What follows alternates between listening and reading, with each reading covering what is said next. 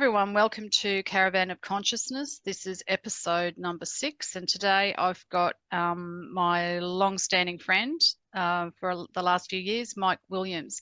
Mike is a researcher and a documentary maker. He studies subjects involving the nature of the music industry, particularly the Beatles construct and the Paul is dead subject in all its various forms. As well as the social engineering side of things like the Tavistock Institute and other cultural creation entities that have broken down family values and morals and redirected society's trajectory. Mike also studies within all that occultism and symbolism. He's also an accomplished singer, songwriter, multi-instrumentalist, and has produced 2 albums, Leaving Dystopia and Hollow Moon, and I believe he is now working on a 3rd album. Welcome, Mike. Amanda, thank you so much for having me on your podcast. It's a pleasure. Thanks for being here. Yeah, it's been a long time coming and we're finally doing it. So like I said before we started recording, it's probably getting a little bit monotonous for you to repeat the same things, but just for my listening audience that may not know about you or haven't followed your work, first of all, I'd like to ask you, when did your awakening journey start? Like, when did you first realize that the nature of our reality is not what we grew up believing it was? Well, I've always known that there was an aspect of our reality that wasn't as I was being told and taught. And that's because at a young age, I had a lot of paranormal experiences. And because of that, I knew that there was something else going on, even when adults were telling you that it's your imagination or, that didn't happen.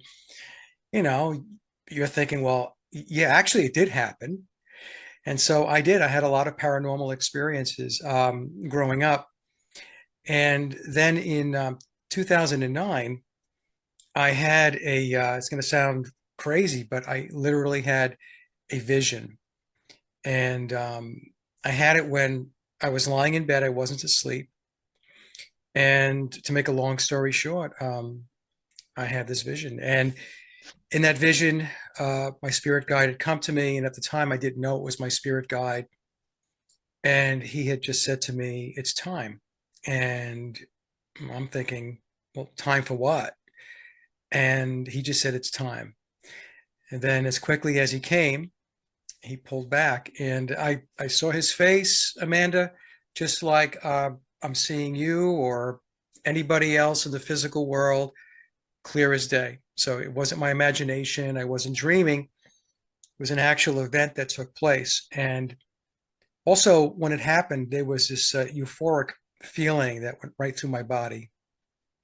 And it was just total unconditional love.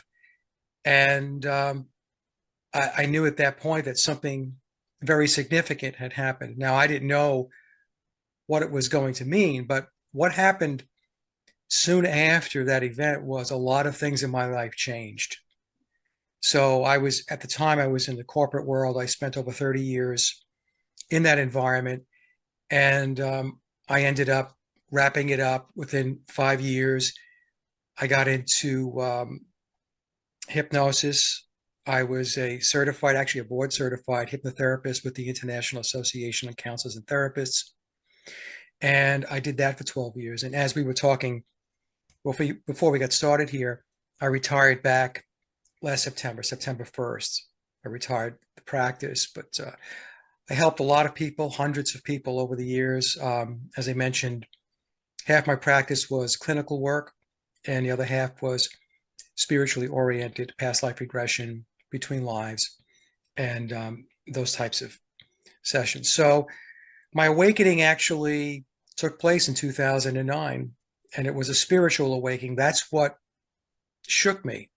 Before that, even though I had the paranormal experiences, I was still on the hamster wheel, the matrix, and everything changed back in 2009. Yeah. And with the spiritual awakening, did you start to connect the dots about sort of things in society not adding up, or was it more that you were just looking at it from a spiritual perspective? Do you know what I mean? Like, Yeah. did things come into your sort of field about sort of like the media or the banking system or things like that? Or was it coming from a higher perspective? It was coming from a higher perspective. Yep. So it was a spiritual connection first. And at the time, I just I couldn't get enough of reading metaphysical material. Yep. And what had happened was back earlier in 2009, I read a book. I was always fascinated by near death experience. And I was always looking for good documentaries, good books on it, because I just found it fascinating. And so I was on Amazon and I was looking for books on NDE. And Amazon said, "Hey, you might like this book." And it was Memories of the Afterlife. It's a book by Michael Newton. And I didn't have any idea who Michael Newton was. And it was a pre-order, so the book wasn't ready yet. And so I read the little blurb on it, and it was about past lives and reincarnation. And I thought it was interesting. So I just ordered the book. And when I got it, I think it was 30 something case studies by people who were doing the work that I ended up doing, who were connected into the Newton Institute. And I was just blown away by what was in the book. And after I got done reading it, I think it took me about 3 nights of reading it. I just plowed right through it. I decided that I wanted to go get my own past life session. And I wound up going out to Wilmington, North Carolina. That's where well, she ended up being, Brand ended up being my colleague. We actually worked together between training and instructing for almost 10 years. And that's where I had my sessions. I had a past life regression on a Thursday, and I stayed over in Wilmington because that's about 2 hours from where I live in Raleigh. And the next day I had a between live session. And it was a game changer, total game changer. So after having the experiences, I drove home and I thought I have to do this work. It's very, very important because it's work that's going to not only benefit me personally, but I'm going to be able to help a lot of other people to awaken and to help improve their lives, whether it be through spiritual sessions or through clinical hypnosis. And so that's where it came from. First, it was all spiritual. And it was kind of like my divine had set the table. And Yep. they were telling me, hey, you know what? You have to get this down first.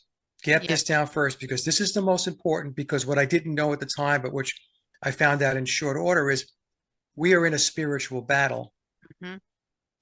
So if you don't have that spiritual connection or that spiritual understanding, then yeah, you could still do the battle, but I don't think that you have all the ammunition you really need.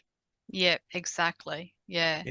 Because having that higher level of awareness and of of the bigger picture and of just that spiritual foundation gives you a level of fearlessness Mm-hmm. Yep. because you realize that this is not everything. This is not all of it. And there's a much bigger picture in play. And that is what you're in support of. You're in support of that bigger picture and trying to bring the masses together and get them to move off the dime. Yeah, exactly. And I think too, when we come from the spiritual perspective, we can connect with our guides and the angels and archangels and things like that.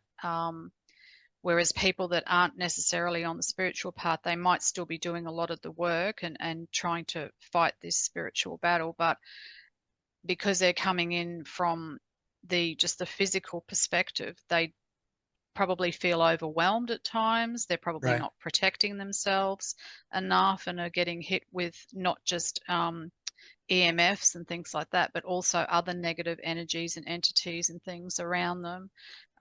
Whereas when you have that knowledge and that sort of higher view of things, you've got more to pull into your little tool bag to help. So yeah. So I guess you would have read Robert Monroe's books too, would you? The guy I think he was in the 70s and early Yeah, I didn't read 80s. Robert's books. I read Michael Newton's books. I read a bunch of Brian Weiss's books. Um, maybe I did read one of Robert's books now that I think about it. I had so many books, Amanda, when I got into this Yeah. that they just piled up and I was just plowing through them. Yeah, I was lucky because mum was right into this sort of stuff. And I can remember even as a child, and like sort of preteen and then going into my teens, reading all these sorts of things. You know, mum had books like Life Before Life, Life After Death, Life Between Lives. She had some Robert Hmm. Monroe ones. She had some Seth, Jane Roberts books, the readings of Seth and things like that. So I actually had a good foundation of spiritual knowledge right from being young. But like you, I was also still stuck in the matrix in other ways, like I didn't realize until probably around, I think it was around 2009 or 10, maybe, around the Zeitgeist movie when that first came out. Yeah, I Because remember that. I Yeah. had a friend put me onto that, and that's when my eyes just really opened up to everything, you know, banking systems, religious indoctrination, social engineering, pretty much everything, every aspect of our lives is controlled. So I sort of came in from about then up to now, whereas a lot of people have really only woken up in the last 2 to 3 years, really, Yeah. with what's gone on since 2020. And I know Yeah. going back a few years, you know, even in the 90s, I was right into like um, Louise Hay, Dr. Wayne Dyer, um, I think it's Mike Brady and all those people, and the guy Bruce Lipton that talks about epigenetics and things like that. So Yes. I Yes. had all that sort of stuff there. Um, but when they were sort of talking about this great awakening and we're going into this, you know, human consciousness is rising and we're going into this other sort of dimension and on a higher level, I still couldn't put my head around how it was going to happen. And it's totally not what I thought it was going to be. When 2020 hit, I'm just like, oh my goodness, I had no idea that it was going to be like this. But it's been, yeah, really, really strange seeing people that I thought would never, ever be able to talk about things that I've been talking about for years and years. Now I'm finally having those conversations with people. There's still a lot of people, obviously, that are walking around with the blinkers on, but so many more people have woken up. Have you found that in your circle of friends and associates and family, that more and more people are awake now in the last 3 years? Yeah. I'm finding that I don't want to say that people are like awake. What I'm finding is that there's an awareness. There's more of an awareness. So you have to be aware first before you can become what Yeah, we call quote awake, right? yeah, So yes, so I'm finding a lot more people now are becoming aware that something is very, very wrong with the world. yeah, And all you need to do is to take a look around you on any given day. And it's as if we live in a comic book, like a cartoon. mm-hmm, Nothing makes any sense. yeah, And everything is upside down. And it's amazing to me how the people that can't see that they can't see it. It really does fascinate me that they can't sense that what's going on around them is not a good thing. And yeah, it's like I said, it's upside down. But but there are a lot of people that have become aware and they're starting to question a lot of things, whether it be medical, the government, politics, the military, the education system, whatever it may be. They are now looking at it and questioning it, which is what we need to do. yeah, Question everything. yeah, exactly. Yeah. And so, um, getting into your research that you've been doing the last few years, how did you actually start on that path, on that journey with getting into the Beatles conspiracy and things Yeah, like that? Yeah, Yeah, it's not something I ever thought that I would get into. I was born and raised on Long Island in New York, and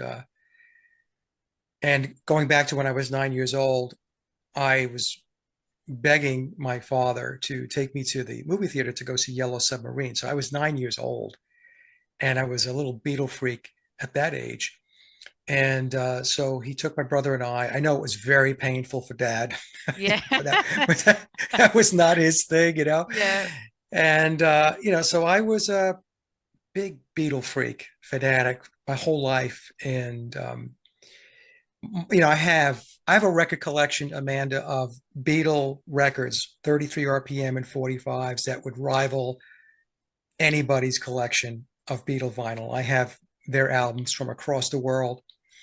Uh, some of the albums that I have are extremely collectible, and that's because I was collecting them over many years. And you can see even behind me, you probably can't see too much, but you can't see it there. But on the other side of the shelving, I have a lot of Beatles types of memorabilia and so on. I've gotten rid of a lot of it over time, especially since I got into the research back in 2016. But so the point I'm making is I love the Beatles. The Beatles were the reason why I got into music, why I played guitar, why I started writing music, why I decided to record and all that.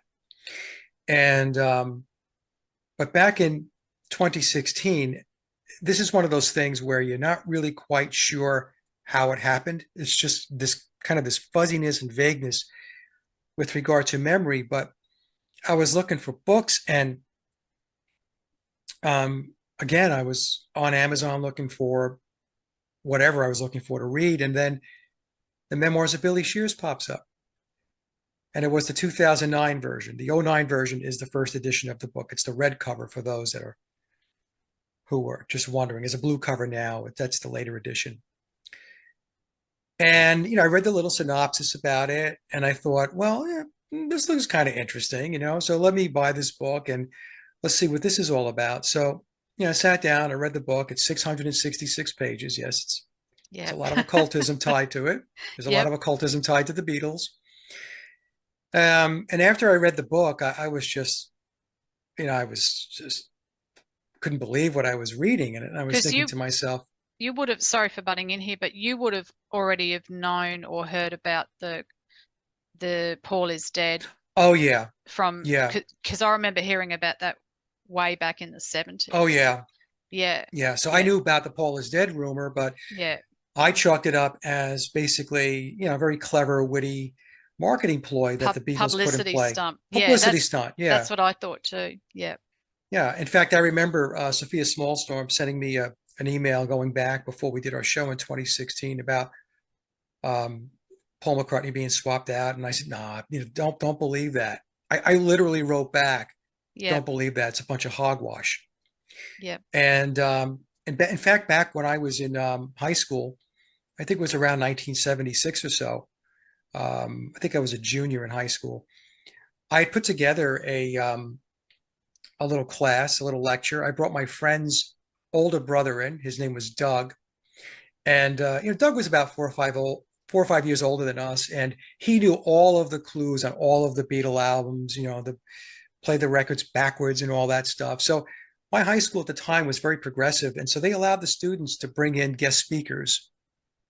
So I thought, okay, well, I'm going to bring Doug in because I found the clues fascinating, even though I didn't believe that Paul McCartney was actually replaced. I found the whole premise and the clues fascinating. Yeah. Right? So, Doug came in and he did his pitch, and I never expected the whole room to be standing room only because I remember before that I was putting little flyers up, thinking, I Everybody hope somebody. loves everybody loves a mystery.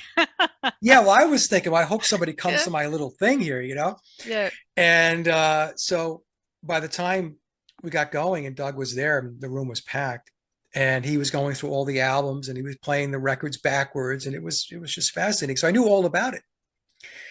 But then when I bought the book in '09, excuse me, 2016, the '09 edition of the book, it was a lot more than just replacing Paul McCartney. It was just about how the Beatles were a psychological operation, a PSYOP, a social engineering initiative created by Tavistock, who reports in under the committee of 300. And I was just, okay, this is a lot to take in. And so what I did was I decided that I was just going to start researching the book. And because it's classified as historical fiction, and the reason why it's classified that way is because there are non-disclosures and secrecy agreements that Billy has. Billy, by the way, when I say Billy, folks, it's Billy Shears, also known as Paul McCartney, that Billy has signed, and also Thomas Hugh Harriet. Tom is the author / encoder of the book, and I can get into why they call him the encoder in a bit. And he also had a signed non-disclosure. So anybody who's tied into the book has NDAs and secrecy agreements. And so putting out a nonfiction book would be extremely problematic because it would be breach of contract. And there would be very significant legal implications if anybody breached those contracts. So nonfiction. So nonfiction means historical fiction means that the book has threads of fiction throughout it. And it's up to the person who's reading the book to learn to decipher and decode what is truthful and what is not. Yep. Right. So that's how I got into it. And then I remember reading the book, and I said, I was talking to Sophia Smallstorm, and I said to Sophia, we were on a Skype call or something, and I said, hey, I'm reading this book. It's crazy stuff. And I was telling her about it because, well, she says, weren't you the one that wrote me an email and said that Paul McCartney's always been Paul McCartney? Yeah, I said, she okay, would. She'd be giving it to you. I'm like, okay, you know what? Just get rid of that email, right? Things change. Yeah. So anyway, she said, well, you have to come on the show, her podcast, and talk about it. And I said, oh my God, how am I going to do this? Because it was 666 pages. So, the first order of business is, how do you take that much material and kind of funnel it down to something that you can present in an hour, a half, or 2 hours? And so I kind of put it off. So I said, okay, let me look at it. And then I would pray that she wouldn't ask me again, But that's not Sophia. So she decided that she's pretty persistent.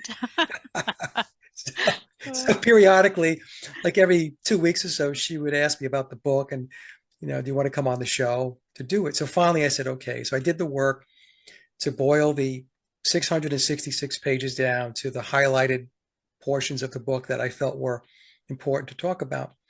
And that was back in September of 2016.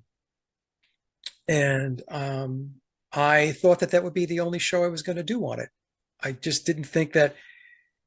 I honestly didn't think that there was going to be a demand to hear any more than that. And I wasn't even sure that I wanted to do it, because I thought to myself, do I really want to tie myself up to be like the quote, Paul is dead guy, Yeah. And then I got an email from Mark Devlin. And, Mark emailed me. He says, Mike, I just listened to the show you did with Sophia. I'm like, oh no. And of all people. I love Mark, but yeah, I know, but he's really going to take you to task now, isn't he? Yeah, no, it was fine. It was fine. Yeah. So when I said to Mark, yeah, I'll come on and do this show. And it's so funny. If you go back and listen to that show, I'm pretty sure it was that show. It was the second one. I said to Mark that I'm not going to do any more shows after this one on this topic. It's like famous last words. Yeah. It's comical. Yeah. So I did the show with Mark, and then I tried to get Tom Hugh Harriet on my show to talk about the book. And initially, Tom said he could do it. And then about a week later, we connected, and he said, I can't do it, Mike. I can't go on any shows. So I think what happened, and Tom didn't say this, but I'm pretty sure this is what happened. He went back and said, hey, I can promote the book. Yeah. I can do the podcast circuit. I can go on Mike's show. And I think he was told by legal counsel, don't do that, because you don't know what it is you might say that's going to be a problem with the non-disclosure that you sign. So the best thing for you to do. It could have even been above the legal counsel. It could have been in Billy's camp that told Absolutely. him. Yeah. Absolutely. Don't do it, because you just don't know how you can get yourself caught up in something, So anyway, that was it. And But it intrigued me so much that I decided to continue to do the work. And I was, looking at all kinds of stuff, and my hard drive was filled with folders on the Beatles and Paul McCartney and all that. And what happened over time was, as I was doing presentations and I was putting them out there were other folks that contacted me, and they were doing their own research, or they were interested in my research, and it got them to do the research. It was a combination of two camps. And so what ended up happening was, it was about a half a dozen of us that were loosely networked together, and we were just sharing thoughts and ideas and speculation and hypothesis and theory. So we were doing all of that. And so over time, it just kind of evolved and it gelled. And the research got more and more definitive, more concrete, to the point where, at least from my perspective, I feel very comfortable that what I have put out, my body of work, with the help of my colleagues, I stand by it 100%. Did we get everything right? No, nobody's going to get everything right. But what I tell folks is, when the smoke clears, I'm going to be far more right than I was wrong. And I'm not saying that because I'm patting myself on the back. It's because I know the level of work and research that went in behind the presentations Yeah, that we put out. exactly. Yeah. You And know? there's definitely a lot more to it. It's like recently I watched the Crow 777. I always tune into the Crow 777 podcast, and they did the Moon Manson Woodstock, unraveling all the threads there. And I Yeah. actually said on their chat that it's like a jumper. It's like someone's knitted a sweater, and then Crow and Jason have come along and pulled a thread, and then the jumper's just unraveling. And it's like you with the whole Beatles thing, because initially it was just the one thing. Was Paul swapped out? Did the original Paul die in 1966 and was replaced, and blah blah blah. But after a while, there was all these other things coming into it, wasn't there? There's a lot more to it. We started to realize that the Beatles were actually a construct. They were part of the social engineering from the Tavistock Institute, so they weren't organically, put together or got together, Right. sort of thing. You've got that aspect of it. You've got the fact, another big revelation was, did they write all their own songs? And then we've even had more revelations with regards to the person that's playing Paul McCartney now, that you might want to get into with your recent research that your friend has done regarding the eye and things like that. So, yeah, did you want to talk a little bit about some of those aspects of the research? Yeah. So that's exactly how it worked, Amanda. It was basically a step approach. So the first step is to take a look at, was he swapped out? Is he a different guy? So, and once you do the work and you approach it objectively and with a critical mind, he was swapped out. And then it moves to, the next level. Why was it done? What's Yeah, going on here? And that's when you get into the whole social engineering aspect of it. And yes, they were a creation of Tavistock, as was the Rolling Stones, as was the entire British invasion, as is all of the genre of music that has followed. All of it is manufactured. All of it is, music is the big tool in the controller's toolbox. That and Hollywood. The entertainment industry is used to manipulate, plain and simple. yeah, exactly. So you get to that, and then, once you get through the social engineering aspect of it, then you find out that there's all of this occultism tied to it, primarily through Aleister Crowley. And then you realize, and as you're doing the research, that the controllers that reside within what I refer to as the pyramid of power, they are adherents to Crowley's religion of Thelema. And Thelema means will, do Yeah, as thou wilt. yeah, And it all goes back, for them, it goes back to the ancient Egyptian mysteries. And I concluded that with the controllers, the Egyptian mysteries is their spiritual and their religious foundation.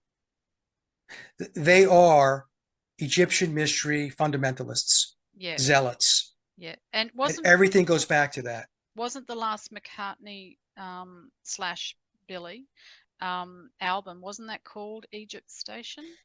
The 2 albums ago, Egypt Station. Oh yeah, yeah. 2 albums ago, Egypt Station. And so it goes back. It goes back to Egypt. And so some folks will ask, well, what about Babylon? What about Rome? What about?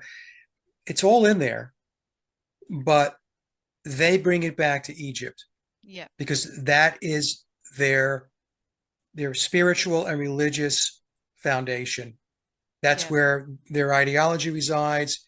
Right now, what we're going through is Crowley's Aeon of Horus. Yeah.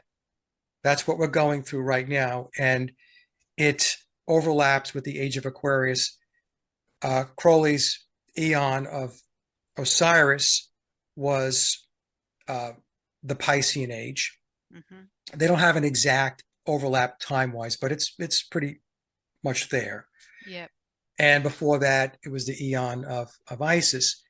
And so Crowley explained, or his teachings, that the Aeon of Osiris was a very oppressive period of time, a very oppressive age, where humans were not allowed to be enlightened, illuminated. They will never unshackle if the current system continues to be in place.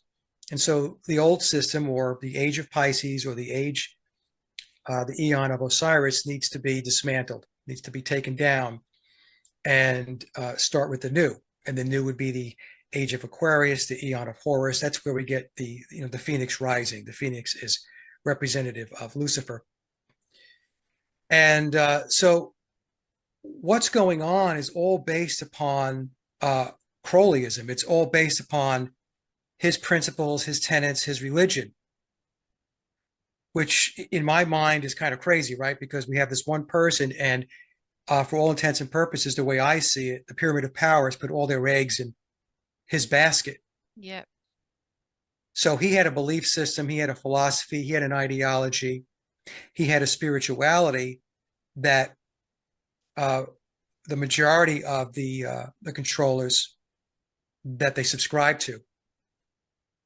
And the way they go about their changes, the way they take down the old age, it's not by a natural order, it's not by a natural means, it's through alchemical stages. So that's what we're going through right now. So the stage we're in right now is Negredo. Negredo is when you just take everything down, you break it down, dismantle it. And in their philosophy and their ideology says that you cannot have any remnants of the old lying around. It's got to be taken out. It's got to be obliterated. Yeah. And then you start with the new and you build up from there. Isn't also one of their tenets order out of chaos? Yes. Yes, right. Which is what we're pretty much in now, is chaos as things That's are what we're going down. through now. Yeah. Yeah. Yeah. But the thing that I've concluded, and if there are going to be people that disagree with me, that's fine, but everything that they do is not natural. It's not the natural order. It's constructed, it's manufactured. They believe that they can change things through their occultism, their alchemy, and their magic. That they can actually force the natural order out of the way. That they can override the creator, they can override source, they can override the natural cycles of life by doing what they do with their occultism. So it's not natural. That's the thing that we have to keep in mind. Yeah. And when they talk about how things are going to be so grand in the future, they are not speaking to the average person. They are speaking to the adepts and the followers, the congregation of their religion and their belief system. Yeah. in Crowley's book 77, he goes through a whole list of things that sound really great. Man should be able to do this, should be able to do that, should be able to do all these things, follow his will unencumbered. And then at the very end, Aleister Crowley says, and for anybody who gets in the way of you pursuing your will, you can kill them. And then below that, the rest will be our slaves. Yeah. See, that's the piece that a lot of people miss. Yeah. Basically, what he's saying is we're going to impose our will on you, on humanity. So there's a few elites that will be able to do whatever they want. Yes. And live the best life, and Right. everyone else, we're just the useless eaters, we're the profane. Yes. Yeah. And if you get in the way of us pursuing our will, we will take you out. Yeah. We can eliminate you. And for those of you that are still around, you're our slaves. Yeah. That's how I interpreted Crowley's book 77. And that's the thing that I have people write me and say, no, Aleister Crowley's philosophy and his ideology is a good thing because it's going to unshackle humanity. And I'm like, look, I read the words, and the words, they look good, okay? But I also understand that he's not talking to me. Yeah. Yeah. You see? So if you think he's talking to you personally, and you think there's salvation in Thelema for the average person, I'm sorry. I mean, I don't subscribe to that.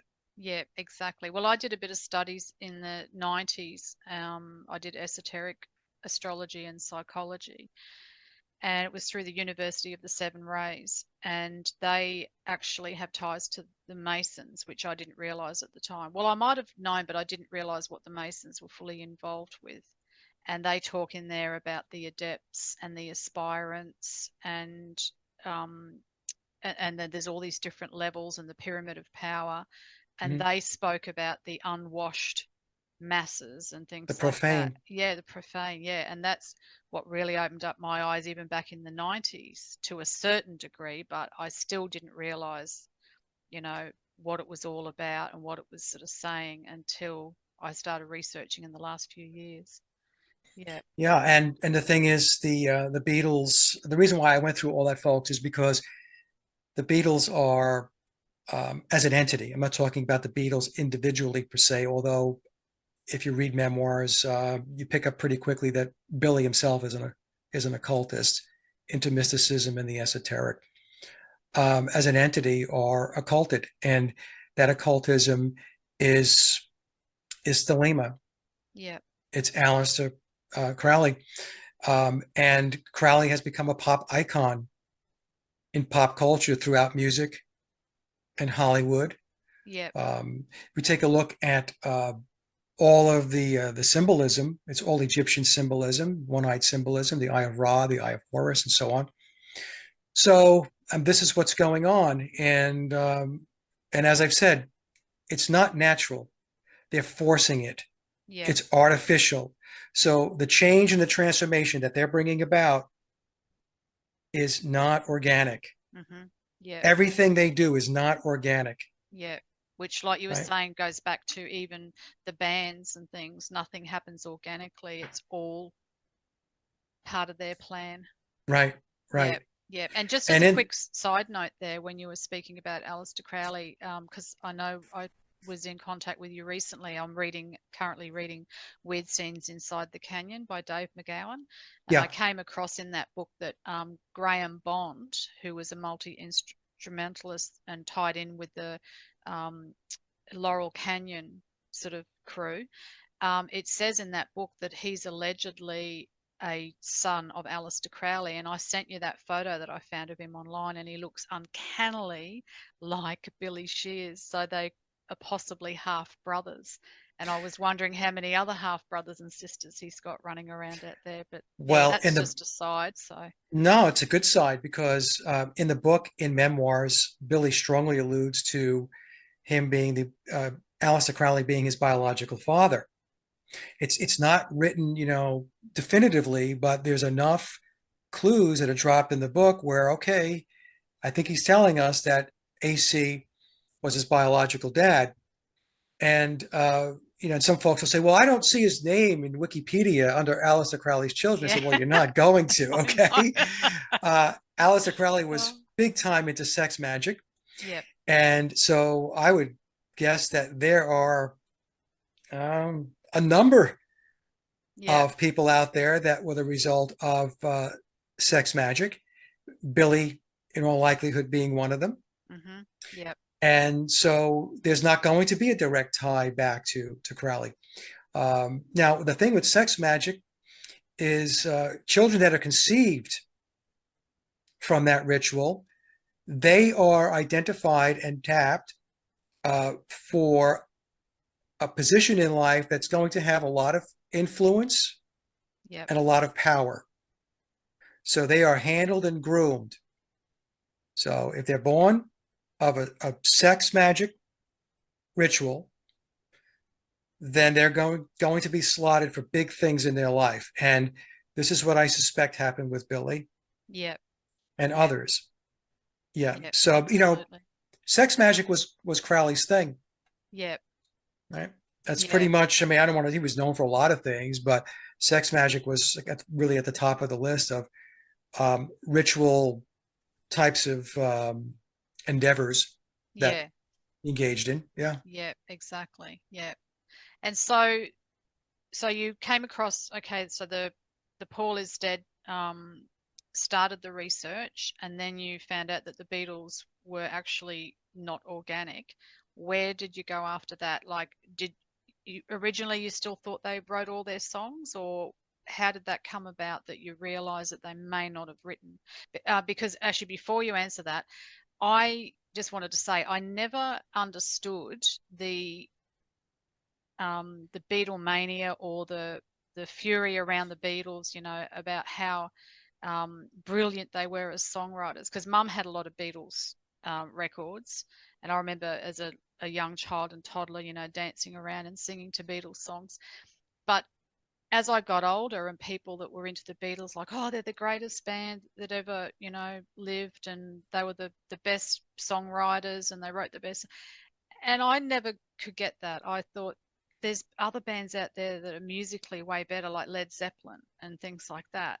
I always used to scratch my head. What is it about the Beatles? Why do people think that they were the greatest and best of everything?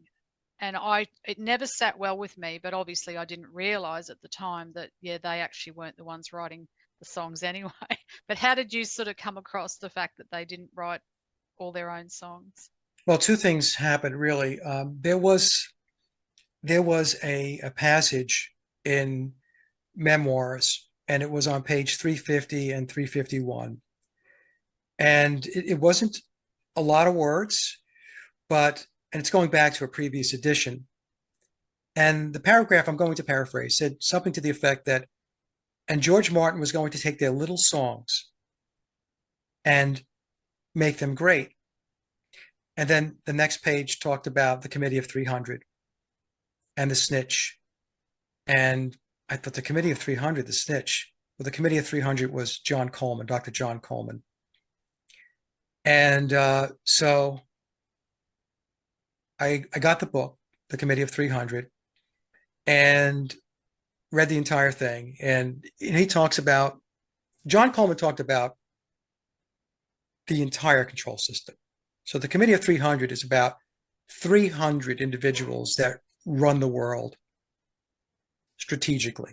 Like they get their orders from up above, right?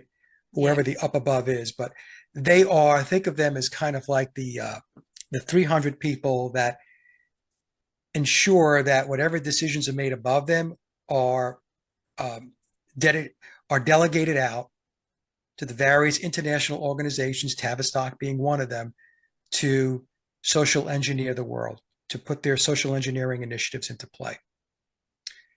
And so Coleman didn't have a lot of passages on the Beatles in the book. The book's about 250 pages or so, but he talked about how they were a creation of Tavistock. but the thing that really got me was I was watching a DVD. It's a series, and the series is titled Deconstructing the Beatles, and under that would be the various albums. So, Deconstructing the Beatles, let's talk about Rubber Soul, let's talk about Sergeant Pepper, let's talk about Revolver. And it's just one of those things, it's synchronicity, Amanda, where why did I pick Rubber Soul? Sergeant Pepper was one of my favorite albums, Rubber Soul, Revolver, Abbey Road. I liked Rubber Soul, but it wasn't in my top three. Yeah. But I picked Rubber Soul. Yeah. You were guided to. Yeah. Yeah. So I started watching it, and I've been playing guitar for a long time and writing songs and, in and out of recording studios, especially earlier on in my life. Today, I mean, all of my recording is done in my office. I have a home studio.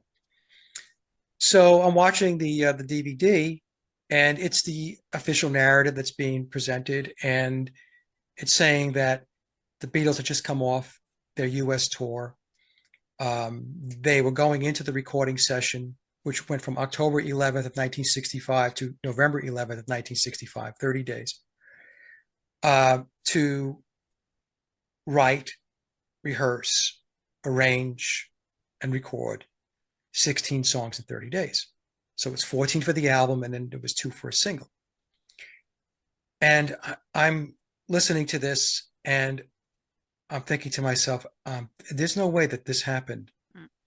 There is no way that 16 songs were written in 30 days, especially when the official narrative tells us that they came into the Rubber Soul sessions with no backlog of music. Yeah. Who comes into a recording studio dry? I mean, that's time that you're eating up.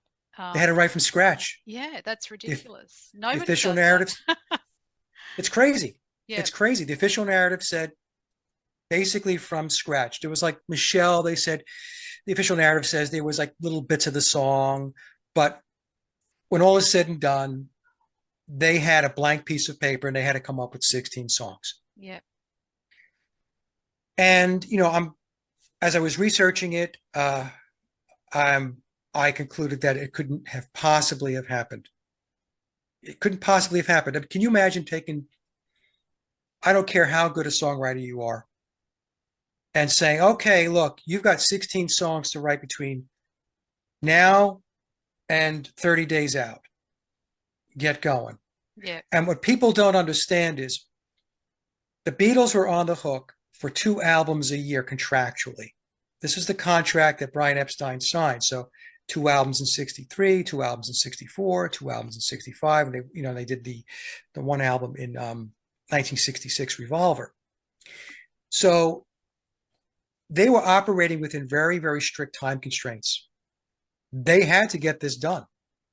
There was no schedule moving to the right. In other words, delays were not going to be possible.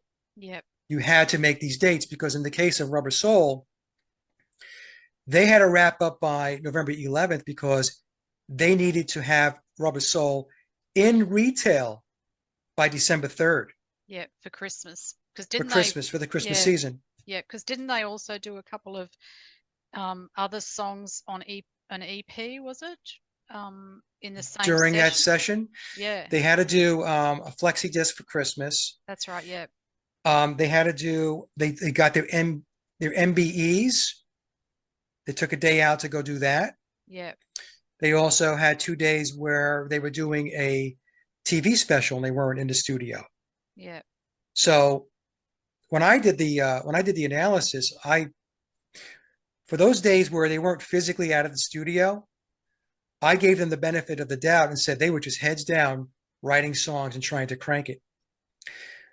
But the problem that most people make whenever they talk about this, and it typically comes from people who are not musicians and songwriters, is when you write a song, you have to rehearse it. exactly. And you have to get the other guys rehearsing too, because they're not going to know what's gone on in your head. So Right. you have to try and get the bass lines, the drums and the The guitar fills and parts, the yeah, vocals, the yeah, harmonies, exactly. everything, Yeah. everything. I mean, one song could take 30 days. Exactly. Yeah. And so this was the thing. So people want to just jump from write and record. And the answer is, well, of course they can do it because it was the Beatles. The Beatles can Yeah. do anything. The Beatles are magical. And, Superman. this, yes, they have superhuman ability. And Yeah. so no discussion. Yeah. So don't question it, Mike. It just happened. And but the other problem was, which was a big problem, is if you're writing the songs from scratch, then you don't have the names of the songs yet for the songs you haven't written. Mm-hmm. Okay. Yep. And if you haven't rehearsed the songs completely and gotten them ready to be recorded, you don't know the runtime for those songs.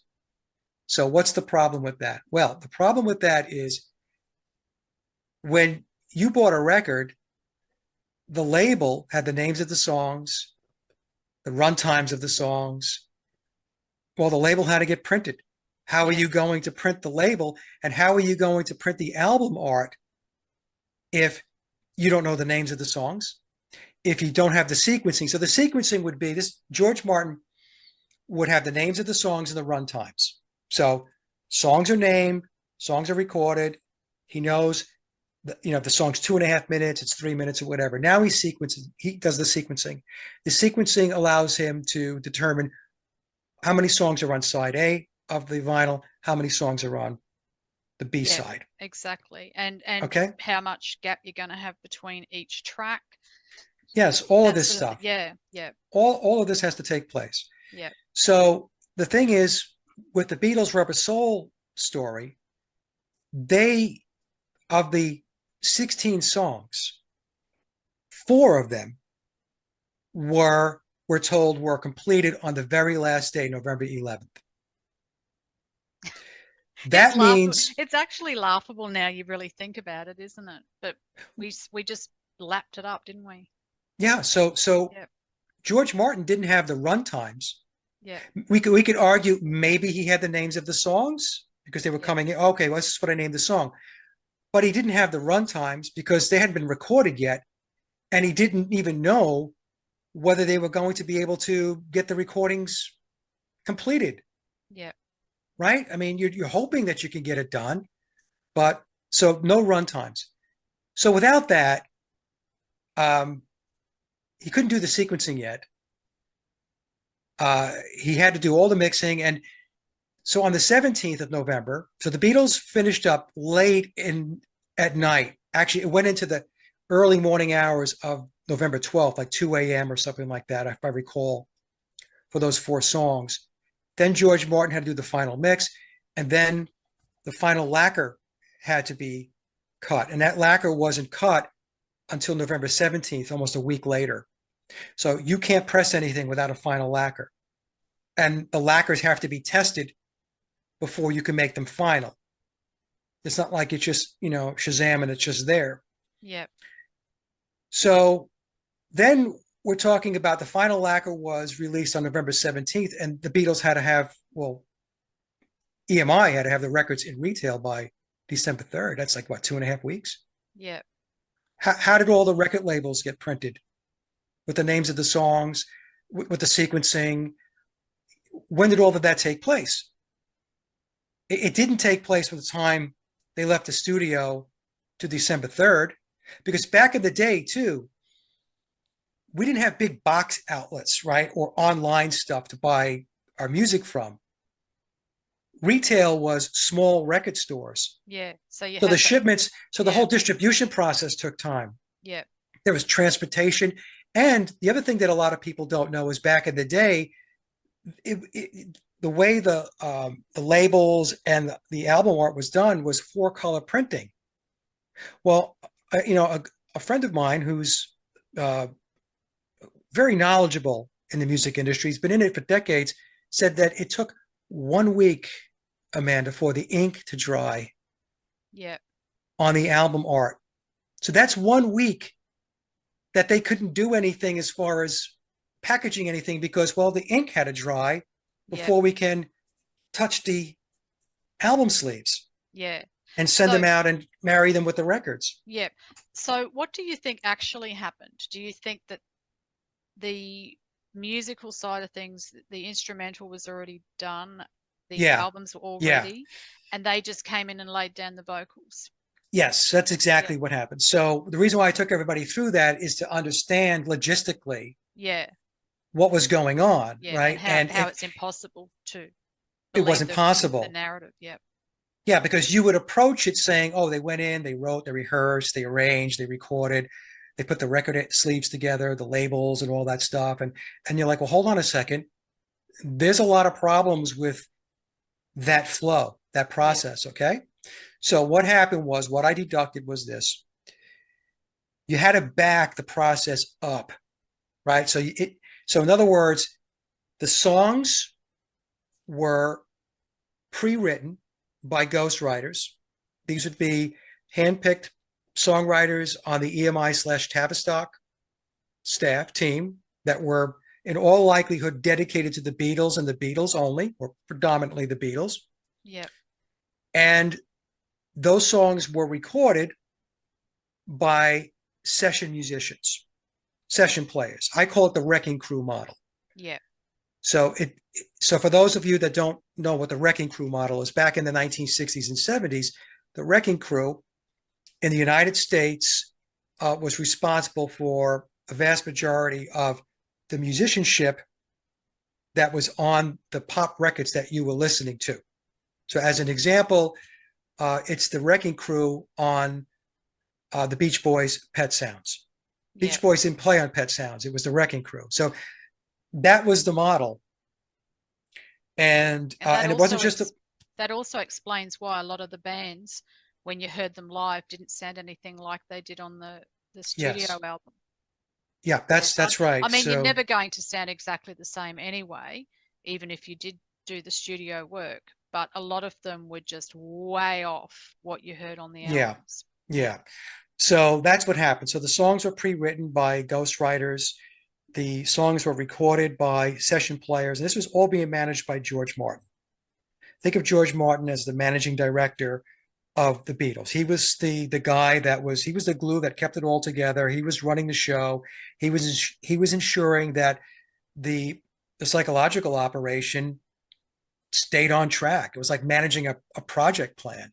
yeah, And so the Beatles came in between October 11th and November 11th to put the vocals down. So because they had to learn the songs, they had to learn the melodies, they had to learn the harmonies, they had to yeah, do all that. So what they were really doing on that last day, November 11th, and those four songs was they were singing, trying to get the vocal tracks down yeah, for those four songs. And I deducted that this was the model for all of the Beatles records between their first album, the UK release, Please Please Me, and Revolver. And starting in 1967, because that's when Billy was leading the band, because Paul passed away in September of 66, September 11th. This is what Memoirs tells us. Billy took over, and Sergeant Pepper was his baby. But even during the 67 through 1970 period, although John and George were writing more of their own material and playing more on the recorded tracks, the Beatles were still utilizing ghostwriters and session players. yeah, And of course, Billy himself was a session musician. yeah, So he knew lots of session players. yeah. And and since this revelation, we've actually found out that it wasn't just the Beatles either. There was a lot of artists in those days that were doing this. Because I Yeah. watched The Wrecking Crew and I watched that other show recently that you Muscle talking. Shoals, No, not that one. The other one, Hired Hired Gun. Gun. Yeah, I haven't watched Muscle Shoals yet, but Hired Gun explains it as well. Going into the 80s, that a lot of people come in and do, um, things in the studio and even off stage at live Yeah. events. Yeah, Yes. So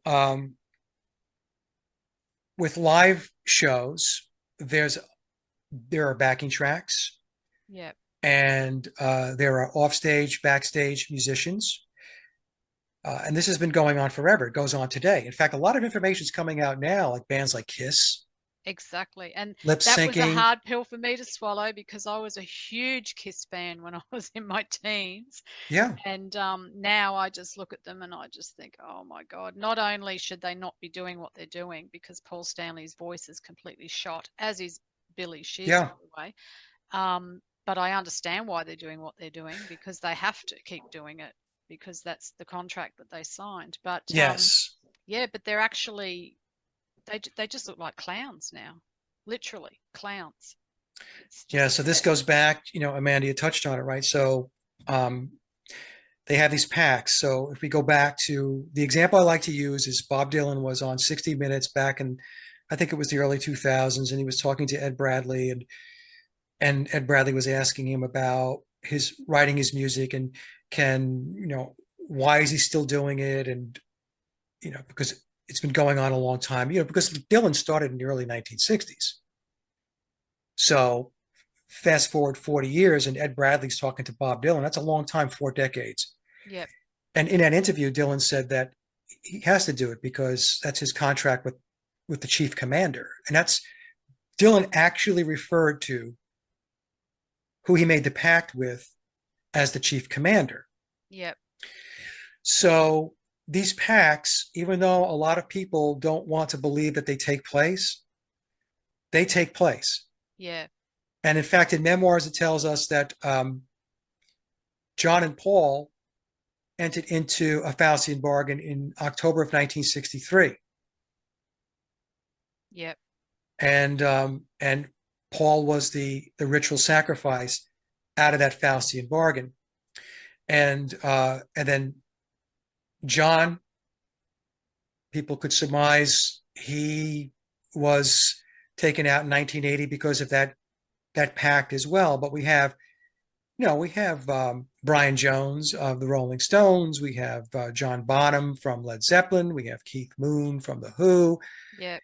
We can go Even on over and on and here in on. Australia, we've got Bon Scott from On AC/DC Scott, replaced by the Brian 27 Johnson. Club. Yep, and Michael Hutchence Mm-hmm. in excess. Yeah. So although I do think that that might have been with regards to Bob Geldof and the whole Paulie Yates thing as well. But again, it could have been a sacrificial um, sort of satanic type thing Yeah, that went on there. And yeah, most bands, most big bands, there's very, very few. The only one I can really think of off the top of my head at the moment is U2 that's still got the original members. yeah, But most big bands lose at least one member or a family member very close, like Eric Clapton lost a child, Robert Connor. Plant lost a child. Yeah, yeah. Yeah, so Billy calls it in the book death for success. Yeah, because there's no And other industry. There's no other industry, no matter what you're doing, whether you're a plumber, a truck driver, a doctor, whatever. There's no other industry that I know of that anyone that rises to the top of their game has so much death around that industry than the entertainment industry. exactly. It's very, very dark. And just take a look at these awards shows. Here we had the Super Bowl, the Grammy Awards. It's all dark, satanic, ritual stuff. Yeah, And if you can't see it, then you're asleep, you know, yeah, because it's right there. It's right there. It's rolled up on your doorstep, yeah. and They were hiding it for a long time, but it's not not covert hiding it. anymore. You know, it's out there. They're yeah. Yes, It's like their last desperate I don't know what it is really. It's I guess they're throwing it in people's faces because it's the time where everyone should be starting to wake up to this sort of thing. right. And in their minds, I guess they're thinking, well, what are you going to do about it? Yeah, What are you going to do about it? I think in their minds, they think that they've gotten to a point where they're not concerned anymore about uprisings and stuff like that. especially after the 2020 incident. That was a huge gauge as to where people are as far as who's going to rise up and who's just going to take whatever and just sit there eating their popcorn, looking at I football. was I was taken back by it. Yeah, I readily admit that when it first came out in March of 2020, I thought, oh, here we go again. Who's going to yeah, believe this? Who's going to do that? And then just about, I don't know, 95% of the population decided to just fall in line. Yeah. It And, shocked when you me do too. that, when you do that, that all that does is just enable their agenda. You've got to push back. If it doesn't feel right, it's not right, then don't do it. Exactly. Yeah. Don't do it, And but in any case, yeah. So that's what happened with the whole Beatle thing. And, for me, probably, my legacy as far as the Beatles goes will be, I'm the guy that went out there and said that they didn't write all of their own music and they didn't play on all of their recordings. Yeah. And have you had anyone from that camp or from anyone that's in the industry actually say to you now that, you've actually stumbled across something that wasn't supposed to get out there, or like, I think, didn't you say recently someone sort of tipped their hat to you and said now that the cat's out of the bag or something? Yeah. So Bernard Purdie, who was a great session drummer, one of the most recorded drummers uh, in the world, I guess.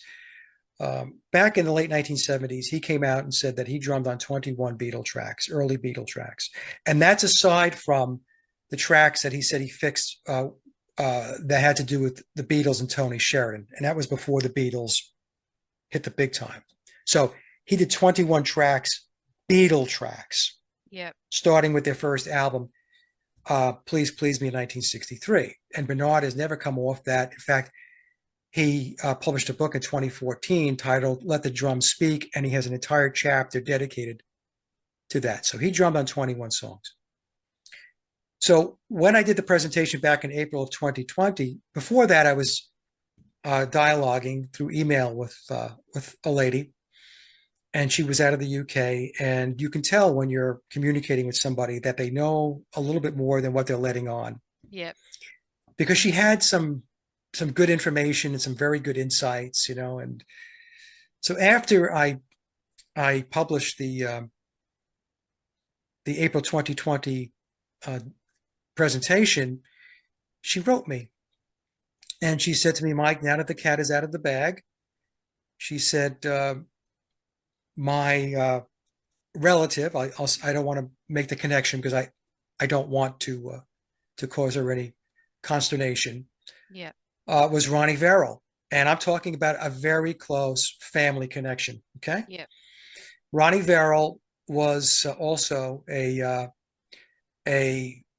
very famous session drummer out of the UK. Bernard was out of the US, and Ronnie was out of the UK. So you could see right away that, country boundaries really didn't apply. Yeah. So Yeah. they brought in, because they would just ship the tapes, like in Bernard's case, they shipped the tapes over to the US for Bernard to do the overdubs for the drums. So she said that Ronnie drummed on Beatles songs as well.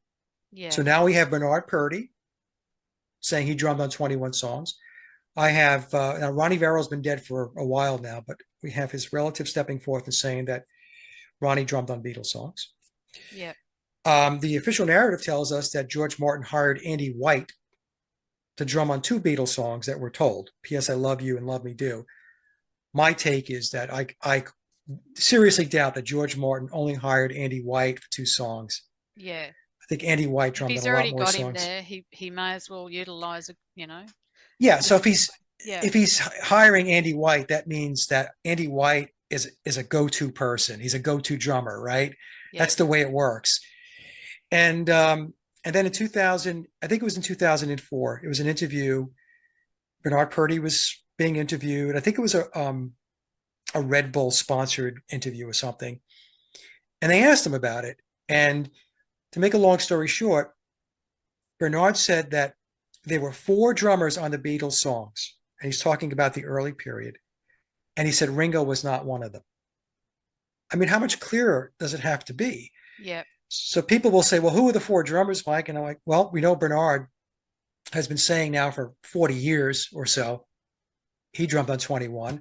I got verification from Ronnie Verrill's relative that Ronnie drummed on him. We know that Andy White drummed on Beatles songs because the official narrative tells us.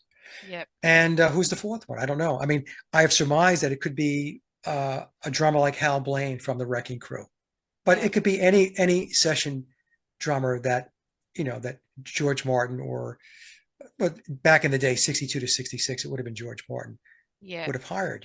So that's just the drummers. Yeah. In an Exactly. interview that Billy did with Bernie Goldberg, going back, I think into the 1980s, he was asking about some of the stress and the tension between the band, and Billy said that for Sergeant Pepper, he said that George was pretty much a no-show, that he Hmm. was putting a pool in or something in his yard. Yeah.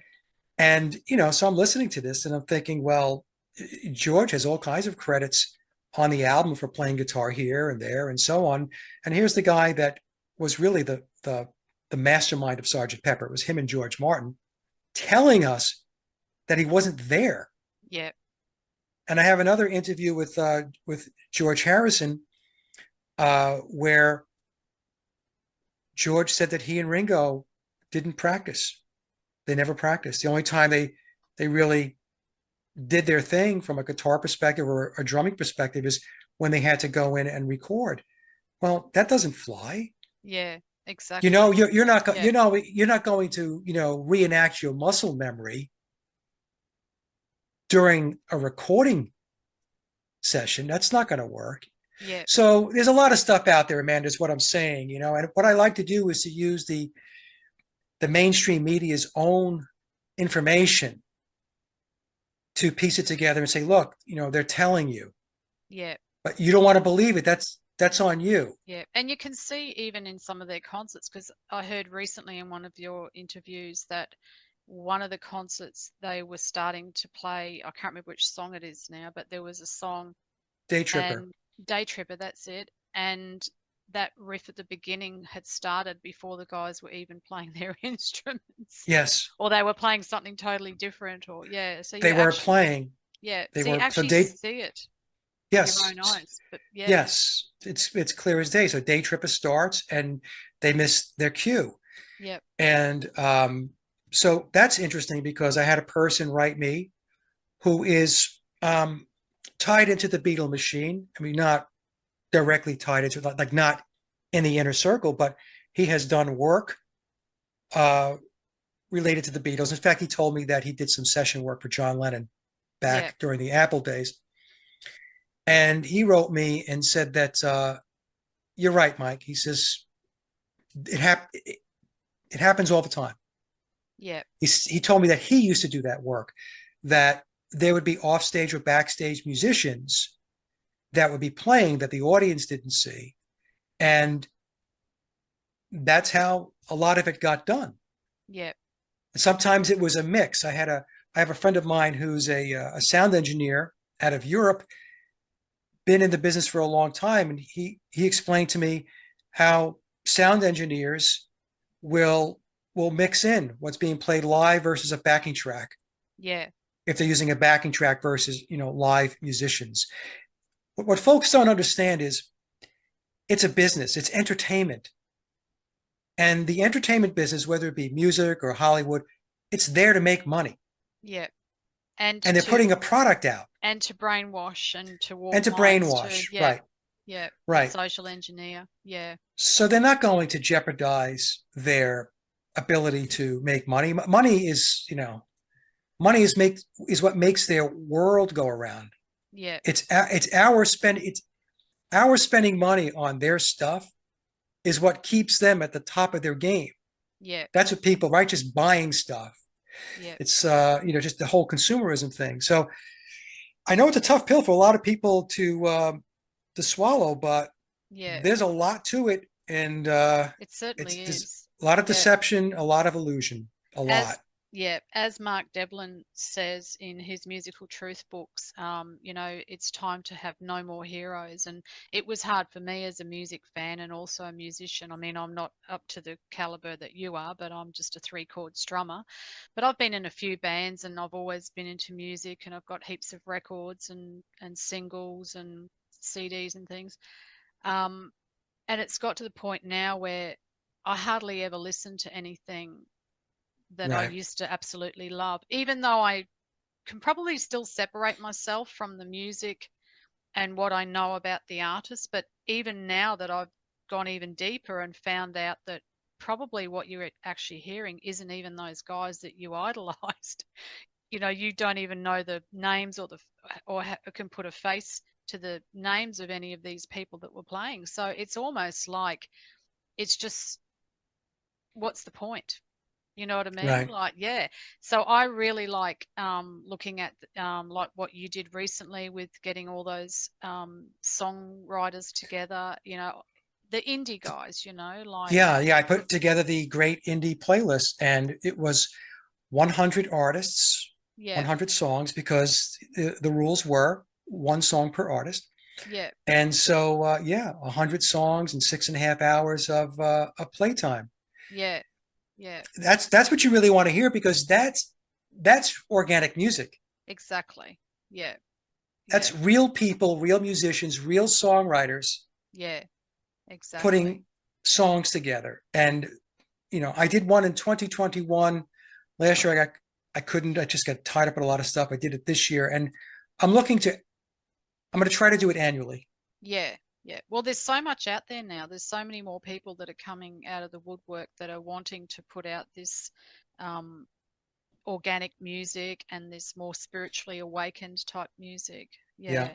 But my daughter, she's a singer-songwriter, and I'm so glad she didn't make it big, because she went into heaps of talent shows. She auditioned for like Australia's Got Talent, The X Factor, Time to Shine, a few other things, a few local things. And she always got so down when she didn't get through. And now we know what we know. I'm like, oh my God, you dodged a bullet there. I tell you what, because yes. you don't want to get into that world. You're better off just doing your own thing and releasing your music as an independent artist. Yeah, so, but My it's, daughter, the same thing, actually. My daughter has an unbelievable voice. She had formal voice training yeah, lessons and stuff like that. And she wanted to do all that stuff too. And yeah. thank God she didn't. Yeah, exactly. Yeah.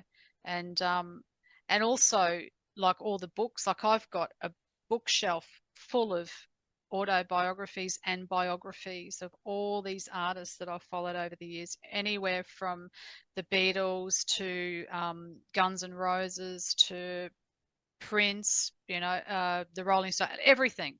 Anyone that's sort of in the public arena, I've pretty much got books on them. And I'm just like looking at that bookshelf now, just going, oh I my know. God, what do I do with them? What, I don't even want to sell them or pass them on to anyone else, because it's all just rubbish. It's like, what do you do? Just have a big book burning, you know? I know. It Yeah, is all rubbish. I feel the same way, Amanda. yeah, Like I said, I have still do so much Beatle, merchandise and memorabilia, and I've gotten rid of a lot of it. yeah, But I still have to move a lot of it. It does not mean anything to me anymore. yeah, I mean, I still have exactly. that sign above me there. I got the Abbey Road sign. I think I'm just too lazy to pull the pins out and take it down. But it's just stuff like that. Yeah, Yeah, yeah, I yeah, know. And just before we start sort of wrapping up, yeah, we've got a few minutes left. yeah. Take as much time as you need. Yeah, yeah, we can maybe go for another 20 minutes or so. That's fine. Um, yeah, getting back to Paul, the latest revelation about the eye. Do you want to Oh, talk a little bit about that?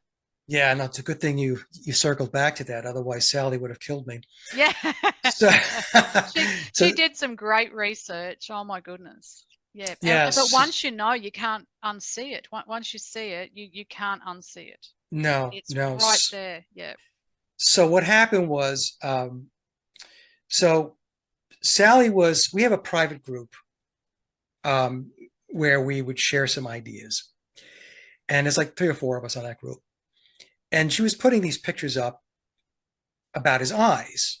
And she was explaining, that his eyes are not aligned and they're at a sync and so on. And I'm looking at this and I'm thinking, okay, what are you saying? Um, so Sally's like, well, what I'm saying is that he has a prosthetic right eye. He has an artificial eye. Can't see. He's blind in his right eye. Billy Yep. is, aka Paul McCartney. So I'm looking at it and I said, okay, you know what? I think you're right. Because once you notice it, like you said, Amanda, once you see it, you cannot unsee it. Yeah, exactly. So initially, that was going to be brought into a larger presentation I was going to do with Sally. It had to do with Pan and Frankenstein and all this stuff. Believe it or not, all that stuff is tied in, as crazy as that sounds.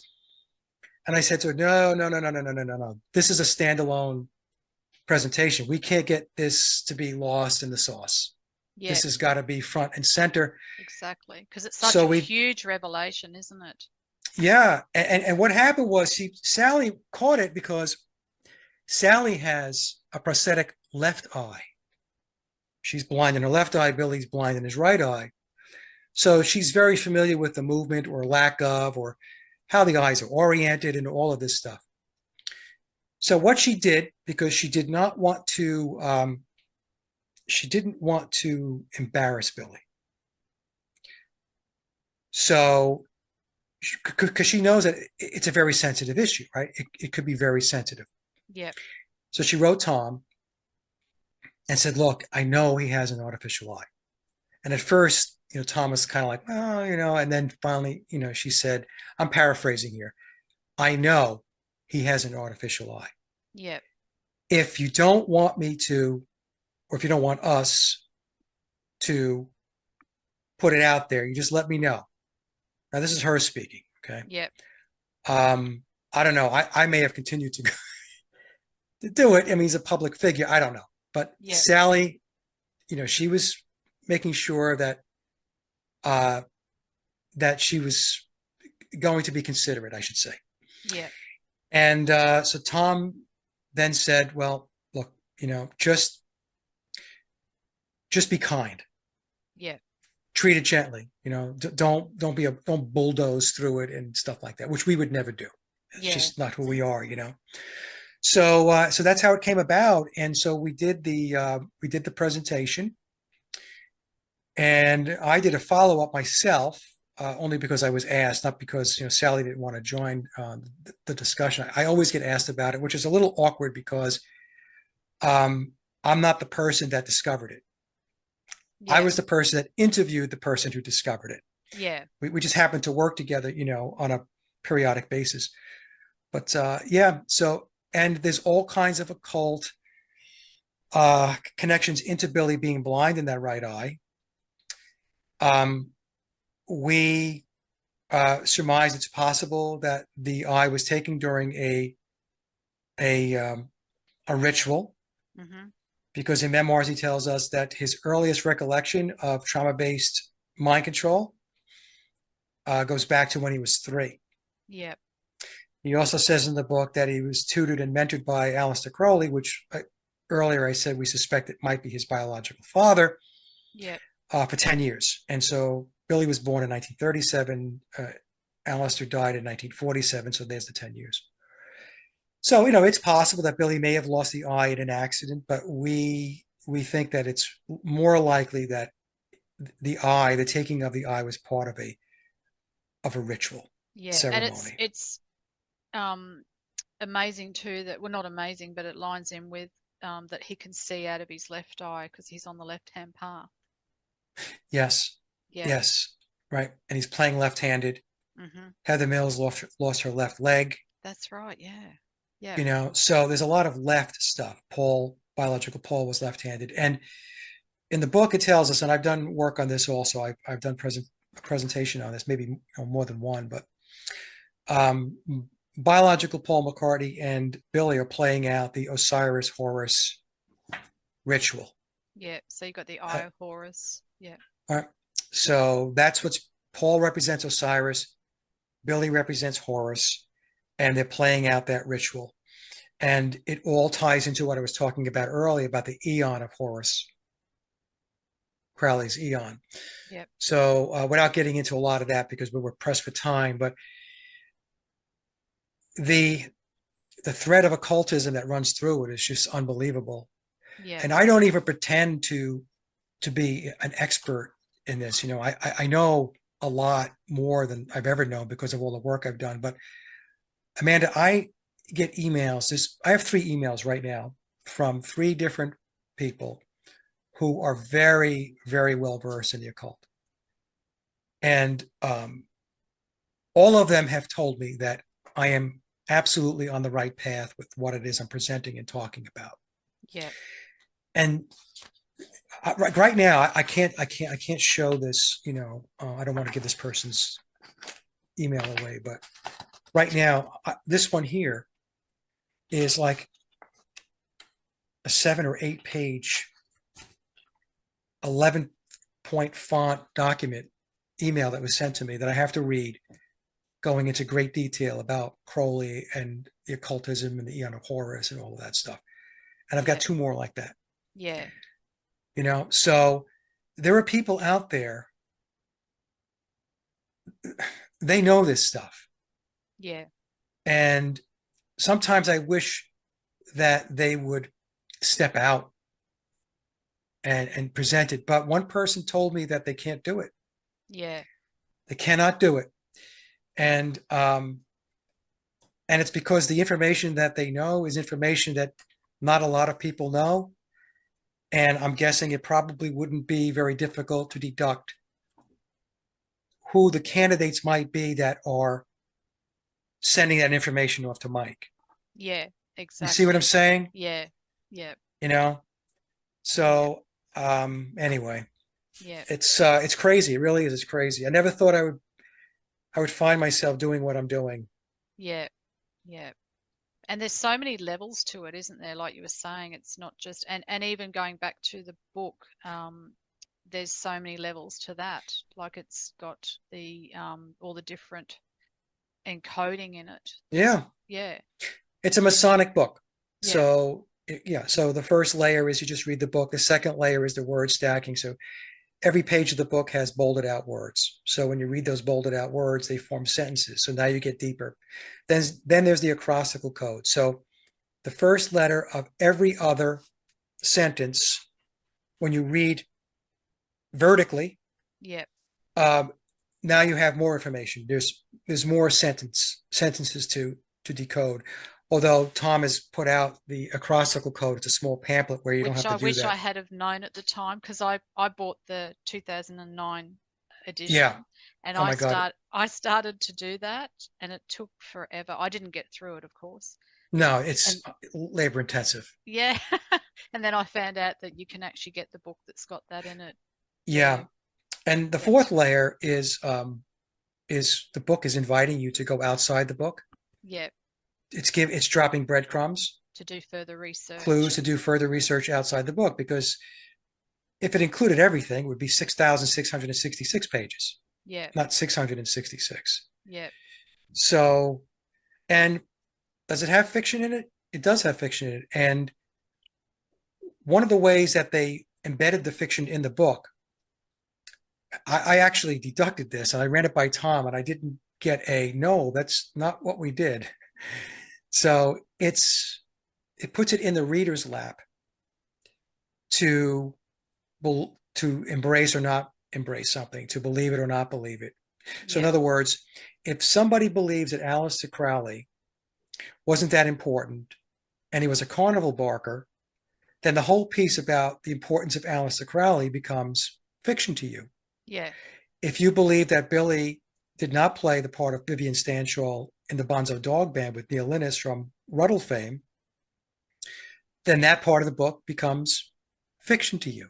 yeah, And of course, if you don't believe that Paul McCartney was swapped out at all, then the entire book yeah. So is it's completely fiction. basically up to the reader's interpretation. So it's very Yes, clever, yeah, the it's way they've very done it. clever because they Yeah, they knew that there's going to be something in that book, at least one thing for most people where they're going to say, "Oh, that's a bridge that's too far. ridiculous." Yeah, Yes, yeah, that's yeah, fiction. So that's why it's very important to not do that. I yeah, mean, don't get me wrong. I've had my moments like, really? But you have to go out and research it. And that's how you conclude whether it's fiction or not. yeah, You've got to exactly. actually do some legwork. You got to put your head down and do some research. Yeah. And you said that they've done a few different editions and they've added footnotes and things. Do you think some of that was because of the research that you'd put out there? Do you know that Yeah, definitively that they did that and they well, not change things, but they actually added things into it in alignment with the stuff that you had actually researched and uncovered? yeah. So a couple of things happened. So the 2009 version did not have footnotes. So then um, Tom was told or instructed or whatever um, to put another version, a new edition of the book out, and to include footnotes because I had a brief exchange with Tom on this, and evidently Billy was not satisfied with the rate and pace in which the book was being picked up. So, in other words, it was moving slower than they had anticipated. So they put the footnotes in there. And then what happened was when I did my work on the music, on whether they wrote all their own music, I was doing it myself, and I had a small team of 6 other researchers that were paging in and paging out at varying degrees of participation. And when I concluded that the Beatles did not write all of their own music and did not play in all the recorded tracks, after I came out with that, then footnotes were included in memoirs that validated and confirmed my findings. Mm-hmm. Okay. Now, it was interesting the way that came about because I didn't share any of my information with Tom. I never share my information with anybody other than the people I'm working with. Yeah. So, I mean, just to kind of set the record straight, I don't work with Tom. I don't work for Billy. I'm not a Freemason. None of that nonsense. I Yeah. just do my own thing. And Tom, when I sent Tom I sent him the presentation just as it was uploaded. And he wrote me back and said, "You're going to be very pleased with the next release edition of the book." Because what I didn't know was that he was in the midst of updating, doing another edition.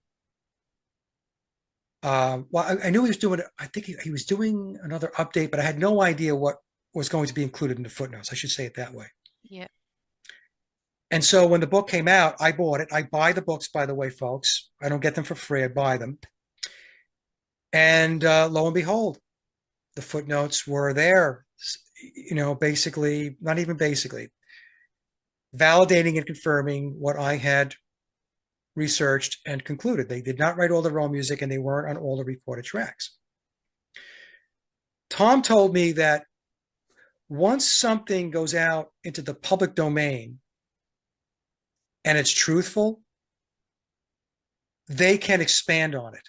Yeah. I don't understand the rule, Amanda. I don't understand why they have that in place, Yeah. but that's what was explained to me. And the same thing happened with the eye. Yeah. So when Sally discovered the eye, then what happened was in the release of memoirs that came out soon after we did that presentation, there were footnotes that they didn't say that Billy was blind in his eye, but they were very coy. And if you read between the lines, it was telling you Yeah. he's blind in his right eye. Yeah. Yeah. So it's stuff like that. And, some people might argue that maybe memoirs is just, Tom is just taking the cue from us, which is not happening. Yeah. That's not the case at all. Somehow there's this very strange synchronicity that's taking place Yeah. for reasons that I have to be honest with you, I don't quite understand myself because I look at it as I'm just this guy from Long Island, New York. Yeah. I came from a blue collar family. My father was a cop, you know. Yeah. Um, and here I am today. I was a Beatle freak, but hey, what's unusual about that? There's like what, like 5 billion of us on the planet, in the Yeah. world. I shouldn't say planet, in the world. Yep. And and so here I am today, and it's surreal. It really is. Yep. It's weird in a big Yeah. way. Yeah. It's almost like this was what you came to do, on a soul level, in part of the awakening process, in part of making people become more aware of the actual reality of things. And this is your little part in the jigsaw puzzle. But just quickly before we wrap up, I just wanted to say too about the memoirs of Billy Shears, for people that think that it is all fiction, or that it's not, none of this is true. One thing that I've always thought about is, if Thomas E.U. Harriot um, wrote this book, and because they've also got lyrics to songs in the book at the back of the book, he would be charged with all sorts of copyright infringement, and could be sued and roped over the coals for doing what he's done. And also the fact that now, isn't the book um, on the actual Paul McCartney website? Yeah. They're Well, promoting it? not as not McCartney's official website. So real quick, I'll cover. You're on very good points. Number one, Tom would have at least would have received a cease and desist Yep. order to stop. He could have been sued for including all of the lyrics that he did in the song. He also probably could have been sued for using Billy's likeness on the back cover, Yep. sleeve inside the back cover.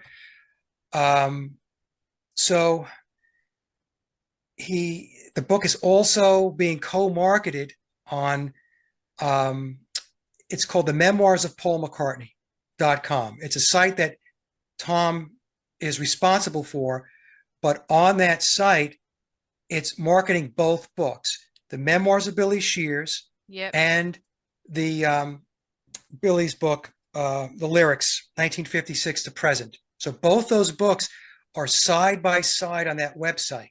Yep. And in Memoirs, it talks about the lyrics, 1956 to present. So the book includes a plug for that book as well. So that book is the book for the profane. Yep. I mean, I don't like saying that, but it's for all of the people that want to embrace the Cinderella story, right? So go Yep. buy the lyrics, 1950s, 56 to present. Everybody else who wants the real story, Yep. read the Memoirs of Billy Shears. Yep. But yeah, but there's people that are out there saying that you couldn't get sued for having lyrics in the book, and that's absolutely false. I mean, I checked with two attorneys, and I checked with somebody who is very prominent in the music industry, and I asked him, "Can you just willy-nilly just take lyrics and put them in a book?" Yeah, Beatle lyrics, no less. Not Yep. just any lyrics, but Beatle lyrics. And every one of them came back to me and said, "No, don't do it. Yep. Don't do it unless you have permission. Yep. And if you don't have permission, you could be looking at a big problem." Yeah, exactly. Yeah. So for me, that was, I mean, not that I ever doubted the book, because I was already there by the time I read the book. I sort of knew about it and had come to terms with it. But that was the thing that really cemented it for me, was that this book would not be written in the way it's written and with what's in it if it wasn't true, or Right. 99% of it true. Yeah. So, yeah. And the book is written for intrepid minds. Yep. It's written for people who want to think, Yep. who want to investigate, who want to research. It's for people that want to be challenged. Yep. That's what the book, I tell people all the time, it's like a big puzzle. Yeah. Do you want to do a big puzzle? A lot of people don't like puzzles. No, I hate puzzles. Yep. Fine. Then you'll hate the book because it's a big puzzle. Yeah. Yeah. I'll have to get the updated versions too. And yeah. And and look into that, especially the footnotes. I'll be interested to look at that. So Yeah. we're sort of coming to the end of our time today, but I think we've covered pretty much what we wanted to. We might do a part 2 at some other stage, just touching on some other things as well, if that's all right with you down the track. But I know I would you've love to got, talk to you about the spiritual aspects, Amanda, yeah, because you and I are really on a same page with a lot of that stuff. I think we can have a great conversation. And to be honest with you, I get beetled out. yeah, exactly. Yeah, I know. That's why I said at the start of this, it's probably a bit monotonous for you rehashing the same things over and over. But I guess as more and more people start waking up to it, I guess you've got to still keep banging the same drum, because then you'll get other people coming on board that don't even know about it, that start to get the little breadcrumbs. So, Well, I but love speaking to people like you because you're a friend. It's good to speak to friends yeah, because then you can have a very relaxed conversation, yeah, and exactly. Yeah, sometimes, I've had offers to go on some of these bigger shows, and um, you're not really sure what their agenda is. yeah, exactly. Yeah, So, I've told some of them no. I said, yeah. I'm not going to do it. If you want to know what my position is, go to my YouTube channel. Yeah, exactly. It's And all it's not there. and it's not like you haven't got you've got so much work there that, yeah, you can just direct people there. So having said that, where can people find you and Yeah. their work? So just go to my hub website, folks. It's Sage of Quay, SAGEOFQUAY, sageofquay.com. It's one-stop shop. Everything's there. All of my links, all of my platforms, my music, everything's there. So just go there and you'll find my work. Yep, great.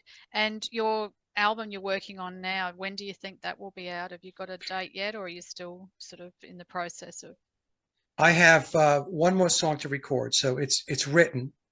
Yep, We've just had a lot of stuff to, good stuff with the baby and everything else yep, to focus on. So originally I said this spring, but that's not going to happen.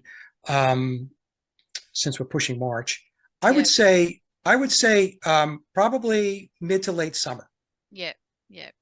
And that's Oh, when the that's third album will come out. I have no idea what the title of the album is, yep. but I have 9 songs in the bag, and the 10th one has to be recorded. Yeah. Oh, great. Well, we look forward to that whenever it is. Well, thank And I you. realize how busy you are. And yeah, because time is just flying by. It's just It is. unbelievable. I can't believe we're nearly in March already. So, Yeah. yeah. All right. Well, thank you so much for coming on the podcast. I really, really enjoyed it. And we definitely will be doing a part 2. So, yeah, I'm just so grateful. And I'm so glad that yeah, got to know you all those years ago and have followed your work. And it's just been, yeah, part of my journey too is, starting to pull back from the hero worship that was pretty much throughout all my life with all my music heroes and things. So now I can see, the scales have fallen off the eyes and I can see it for what it is. And I'm so grateful. They say ignorance is bliss, but no, I actually am so glad I know the truth. No, knowledge is bliss. Yes, exactly. Yeah, exactly. All right, Mike. So yeah, thank you again so much, and we'll definitely have you back. Yeah, thank you, Amanda. Okay, thanks. Bye bye. Bye.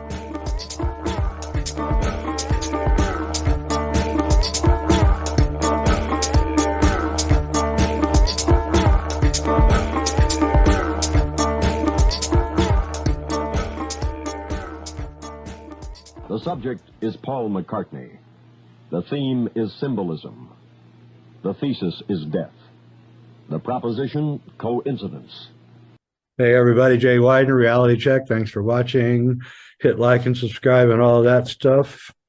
I'm going to get right to it today because I got a guest I've been wanting to have on for a while, because what he did in his work is he kind of pulled the string and unraveled the whole sweater of pop culture, really, at the very origins of modern pop culture. So his name is Mike Williams. He's the Sage of Quay, and you can find him at sageofquay.com. And he's got a really good YouTube channel, which I will link to. So you guys got to check him out. How you doing, Mike? I'm doing well, Jay. Thank you very much for having me on your podcast. Yeah, it's great to have you on.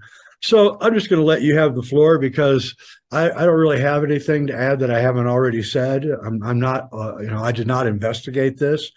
I really am kind of to pop film what you are to pop music. I more deconstruct film than I do anything else.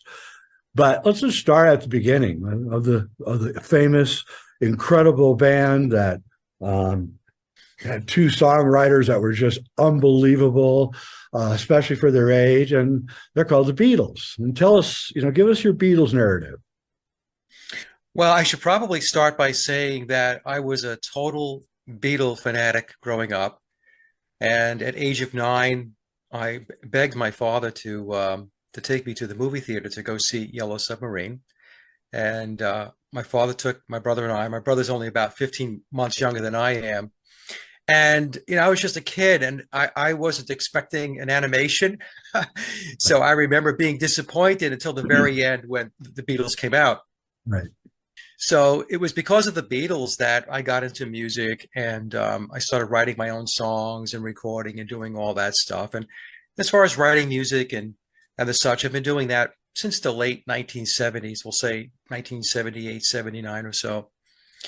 And so I was a total Beatle freak for my entire life until I hit 2016, 7 years ago. And it was back then that I ran across the book, The Memoirs of Billy Shears. And I have the 2022 version here. You can see it's I've read it. Wow, yours is really tabbed. Wow. So when I read the book, that was the red covered book at the time. It was released on September 9th of 2009. So that's the triple nines, or if you invert the nines, you get the sixes. Yeah. And when I read the book, it was a shock. It blew me away, and I didn't really know what to make of it at the time. And so what I did was, I was asked to come on a show with Sophia Smallstorm. I told her about the book, and she says, "Oh, you need to come on the show and talk about it." And I really didn't want to, because I wasn't sure whether this was something that I really wanted to hop into. And the other thing is, I really didn't want to be the Paul is dead guy. I figured, okay, this is one of these things I'm going to read about, and then it's, I'll move on to other stuff. Well, to make a long story short, that didn't happen. So I did the show back in September of 2016. And I talked about the book, and I had to pull a bunch of slides together. And it was a daunting task, Jay, because as you know, the book is 666 pages. So when somebody comes on, or somebody wants you to come on and talk about the book, your immediate reaction is, well, how am I going to boil down that much, and make sense out of it? But one thing led to another, and the book just intrigued me because I was such a Beatles fanatic that I started digging into the claims that the book was making. And as I was digging in and researching, what happened was I found that my research was telling me that the book was truthful. There are threads of fiction in the book. It is categorized as historical fiction, and I should say that up front. And the reason why that's done is because the main protagonist, who is Billy Shears, who tells us in the book that his name is William Shepard, or Billy Shepard, he cannot talk about the truth. He cannot come out with a nonfiction book because he is bound by non-disclosure agreements, NDAs, and secrecy agreements. And if he goes down that path, then he runs the risk of jeopardizing everything that he's worked on and worked for over the last 56 years or so. Yep. So that's it. So I just started digging into the book, and over time, what happened was other people were watching my shows, and they got pulled into the research. And over the years, I have about a handful of researchers that I correspond with, that I'm networked into, that are very, very good, very diligent, and they dot the I's and cross the T's. And so we have been working together on and off over the last 7 years or so, putting content out. Most of the content that I put out is mine, but those folks have contributed, and where they have, I will note and give them credit for, their piece of what it is that I presented. Other times I just had them come on the show, and to present their own material, their own thoughts and ideas. So, so the book tells us that, to net it out, that the Beatles were not organic, that they were a construct of Tavistock, as was the Rolling Stones. And they were created as a social engineering initiative to change the very fabric of our society and our culture. And the reason why that was done was because there is an ideology, a mindset that permeates the pyramid of power, the controllers, that goes back to Aleister Crowley. And I guess we could talk about that a little bit later too, where humanity is shackled and oppressed by the current governance that's in place. They would refer to it as the age of Osiris. Others might refer to it as the Piscean age, and so on. But humans are restricted, and we're not in a position to be enlightened or, quote, illuminated. So the pyramid of power, through the Committee of 300, through Tavistock, created the Beatles, created the Rolling Stones, created the entire British invasion, if you will, to start tearing down the traditional constructs that everybody was operating within, which would be your traditional values. It would be institutionalized religion, specifically Christianity. In Memoirs, it tells us that the Illuminati declared war on Christianity on September 11th of 1962. And that's about the time that the Beatles emerged. Their first album, Please Please Me, their first UK release. Their official albums, by the way, folks, are their UK releases, not the capital releases out of the US, was released on March 22nd of 1963. And there you have the 322, which is the Skull and Bones number and all that stuff. The Beatles as an entity are completely immersed in occultism. And it doesn't mean the Beatles themselves necessarily were, although I would make an argument that they were well aware of, at least to some degree, what it is they were involved in. Yep. And so if we take a look at where we are today, and if we use 1960 as a stake in the ground, it's just a nice round number, yep, and we fast forward 60 years, we can see that the change that has taken place in society across the world has been a tremendous transformation. It's very, very different from 60 years ago. And I'm at an age now, I'm 64 years old, so I can go back in time and I have a benchmark. I have a point of reference where I can take a look and say, well, I was here 60 years ago or 50 years ago, and I'm here today. Were the changes significant? I would say the changes were very, very significant within our society and our culture. So the book takes you down that path. And of course, it tells us that biological Paul McCartney, James Paul McCartney, passed away, died September 11th of 1966.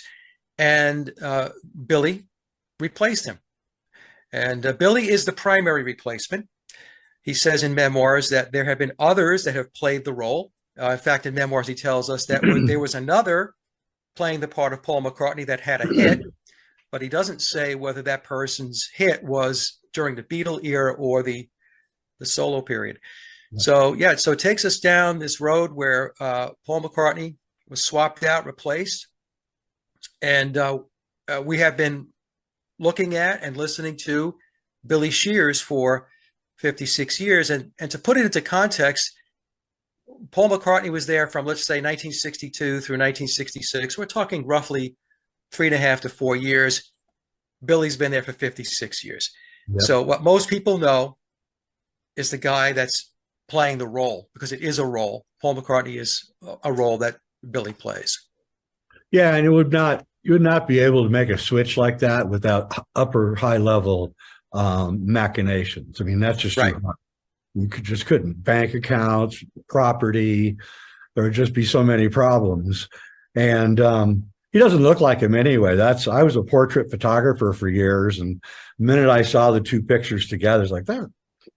It doesn't look like the same guy. Yeah, when you lay up the images, see what they've done over time, what Tavistock did was to create a composite. Yes, thank you. That's what they did. I thought I was losing my mind. No, they established that was intentional to establish a composite identity of what Paul McCartney looked like. So if you pick 1964 and take a look at him, he does not look like the guy from 1973, 74 during the Wings period. No. But when you don't lay the pictures against each other and lay them out in a collage, people just focus on what they're looking at right now. So if they say, well, that's Paul McCartney, that's an image of him, and there's no comparison, then people just accept that that's Paul McCartney. Otherwise, well, who else would it be? Right. That's how they did it with the Beatles. When they came out with Sgt. Pepper, which was Billy's album, it was his baby. He really put it together, him and George Martin. That's why they changed the look of all of the Beatles, because if they just had Billy there as Paul, people would say, well, gee, that doesn't look like Paul McCartney. Something's changed. So when they changed everything, the hair, the beards, the costumes and all that stuff, then what happened was it took the attention away from him as a person individually. And now it's a concept where the entire band has moved on to bigger and better things, which, of course, Sgt. Pepper kicked off the psychedelic era. Yep. But they don't look alike. One of the researchers that I'm connected into, Sally, made an astonishing discovery going back a number of months ago. She had been talking about it and presenting it on a private group that we have. And she said he has a prosthetic right eye. Billy's right eye, it's a fake eye. And I remember when she first started showing me the images, I was looking at them and I was thinking, okay. And the more evidence that she put forward, then I said, you know what, she's absolutely right. We did a show on that. So even though Billy is taller by inches, he has a longer jawline, his face is longer. He has detached earlobes. Yep. I mean, there's a whole slew of differences. The biggest difference today is the fact that Billy has an artificial eye. His right eye is a fake eye, and Paul McCartney obviously had two good eyes. And we have shown in our presentations evidence that Billy's eye, his right eye, is artificial. And what would be the point, just to make him look more like Paul? As far as the eye? Yeah. I think the eye was, if I had to guess, and it is a guess, there's really two ways to go about this. One is he lost the eye somehow through an accident, or two, it was part of a ritual. Billy is deeply embedded in the occult, into mysticism, into the esoteric. And if you read memoirs, he talks a lot about this, and he also talks about his affinity for Aleister Crowley, which we suspect it's possible might be his father, his biological father, through ritual sex magic. With sex magic, a child that is conceived through that ritual is earmarked for bigger and better things down the road. So they are positioned, they are groomed and handled through their life to be in prominent positions as they get older. So my suspicion is, and again, folks, and I don't know for sure, is that his eye was probably part of a ritual. He does say in memoirs that his trauma-based programming started. His recall goes back to the age of 3.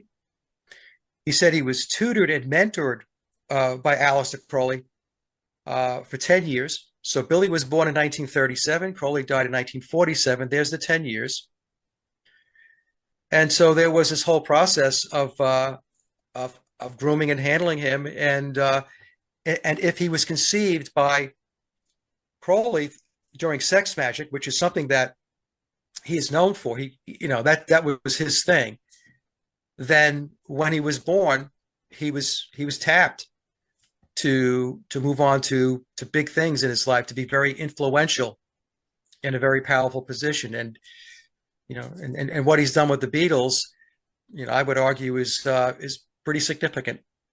I would say he brought a lot to the table. I'm not a musician, but you can hear the sound change with the Beatles as soon as he joined. Yes. And even with what's that song? Madonna, Lady Madonna. Lady Madonna, yeah. That to me sounds like they put that out as a single, and in my point of view, that's Billy doing his best impression of Paul, so that we got used to the kind of the, because there is a switch, but so he played that song, and they put it out as a single just to get us ready for the, the switcheroo, and let me ask you, what both George and John had violent acts happen to them, and what do you think that was about? Well, Memoirs tells us, going back to October of 1962, was it 1962, that John and Paul entered into a Faustian bargain, Yep. a pact, a deal with the devil. Now, some folks, they don't want to embrace that. They don't want to believe it, but I'm just explaining what the book tells us. Yeah.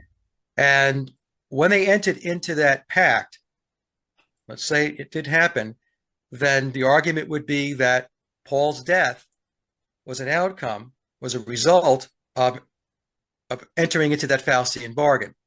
So he would have the fame, he would have a legendary name. It would live on forever, right? Right. And he would be part of one of the most famous, if not the most famous, pop music songwriting teams of all time. And when you're 21, 22 years old, that sounds great.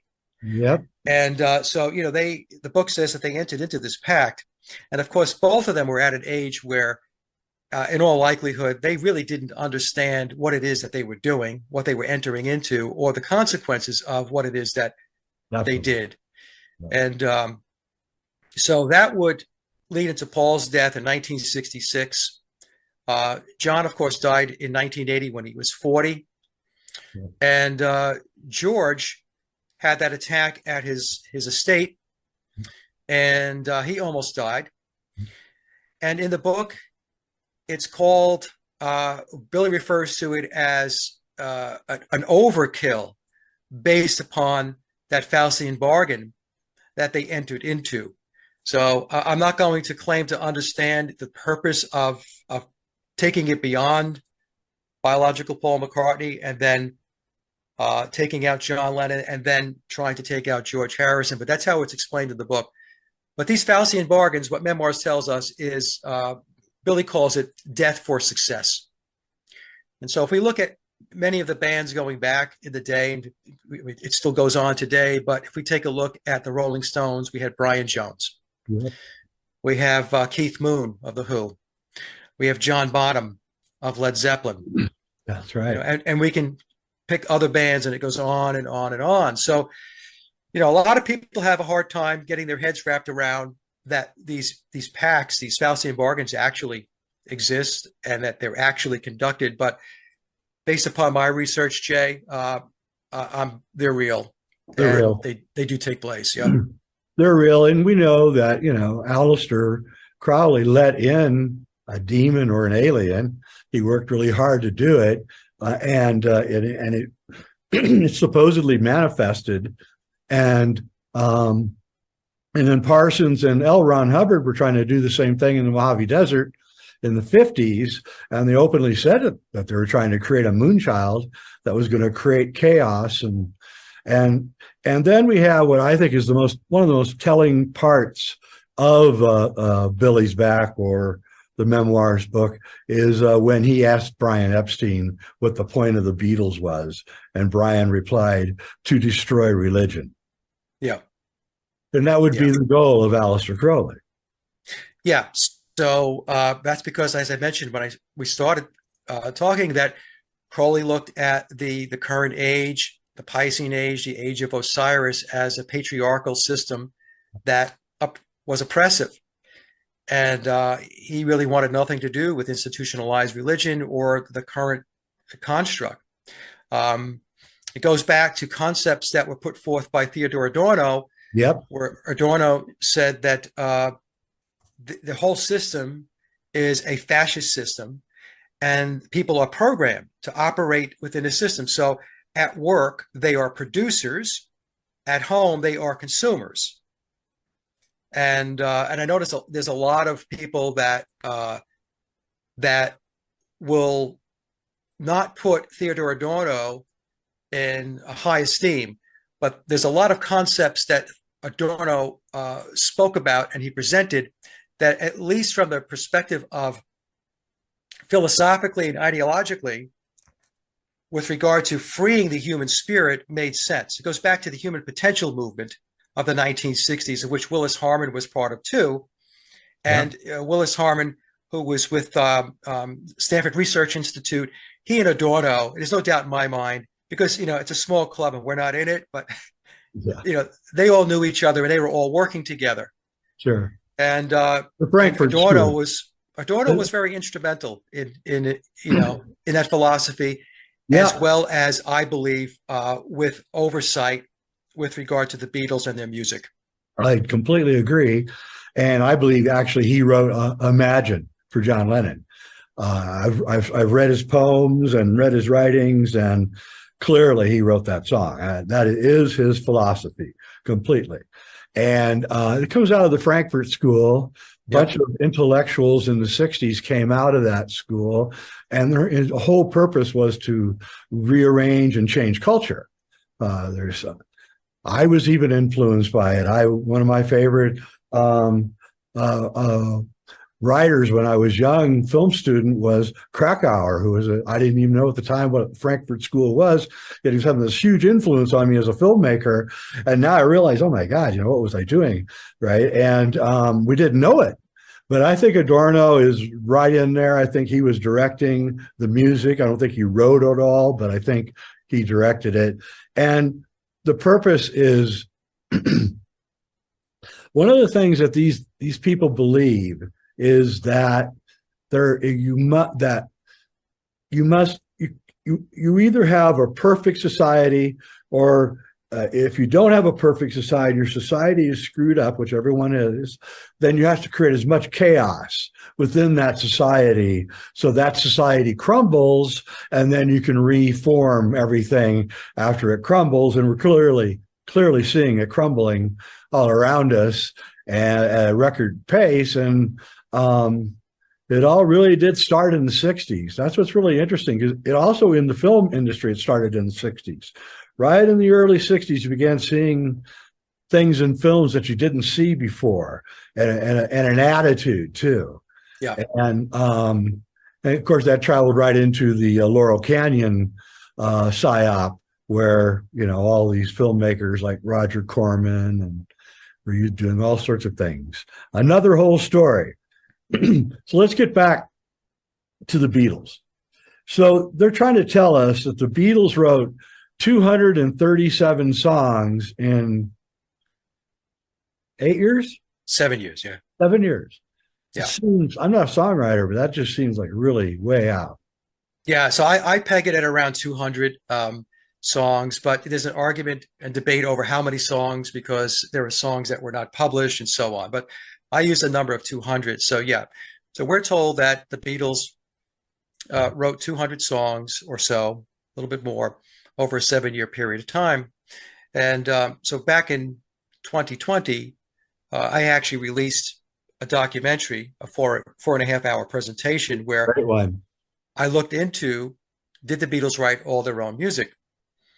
And the elephant in the room for me, which told me that they did not, is a DVD I watched back in 2019, and the DVD is titled Deconstructing Rubber Soul.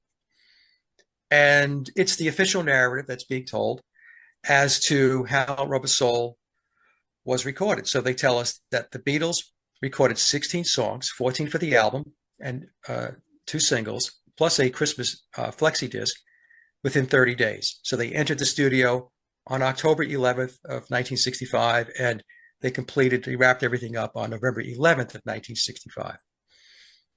So being a musician myself, a songwriter, as soon as I heard that story, especially given the backdrop, I should say this, the official narrative tells us that the Beatles came into the Rubber Soul sessions with essentially no backlog of material. They had really no songs written, so they had to write from scratch. So as I'm watching the DVD, and I've got this background of 16 songs starting from scratch, I said, there's no way. There's just no way that could happen. So, I started digging and I looked into it. And the result is that I concluded that it was not possible. In fact, what really happened was all of the songs were pre-written and pre-recorded, recorded by session players. And for folks who want to understand how the session musicians work, I recommend a couple of DVDs. Watch The Wrecking Crew. That will clearly explain how the 1960s and 1970s music industry worked, along with the DVD titled Muscle Shoals, because they were doing the same thing in Alabama as the Wrecking Crew was doing on the West Coast and also on the East Coast, but more so on the West Coast. And then watch the DVD, the documentary Hired Gun, which explains how the music industry operates from, let's say, 1980 going forward, where session players are still the mainstay of the recordings that you're listening to. So the Beatles had all of the music written, basically backing tracks were done. And by the time they got into the studio on October 11th of 1965, their task was to sing the vocals. Yep. That's it, to get the vocal tracks down. They had 30 days to do that. And it was a struggle because they had to learn the songs and they were taught the songs and they did their thing. John Lennon had said at one time, I think it was in the Rolling Stone magazine, going back to the early 1970s, that the Beatles were craftsmen, which meant they were very good at their craft, what they were trained to do. And they were trained by Tavistock to be able to pull things like that together very quickly. That was their training. So they laid the vocals down. And what George Martin did after the vocals were done was he married the instrumental tracks, which were already pre-recorded by the time the Beatles got into the studio with their completed vocals. And then they were able to release the album. But there were a lot of problems with Rubber Soul. As an example, you don't know the names of the songs because we're told that they didn't have a backlog, so they're writing the songs on the spot. Well, if you don't know the names of the songs, then you're not able yet to do any of the printing process. You can't print the record labels that go on the 33 RPM records or the 45s. You can't print the record sleeves because on the back of the Rubber Soul record sleeve is the name of the songs. So you can't do any of that stuff until you know what the songs are. And you also have to know the time of the songs, because without the timing of each song, then you cannot do the sequencing. This is all stuff that's very important to get a record out. So if the Beatles were actually writing, recording, and doing everything that the official story tells us, there was no time from the point when the lacquer, the final mono lacquer was cut on November 17th, to get that record signed, sealed, and delivered in stores, in retail on December 3rd of 1965 in time for the Christmas season. No time. And so what I concluded was, okay, well, then the only way it could have been done was all that other stuff, the record sleeve, the labels, the names of the songs, the times of the songs, the sequencing and all that, it had to be done. And when they came in and sang the vocals, George Martin wrapped up real quick, and they got the initial batch of Rubber Soul out into retail. That's how it worked. And then I concluded that if they did it for Rubber Soul, they did it for everything. That was the model. That was the model. And again, folks, watch The Wrecking Crew, watch Muscle Shoals, and watch Hired Gun. Watch those DVDs, and what I'm telling you here will make a lot more sense. Yeah. Or you can watch my presentation. Yeah. Watch your presentation. It's really good. The 4-hour one is riveting. Lots of intricate details. Yeah, The Wrecking Crew is a great film. Yeah. About like 6 or 7 guys in LA, and they played on every album, essentially. Yeah. And I believe it was on your site. I saw the Mickey, what was it, Davy Jones interview, Davy Jones, where he says we're not the first, whatever it was, contrived band. He said the Beatles were the first manufactured band. They were in the interview. Davy just blurted it out.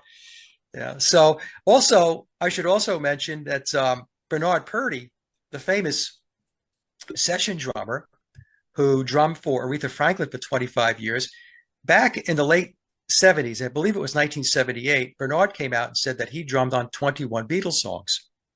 And he caught a lot of heat for that. But Bernard, in 45 years, has never come off that statement. He said that he was hired by Brian Epstein to drum and fix the drum tracks on 21 Beatles songs. And this is what he did. I think Bernard is probably one of the most recorded drummers in the history of drumming.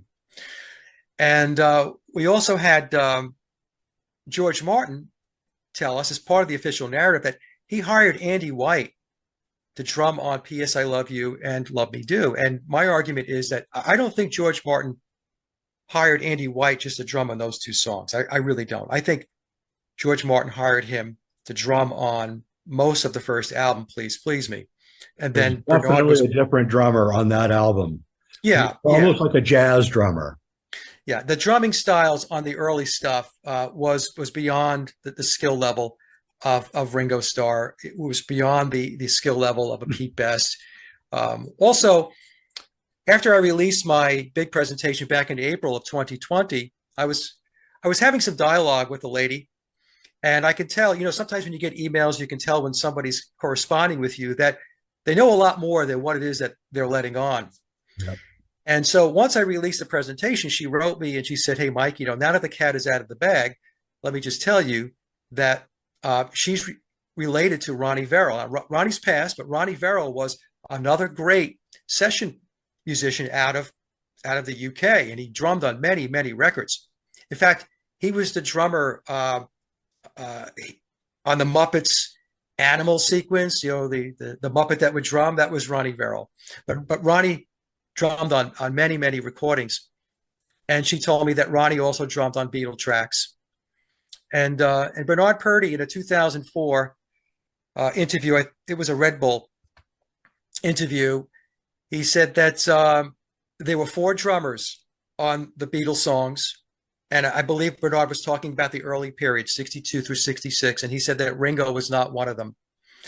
And then the question I get asked is, well, who were the 4 drummers? And I said, well, we know it was Andy White because the official narrative tells us Andy drummed. Bernard's been telling us he drummed on 21 songs for 45 years. And, my contact, my source said that their relative, Ronnie Verrill, drummed on Beatle tracks. And if I had to guess, it could very well be Hal Blaine as the 4th drummer, who was one of the drummers for the Wrecking Crew.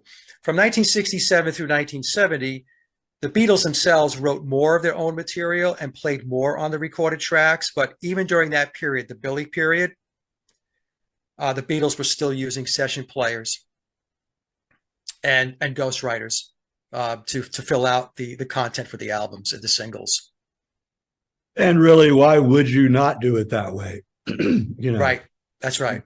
You wouldn't take a chance. I worked in the corporate world for decades. So Me too. No way. Everything is pre-planned and pre-done. They just don't do it any other way. And, it's cycle time, Jay, right? You and I know this. It's cycle time. Yeah. So a producer is not going to waste their time with musicians that don't cut it, right? The skill level's not there. So producers, think of them as a manager, a director of the project or the initiative, and that project or initiative is an album. They're going to bring in people that they know can get the job done. Absolutely. Period. They're not going to waste time trying to teach somebody how to play this chord or, take 50 takes on a lead guitar part in a song. They're going to bring in the very best, and they're going to get these songs done. That's how it works. Yeah, and you tell the story that Brian gave a tape to who's the manager? I mean, who's the producer? George Martin. Yeah, to George Martin, and he rejected them. Yes. And then he was kind of forced to take him on by something or some force. And I'll tell you, about a month ago, I was listening on Sirius to the Billy Joel channel, and he was talking about the last part of Abbey Road, right? You know, that whole string of little short songs that are put together. Yeah. Right? And he was talking about how that influenced his songwriting. And at one point, right in the middle of talking about it, he just stops, and out of the blue, he goes, "And you cannot believe what a great musician George Martin was." And I was like, whoa, did he just tell us? Yeah. Right? Yeah. Well, I have a clip of George Martin in an interview saying that he wrote the lead for Michelle. Yeah. Right? Billy tells a story that he was dabbling on the guitar and as Paul McCartney in some cafe, and he was, just coming up with something that resembled Michelle. But then you have George Martin say, yeah, I wrote the lead in Michelle. I believe George Martin was, well, not even going to say I believe, I know George Martin was instrumental. He is the glue that kept it all together. Not only was he the managing director of the psychological operation known as the Beatles and Beatlemania, but he also was, I think he was writing music. He obviously was arranging, and it's possible that Adorno was also writing some of the songs. I don't subscribe to Adorno writing all of the music, which is a claim that you'll hear sometimes, because Adorno had a lot of other stuff going on. And but I believe the way it worked is Tavistock/EMI had a staff, a small staff of writers, maybe 5 to 6, that were turning out the songs, and it was George Martin and or Theodore Adorno working together, deciding which songs were going to go on the albums and which ones were not. Yep, absolutely the way it would function in any corporate world. So you can argue with you all you want, but I was a producer for a long time, and we would never take a chance. No, you get fired. So yeah, so so Billy comes in, and he's clearly a better musician than the rest of them, and the whole sound changes, and they were probably given orders to create the psychedelic era, right? And for mind control reasons, I would guess, and spiritual reasons, I would think, and on an occult level, these forces are let in through the dimensional barriers. The barriers are broken, and these entities get in, and they flood in, and they're evidenced by mental illness. Is basically how you identify these entities. And we certainly have a rash of mental illness going on these days. And also John was John, there's this article, you sent it to me, I'd seen it years ago, about John, his personal servant or something, saying that John had turned into a right-winger. Yeah, Fred Seaman. Yeah, Fred Seaman was his personal assistant for 2 years. Yeah. Yeah. And that would be, honestly, a lot of people change when they near 40, when they lose their liberalism and they go conservative, basically when they get some money and they realize how much they're getting taxed. And I'm sure he was getting taxed. And that surprised me when I first read it, but now it makes a lot of sense. He may have crossed a barrier there too, if he started talking about other stuff that he knew about. Yeah. So I mean, I don't know, what if what Fred said was true or not, but like you said, Jay, as you get older, and he had Sean at the time, so it was during this period of time when he was on a hiatus, right? That 5-year period of time, you start to see things maybe a little differently than you did when you were much younger. So it's possible that, I mean, I don't know if he was like, he flipped the switch to be a conservative, but he probably had more conservative leanings than he had previously. I mean, that I could see, And also he's probably, waking up in the middle of the night going, oh my God, that incident, that was all contrived to get us to go do this or to do that or whatever. And, you're slowly putting the pieces together of your own experiences and realizing how everything was being pushed. And John Lennon was a bit rebellious. He probably didn't like that. Well, in the footnotes in memoirs, it does tell us that John really didn't understand the full scope of what it is that he was involved in. And then when Paul died, biological Paul died, that's when he started to realize that, you know what, this is a lot deeper than I think that maybe I bargained for. Yeah. And so Yoko was his handler. This is what's told to us in the book. And Billy said that he was also a handler, not the primary handler. Yoko was the primary handler, but between Yoko and Billy, they were there to try to contain John, because they said that he was a bit of a loose cannon after the point where Paul was taken out. And the book tells us, well, the narrative tells us, the prevailing narrative of the conspiracy says that he died in a car crash. But then in the footnotes of the current version of memoirs, I think going back to last year, it starts to allude to the fact that it was a ritual sacrifice, that perhaps it wasn't a car accident involved at all, that he was just taken out on very early in the morning on September 11th, 1966, as part of a ritual sacrifice. I just want to get this straight. Are you saying that there's other editions of memoirs? Yeah. So we have the 2009 version, and then in 2018, the 9 after 909 version was released. And that was the first version that had the footnotes. The first edition didn't have footnotes. And I correspond with Tom Harriet once in a while. Tom is the author or the encoder of the book. And what I gathered was Billy was wanted things to move along a little quicker. And so to do that, the narrative of the book, because it is categorized as historical fiction, they wanted to put these footnotes in place to basically put more spice into it, more boldness into the statements as to what was really going on. And then there was a release of the book, updated again in 2021, and then 2022. Now, the 2021 and 2022 version have more information in it. But if you have the 2018 version, the 9 after 909 version, it's pretty much there. But some additional information has been added, especially with regard to the footnotes. So yeah, there's been multiple updates. Okay, so tell us, why did Billy write the books? It's clearly got his picture on it, and clearly he wrote it, or parts of it.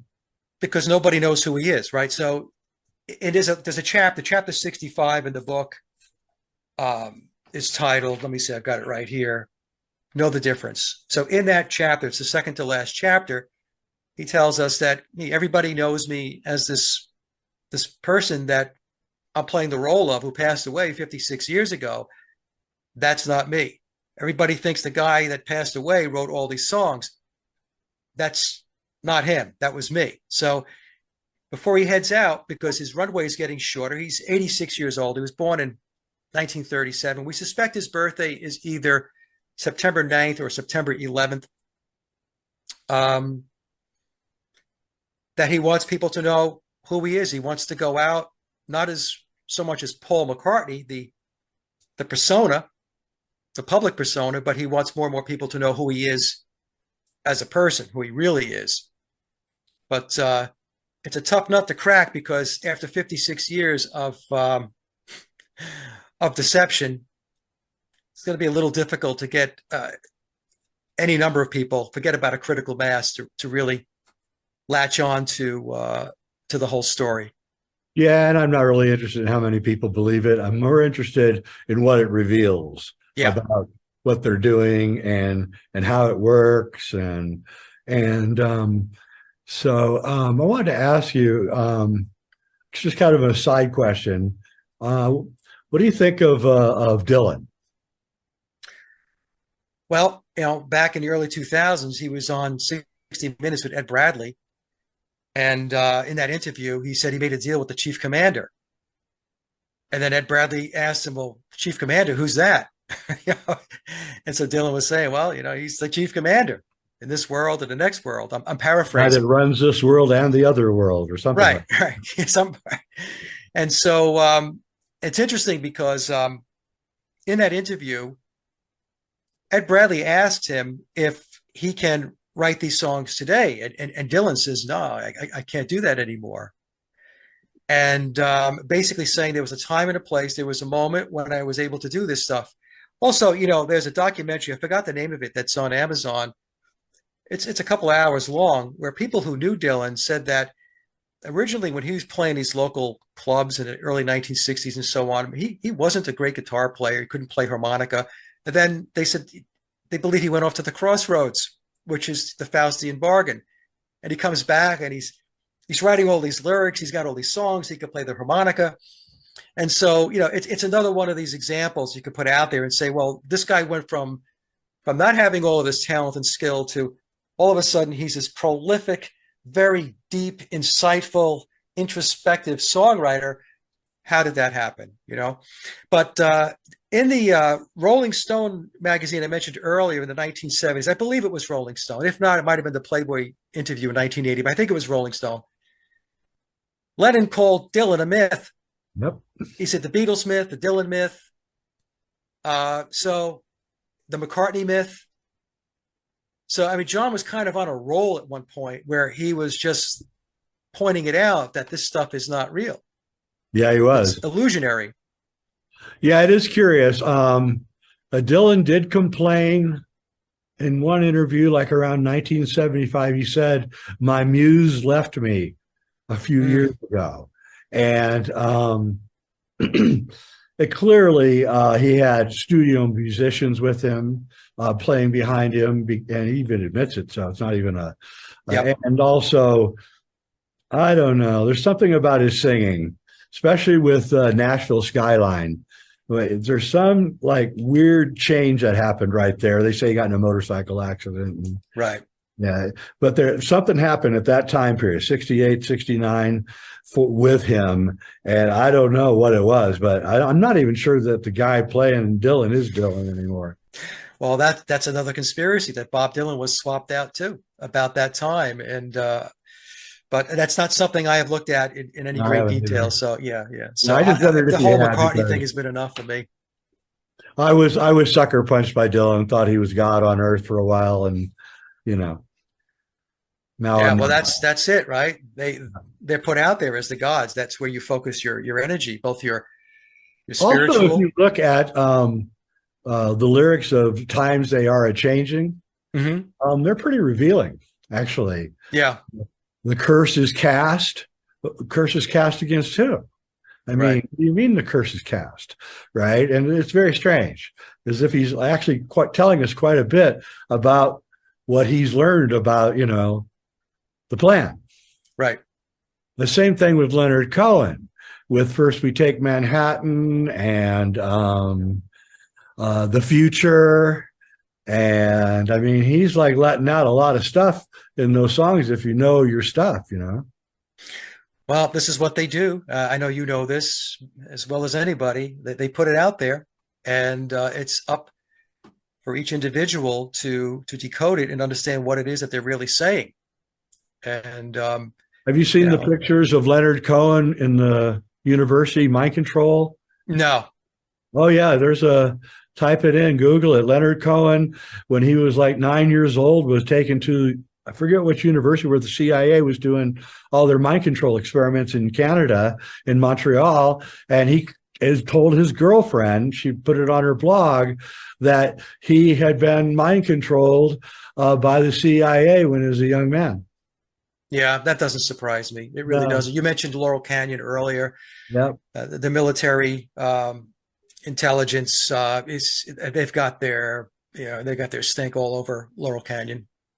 Yeah, there was a 1938 article in the LA Times about a labyrinth tunnel system under Laurel Canyon that they discovered. And then all the houses got strategically built. I used to live in that area, and like Merv Griffin took this place. Oh, that was just one of the openings are. And there was even a tunnel between Jack Nicholson's house and Marlon Brando's house. Is that right? Yeah, Marlon Brando died and Jack got the house, and then he burned it down. He made a deal with the LA Fire Department to do a test burn. So they burned down Marlon Brando's house, and then the tunnel caved in during the, putting the water all over the fire caused the tunnels to cave in. They saw the tunnel went all the way to Jack Nicholson's house. Makes you wonder. Yeah, I mean, what it tells you is this reality is nothing with regard to what most people believe it is. It's absolutely nowhere even close. And that's the thing. I mentioned in one of my presentations that the work that I do, Jay, I do it for me because, like you, I want to understand the mechanics of how they go about doing what they do. Yep. I don't do this to convince anybody of anything. I really don't, because you can't convince people. If they're not ready, they're not ready. You can talk to you blue in the face. Nothing's going to happen. So you have to do it for yourself. And, but if by putting your information out there, you're able to interest a couple of people and it resonates with them, that's fantastic. But really, at the end of the day, I always tell my audience, it's an individual journey to learn what this is all about. Yeah. And, you have to look at the right artist and figure out, what they're saying, because not all of them are as high up the pyramid as others. And so the right artist will tell you a lot more if you read between the lines. And people like David Bowie and even Prince were getting very close to saying things that were, troublesome to some people. And then they both kind of vanished. Yeah. Got to be careful with what you say. That's why the Memoirs of Billy Shears is, in my opinion, a very, very important book. I agree. Because it is coming from a very high level person within the pyramid. And he's giving you insight into how this all works. And but unfortunately, most people are going to, they're going to hug the Cinderella story. They just want to believe that the fictional official narrative. They don't want to hear anything about how it really works. It's fascinating. You see things that you want to see. You hear things that you want to hear, and even when you point it out to people, they still don't see it. And even then, and then you use backup evidence, and they still don't see it. So it's something that these guys know about human nature and human psychology, that you can actually reframe reality right in front of us, and we'll buy it. And they do it all the time. It's the more that I examine and drill down into events of the past, the more I realize, a lot of them just weren't real. They were not real at all. They were staged events. And now I'm not even going to get into it because I know what YouTube would do to me. But, just events that happened around my life, I went back and looked at, shootings and things. And I was like, wait a minute, none of this makes any sense. And so that's the world we live in. And I do believe you're right. I think the whole point is, well, I call it the great distortion.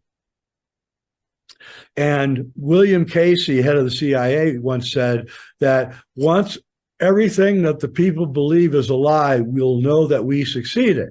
Yes. And you say to yourself, well, why would anyone build a world like that? Why would you want to live in a world like that? Because how irresponsible can you possibly be, right?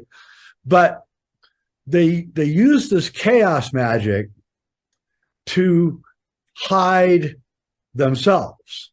That's what I've concluded. And the chaos magic is the great distortion. And it's like they have a list of distortions ready to pull out. As soon as the one distortion isn't working anymore, they bring out the next distortion until everybody is mentally ill. And that is rampant right now too. Yeah. What I tell my audience is, what you have to come to grips with is that this world is run by occultists. Yep. You have to understand that. It's not run by presidents. It's not run by prime ministers. That's just all puppet show stuff in front of the curtain. Yep. And once you understand that it is run based upon occultism, and the point you made before, Jay, about the controller's knowledge of the human mind and how to manipulate it goes way, way beyond what most people can even comprehend. They have been at this for a very, very long time. And in a show I did a number of years ago, I said to my guests, anything worth knowing is a lie. And what I meant by that is, if knowing the truth would help you in any way, would help you to understand this reality, it's going to be a lie. And right now, what they're doing is they're going down an alchemical process to change the world. And I also did a presentation on this as well. And right now we're going through a process. There's four stages of this alchemical process. So the first one is the Negredo stage. And that's the total destruction of the existing structures, belief systems, traditions, religions, and so on. Because from an occult perspective, from a magician's perspective, you cannot have remnants of the old. It all has to go away. You have to start with a clean slate and then build from there. And then you have the rise of the phoenix. So, this is what we're going through plot behind 2001: A Space Odyssey, basically. Yeah. The monolith is the prima materia, the black stone. Right. It changes and revamps the human race 3 times in the movie. And the final one is, of course, the Star Child coming back. And Kubrick was clearly high up in those realms, and was probably, it was a pre-scripted movie that was scripted by them on purpose. I mean, I have the interview with the head of MGM at the time, and a guy says, well, what about that crazy science fiction movie you got being made in London? And he goes, I'm not following any of that. It's like, yeah, right, buddy. $10 million movie in 1968, and you're not following it? Yeah. Right? Because he didn't pay for it. So the whole thing is, and Kubrick must have been vastly aware of this Beatles thing, I think, too. So, we know the Who knew about it, because Pete Townsend says the parting on the left is a parting on the right. And that's exactly what happened, Paul. You're talking about the hairline. Yeah, the hair part to the right, which is the real telltale sign of who you're dealing with here. Right? They can't get rid of Help and Hard Day's Night, though. If we have any evidence that they're massaging those movies to make it more amorphous? I don't know. I have to take a look. I actually have old versions of on VHS and stuff. I should go take a look. Now, they do doctor images on the internet all the time. All the time. This is what I tell people. People can't comprehend this. And I said, look, they control the internet, okay? So they can put up, take down, modify, whatever it is they want to do. And it's the same thing with documents, right? So some people will say to me, well, where's biological Paul's birth certificate? I'm like, we're dealing with deep state stuff. Yeah. Getting rid of a birth certificate is like a walk in the park. People still have this concept that this structure of law and order that you've been told exists, that it actually exists. Well, it exists for you, yes, but not for them. No. They have a whole different set of rules. There's a whole different reality. But they do a lot of doctoring, and I see it all the time. I see pictures of biological Paul McCartney where all of a sudden his chin's grown a little longer. Yes.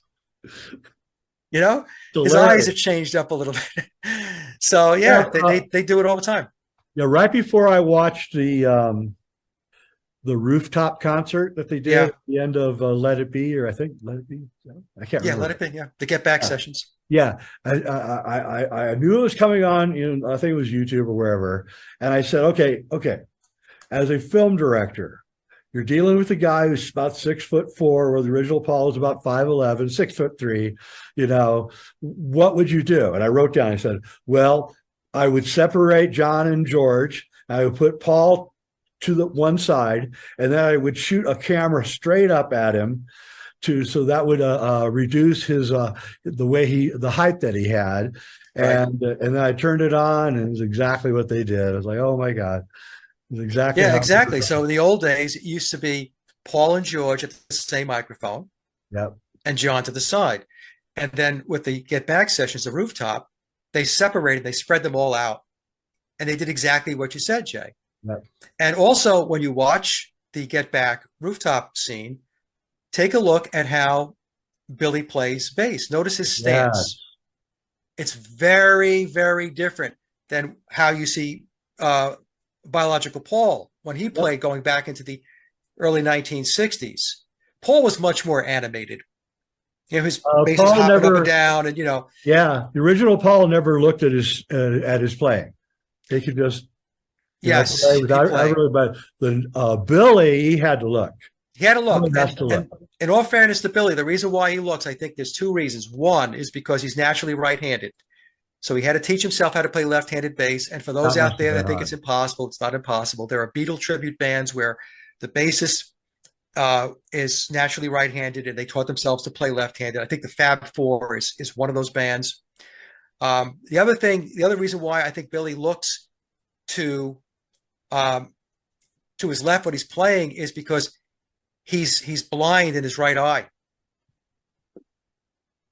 Okay, so right, so so when he's playing, he has to he can't see out of Overlook. his right eye, so he has to look this way in order to make Yeah. sure he's where he's supposed to be on the fingerboard, on the fretboard.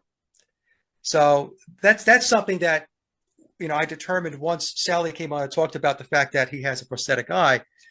But again, going back to the first reason, he's naturally right-handed. So if he's going to play left-handed, there's going to be a natural tendency to look to make sure you're playing the notes and you're where you're supposed to be on the neck. Yeah, and there's the famous film where he's at the Maharishi and he's playing six-string guitar, right-handed. He intentionally flipped that. He did that intentionally in order to play with the whole Paul is Dead crew, right? The people out there looking for clues. He knew that was flipped, and he would do that once in a while. In memoirs, he mentions that. He says, "Yeah, they'll put stuff out there like that just to kind of to poke and put some more clues out there." Yeah, that's exactly right. That's what when I went down the rabbit hole in, I think, 2011, I just kept finding stuff had been switched and changed. And I was like, what's going on? And then I was reaching, I didn't have any evidence, but I was reaching the same conclusion that you've reached, that, somebody's really messing with this, and that the Beatles are a gigantic hoax. And the real question is, could you have a class action suit? I guess not, because it's the deep. No. I mean, here's the thing, right? People have asked me that. And first of all, the court systems, where are you going to go? It's all owned by the very same people that are plugged into him. So that's not going to happen. Number two is he's operating under a corporate fiction. He's operating as Paul McCartney, the enterprise, Paul McCartney, the business, the corporation. Okay. So it's like if you own a business and somebody says, "Hey, are you the ABC company?" And you go, "Yeah, I'm the ABC company." Well, are you really a building? No, but you could say you're the ABC because you own, that's your corporation. So when Billy says he's Paul McCartney, he's operating under a corporate fiction. And I can tell you right now, all the I's have been dotted and T's have been crossed contractually to make sure that thing is bulletproof. Yep. I know you're right, because I know a screenwriter in Hollywood who wrote amazing screenplay about the whole thing, and he couldn't get, it was a really good screenplay and no one would do it. No one would touch it with a 10-foot pole. So about the Beatles? Yeah. Oh, okay. So what, he was going to dig into the conspiracy? Oh, yeah. Reveal it? The whole thing, yeah. And he had fake people, fake names, right? But yeah, it was clearly obvious who it was, right? And what was going on. And but no traction at all. Just like I know another screenwriter who wrote a screenplay called 1969, A Space Odyssey, going into the whole Kubrick stuff. And again, a really good screenplay, but no one will touch it. And so it's all being controlled from the very top, of course. Oh, but, yeah. Yep. Yeah. Well, the Beatles, the moon landing, all that stuff, that's very, very, very important. It all started at the same time. To their narrative, yeah. Yeah, that's what's so amazing. It's like somebody in 1961 went, "Hey, you know what? We can change reality, right? Yep. And we'll get the best people, and and we'll do it that way." And I think that's exactly what's going on even to this day. And they did. That's the thing. It goes back to what I was saying before. If we put 1960 as the stake in the ground, move forward 60 years, the amount of changes taking place worldwide is monumental. And let's not forget these occult groups. I have books, alchemical books, going back 400 years. They were using plants that had dimethyltryptamine in them. They were using mold off of rye, which is LSD, and they were using them in their rituals. I've got the rituals that they're using them, and I'm talking in like 1600 they were doing that, right? So this group worked its way up into the power grid through Crowley, and then they spread their chaos, magic, hallucinogen religion. And that's what they're doing. They're trying to create a new religion to replace the old religions, all of them, I think. Or those old religions have to start taking the hallucinogens. Well, we could see, no, they want to replace the old religions. That's what I think. They just want to get rid of it because it's in their way. They can't have all these divergent belief systems as roadblocks to where they want to go. So the way to do it is to break it down. Just break it down. Get it to the point where, you know, it doesn't have the hold on people like it used to. Now, some people are never going to let go of it, but their plan is to move forward with a lot less people. I'll say it that way so that this doesn't get bounced up at YouTube. So there's going to be a process in place that, you know, I brought the Georgia Guidestones to the world a long time ago, and we know all about that. And yeah, that's their plan. Their plan is to drive down and then have a more manageable population. But there's a lot of arguing right now among the elites that they actually need a big population. So, or they can't go forward with they're trying to move into a type 2 civilization. That's their plan. We're going to type 3 or type 1, and they want us to move into a type 2, which is a high-tech, worldwide connected civilization where they manage everything through AI, and they want us to comply with it, and that's where we're at. Yeah. But eventually, and I'm not talking about 10 years from now, 20 years from now, they think in terms of not just decades, but hundreds of years. So they might say centuries from now, this is our plan. This is where we plan to be. And this is unfathomable to most people. How do you think in terms of how do you plan and strategize centuries out? But, you know, when you've got, when you have all of this stuff tied together with bloodlines and systems of education that we're never going to be privy to, that's how they keep it all together, you know. And but I like to think, Jay, that we're giving them a little bit of, you know, of a run for their money. Shows like this and others out there that are trying to expose what's really going on. You know, so all we can do you're is right, because about 9 months ago, I put out my film about the Zapruder film, and which was pretty radical view of the Zapruder film. And but I finally found a clear version of it so I could actually describe what was happening. And I thought to myself, well, I wonder what's going to happen now, right? You know, not that many people watching, maybe 6,000 people, something like that. Within 2 weeks, Oliver Stone was on Joe Rogan for, I think, 3 hours talking about his film, and because I really criticized his film in my expose. And then I said, okay, now we're going to head into the whatever year it is of the death, November 22nd, another occult day, by the way. Yeah. And then, you know, even Tucker and everybody's going on about, oh, the CIA did it, the CIA did it. And I thought, well, that is amazing. They're doing a limited hangout right in front of me. Yeah. A little too much too late, Tucker. I saw that too. Yeah, I thought so too. A little too late. But, you know, we are making are having an effect, because I see the effect. And you've done really good scholarship. That's what I like about you. You're strictly business. You just take one step at a time, look at the facts, get it out there without any emotion, you know, because, I mean, you know, you're going to piss off a lot of people who are Beatles fans. And again, I don't care. You know. No, the truth is the truth. Yeah.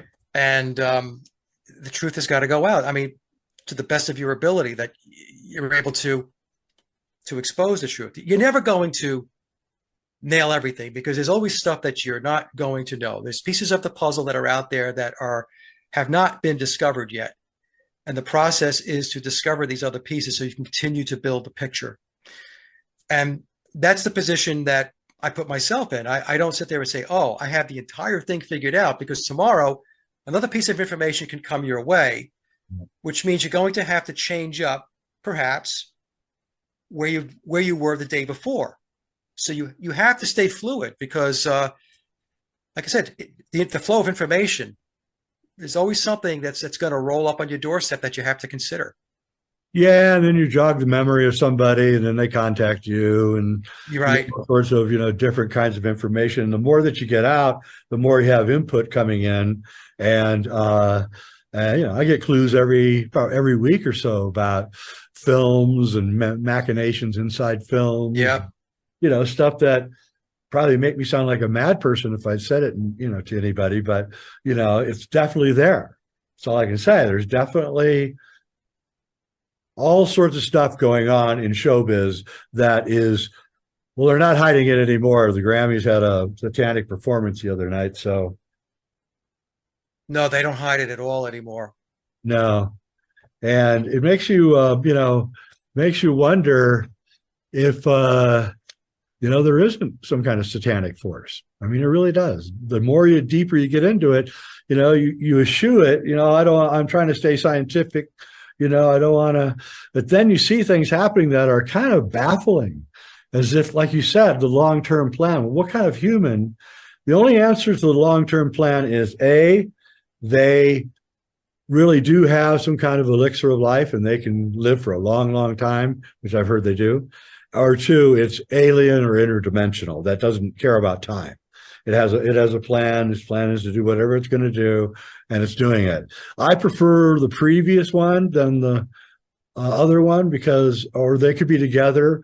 The long-lived person could be influenced by, especially if they're taking psychedelics, high doses of psychedelics. I'm used to be an advocate of that, but I no longer am, because I've seen the damage that they've caused. And so I do not advocate for taking large doses of psychedelics. I think it's a bad thing. I think it plays right into their hands, actually. Yeah. Well, I think that's my personal opinion is I do believe that they are plugged into otherworldly, outside of our realm. And that's one of the points of continuity that keeps this thread going.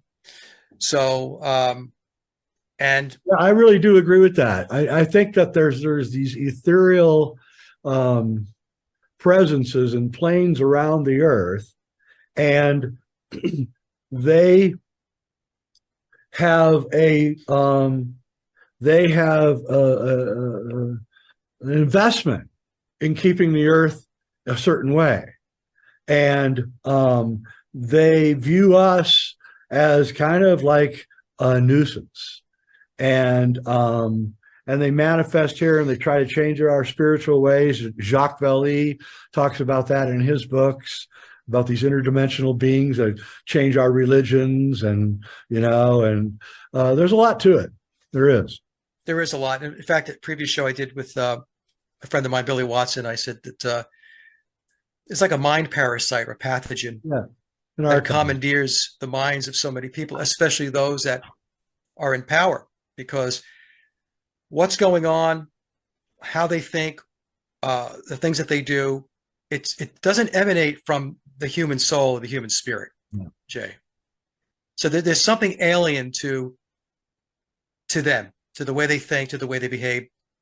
That's my thought. Oh, I think so. And I think that I think they walk among us, actually. And I think that it's just exactly what the Nag Hammadi and the Gnostic texts say. They're drawing all their energy off of us. We're like kept in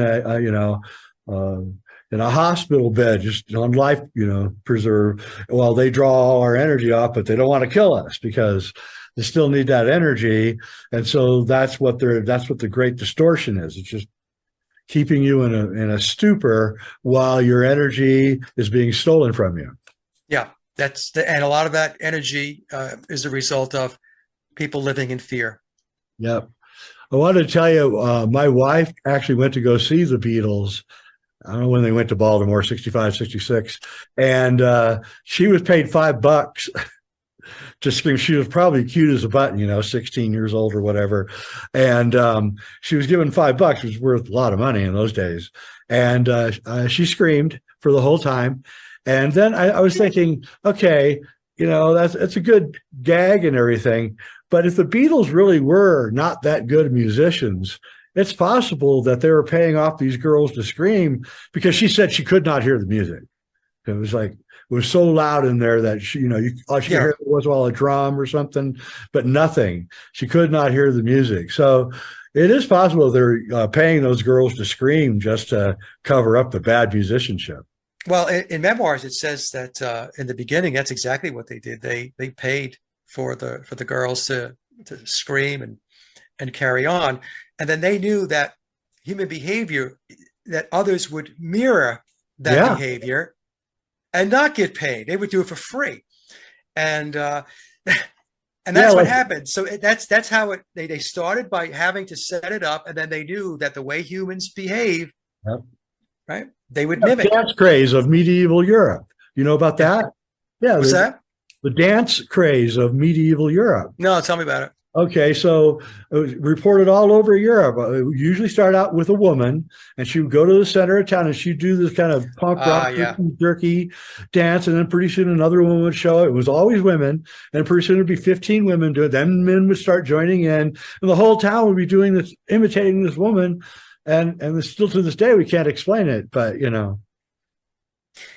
Jay, you mentioned something that I wanted to ask you a question about. In fact, as a film person, what I have said, that you said your wife went to the concert, she couldn't hear anything because it was so loud, people were screaming and so on. Yet, when we get these videos of the Beatles playing in 1964, 65, playing live, we get sound that's very articulated. There's a differentiation between the guitars, George's guitar, John's guitar, the bass, and so on, the vocals. And as a musician, my argument was, well, back in the day, they only had two-track recorders. That's number one. And to play in those types of settings, and many times the vocals are going through the PA systems, especially when they were in baseball stadiums like Shea Stadium in New York, that to get that type of recording is impossible. So what they did, and actually I was told this by a friend of mine who was a professional sound engineer. He's been in the business for decades. This is Mike. All of this post-production takes place afterward. So all this work goes to get the audio all cleaned up. They'll put a completely different track to the performance and so on. And then it's married. And then I'm oversimplifying this, folks, by the way. Okay, I'm just telling you how this goes. And then it's sent out for public consumption. And that's the other thing that people don't understand, that there's this whole post-production piece of this thing. There's this machine behind the entertainment, right? Absolutely. Oh yeah, definitely, that they overdubbed the Shea Stadium stuff and everything. There's no way, Yeah. I also watched the documentary on Shea Stadium. Watch how it's cut. You can't really watch them playing very long. It's a quick cut, quick cut, quick cut. Yes. Like, I want to watch Ringo drum, but I can't get to see it very much because, and that's done on purpose too. So yeah, that reminds me of footage of them playing in 1966 in Japan at Budokan. And I picked this up. I was watching the concert, and they're doing Day Tripper. And the song starts, and either John or George are playing the riff, but the song is playing. Okay, and there's another part in that exact concert where George is playing the song If I Needed Someone, and he's playing his guitar, and then he waves to somebody, and the guitar is still strumming along. And I'll be danged. Yeah. So I was. So they had the music pre-recorded like ELO did, and well, it was either a backing track, or back in the day, I had another person come forth. I know, said that there are backstage, offstage musicians that the audience cannot see who are playing the music. Maybe at some points, not all of it, but at key times, they're doing whatever they need to do to make sure it sounds right. So it might be the complete song, it might be a part of the song or whatever. So take a look at that footage, folks, if you have a chance. Go to, you can see it on the internet. Look up Day Tripper, 1966 in Budokan, and watch John and George, both of them. They are not playing the riff, but you're hearing it. So how did that happen? Yeah, there's all sorts of other clues. The drum kit in Magical Mystery Tour, the Three Beatles. Yeah, Three Beatles. And I mean, they're clearly not trying to hide it that much. And I don't know. Manipulation everywhere. Everywhere. Hey, Mike, I really appreciate you coming on. You're a wealth of knowledge. I'll watch all of your videos. I tell everybody, watch his videos. You'll love Thank you, Jay. Especially the 4-hour Beatles one, because I mean, you really ace it for them not being able to have the talent to write their music or the age to have enough experiences. I mean, you have to live to be a certain age before you can be a good writer. And, a lot of people that are young go force experiences on themselves so that they can write, but they still were too young, 21, 22, I don't know. Yeah, and you have to understand the background of the deep state. You have to understand the Committee of 300, of Tavistock, Stanford Research Institute. You have to understand who Theodore Adorno was, Willis Harman, and I cover all that. And then once you understand who these players are, then the pieces to the puzzle come together a lot easier, I think. That's right, and there are not that many players. If you make a list of them, you're not going to hit over 200 players that are obviously the members of this thing, and there's like a culture brigade, and they own all the studios, and they run the whole thing. That's what happens. Yeah, things handed down from, it's not as overt. It's more like, why don't you do some films on a certain subject? Right? They suggest it. Right? Then all of a sudden you see all these films coming out that address a certain mind control subject that they want you to do. And that's how they do it. So it's never overt. That's the thing. They keep it the other way. Right. All right. Mike Williams, you are a wealth of knowledge. Sage of Quay, sageofquay.com.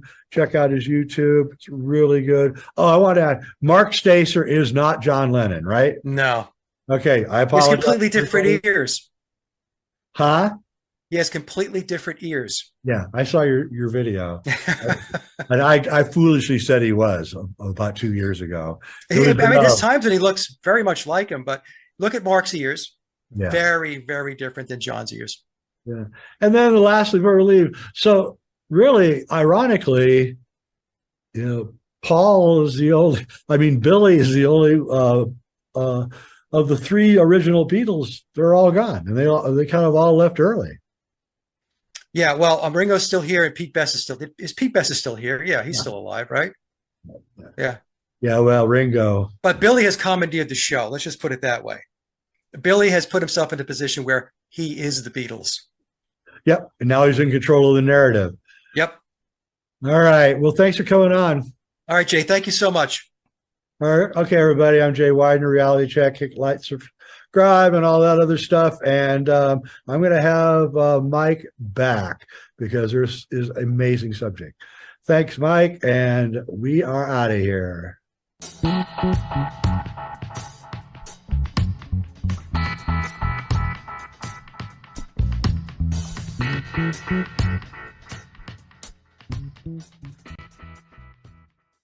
All right, man. Welcome to Crow 777 Radio. This is episode 481. Jason Lingren is with me, and we are happy to have Mike Williams with us. It's been a long time since I've talked with Mike.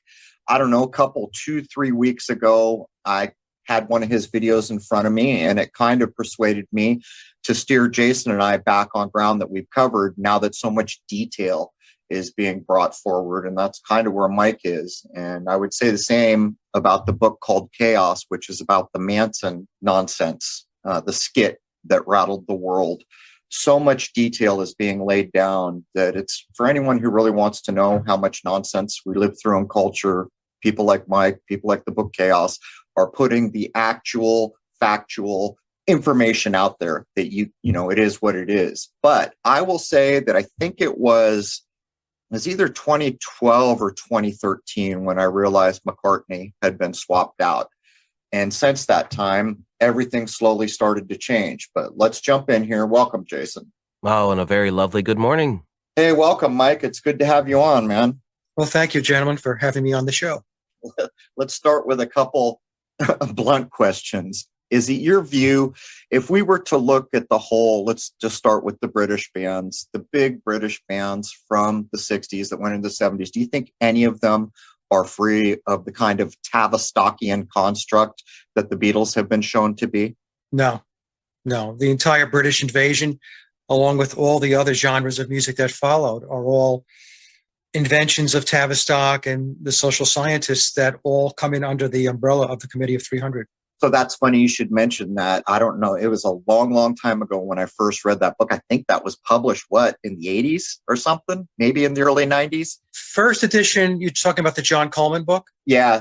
Yeah, that was either the late 80s or around the early 1990s. So it's about 35 years ago or so. If I'm remembering, he was writing in the 80s and he had a couple other things, but I think it was 91 or 92. And it wasn't too long after that I first read it. And he flat out smacks it down right there and then. He makes just open statements about the Tavistockian constructions, but it's tame. He doesn't say everybody. But, I have been saying for years, the British invasion was exactly that.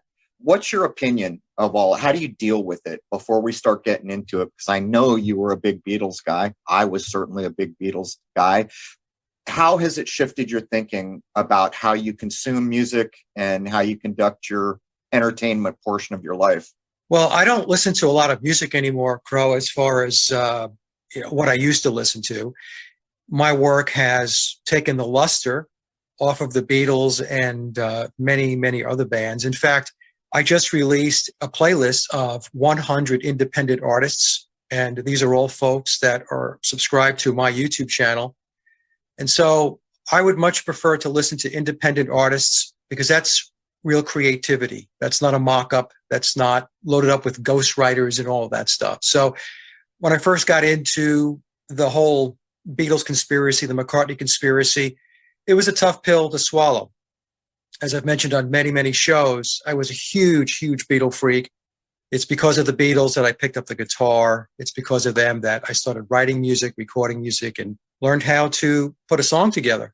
But as I was going through the process of doing the research, I started to dismantle it. And so today, the way I look at it is there were a lot of great songs. There's no question about it, because we had some extremely competent people writing the songs, and they had studio musicians and players recording the music, especially, I'm talking about the Beatles specifically here, between 1962 and 66.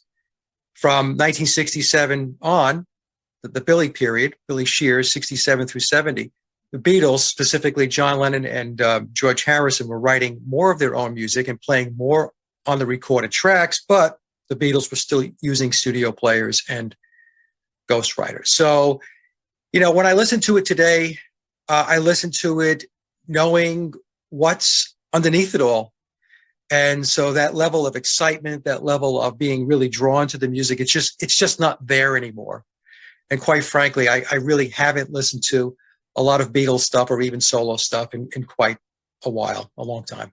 I think when it all started to fall into place for me, when I really realized, not only was something wrong here, but look, they swapped out one of the most popular people in the world right in front of your eyes. When you get to that last Beatles thing where they're on the roof, it starts to make perfect sense. They really needed a world-class keyboardist there, didn't they? And I've also wondered if, since his name was Billy, that they were worried it was getting out or something. But when you look back on it, it's almost like, how did we buy all this? I mean, what do you think? When you look at Billy playing keyboards with the last Beatles, I mean, they kind of had to have that there, didn't they? Yeah. So the Get Back sessions were the entire month of January. And the premise, we have to remember the premise of Let It Be, well, the Get Back sessions. They were supposed to come in, I think it was 12 to 14 new songs, write, rehearse, and record them within 2 weeks, And then right after that, they were going to do a live concert, and that was going to lead to a TV special. None of that transpired. In fact, when they showed up at the Twickenham studios, it was nothing but a vacant warehouse. They didn't even have a recorder there. And so the first thing you have to ask yourself as you're watching this and you're taking it in, so what you have to do, folks, is you have to strip away all of the conditioning of just being enamored with the Beatles, because that's all a fictional account. It's what I refer to as the Cinderella story. And you have to get down to basics. So they're there to record a new album, brand new material, coming in, we're told, basically with not a whole lot of backlog, and they couldn't do it. And so the 2 weeks became a month. And after the 30 days, they were on a rooftop playing to who? To nobody. And they did 5 songs on the rooftop. A couple of them they did 2 or so takes. And then what a lot of people don't know is that after the Get Back sessions, after the month of January had expired, they were still working on the songs. So it wasn't, Let It Be was not recorded within that 30-day period of time.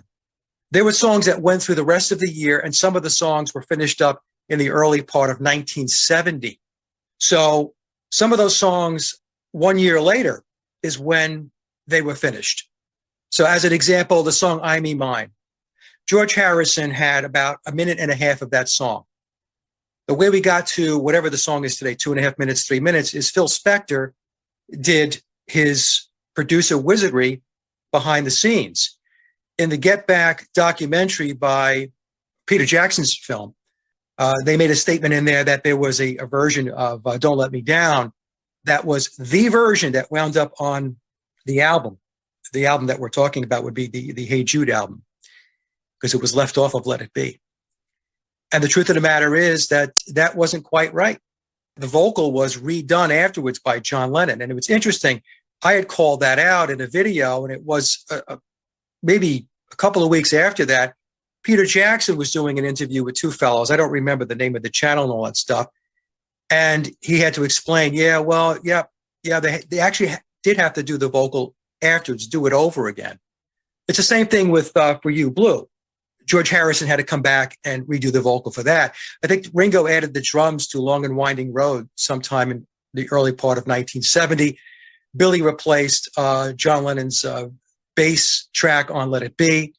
And we never really do get to see Long and Winding Road and the song Let It Be during the Get Back sessions. This stuff was, I'm convinced, was done afterwards. So the point I'm trying to make is there's a whole lot of production. There's a whole lot of stuff that goes on behind the scenes that the public is not shown. And that's to give the illusion of all of this magic that the Beatles had, and quite frankly, a lot of these other bands, the Rolling Stones included, because they were another creation of Tavistock. So the reason why I'm going through this with Let It Be, the Get Back sessions, is because that was a moment in time when we were supposedly being shown the creative genius of the Beatles, writing, rehearsing, and recording all of these songs. And we didn't see that. And in fact, for a band that had been around, we'll say 1962, by the time they got to 1969, they had all of their previous LPs under their belt. We have been told over and over again that they were just brilliant songwriters, magical, able to do whatever it is that they need to do because they were the Beatles. And what Let It Be shows us, what I tell people is what the Let It Be or the Get Back sessions showed us or showed me was what it is they could not accomplish. So I know Jason's going to want to get on this, and I have so many questions, but yeah. I had some notes that I wrote down the other day when I was watching a couple of the things that you recently put out. And I'm sure you've seen it because I know you've seen more than I have because of the detailed nature of the work you do. Here's the thing. At first, like years ago, when I realized it was all a put up, I started hating on the Beatles. Well, those bastards, look what they did to me. But when I came back down to earth and I realized, yeah, these guys are a Tavistock construction. Look how young they were when they got roped into this, not old enough to make sound decisions. And I started to realize, I'm not the only victim here, what most of those lives have been. And then I saw a clip of George Harrison and they were asking him questions. And he said, I was sleeping, I was daydreaming, and I woke up. And the interviewer asked, when was that? And he said 1966. And of course, there's the double entendre there. Supposedly, everyone's going to think that the original McCartney dies or gets replaced, however it goes, in 66. But my question is, what I started to think was, were they like MK Ultra? I've heard a number of times when Harrison is interviewed where he would say things like, it's hard enough to pretend to be myself. And it almost feels like they were mind warped when they were young. And he's saying, I snapped out of it at some point. Do you think there's any there? Yeah. So before I get to there, let me just also mention, I want to answer your question about Billy Preston coming in. Billy Preston, in my mind, was brought in intentionally in order to put more structure into the Get Back and Let It Be sessions, because it is when Preston showed up that the whole thing picked up. I mean, he really brought in that kick that they needed during those sessions. So I want to make sure I answer your question. The professional glue. They needed some professional glue. Yes, and Billy Preston was a professional studio musician. I mean, in Get Back, they make it sound like he was just their buddy. He showed up on a lark and he set up his Fender Rhodes piano and he decided to sit down and play with him. I don't think that that's the case at all. I think Billy made a phone call. Just so everyone's listening, Billy Preston was considered a savant on the keyboards. I mean, like world class, just so everybody knows. Right. For people who haven't followed, he's the African-American man who sat in on the last bit of Beatles on the Roof stuff we're ever going to see. And I'm with you, Mike. They brought in a gunslinger. Yeah, in order to get things going. Now, as far as the Beatles being MK Ultra, mind controlled, okay? I have said going back a couple of years ago, in fact, I have it in my big presentation, Did the Beatles Write All Their Own Music?, where I highly suspected that this was the case. And the reason why I say that is because we have images of George Harrison, Paul McCartney, and John Lennon with bird cages. And bird cages, they are Illuminati symbolism for mind control. So, because we have to ask ourselves, why do we have images on the internet of George Harrison and Paul McCartney, their heads inside a bird cage? And then we have other images of John Lennon where he has his head next to a bird cage and he has a Superman shirt on. Okay. And this goes back, the whole Superman thing goes back to the creation of the Übermensch, the superhuman, Nietzsche and all of that stuff. So I have suspected that they were in mind control programs at an early age, maybe going back into their teens. It could have went before that time. If anybody goes back and takes a look into the history of John Lennon's childhood, it was incredibly dysfunctional. To me, when I read that and knowing what I know about how a lot of these people get into these programs, his childhood is ripe to make him a candidate to bring him in. So I think it's possible, Crow and Jason, that they were in mind control programs and they were groomed and handled. And, they weren't aware of all of that grooming and handling. I mean, that's typically how it works. But Tavistock had them on the radar. And so when it was time, they brought them in, because what Tavistock does and what the deep state does is, they scour the landscape. They have their seeds planted everywhere. And they had the Beatles earmarked to do what they did. It feels to me a little bit like what Manson has turned out to be on the tail of all the work that's now been done. But to get back to the point, I don't know. I went through all kinds of feelings because music was like more than half of my life when I was young. I picked up a guitar for the same reasons you did. It was a very important part of my life. And when all this started falling apart, at first, those bastards, I hated the Beatles. And then after a while, I began to realize, wait a minute, maybe these guys are victims far beyond what happened to me.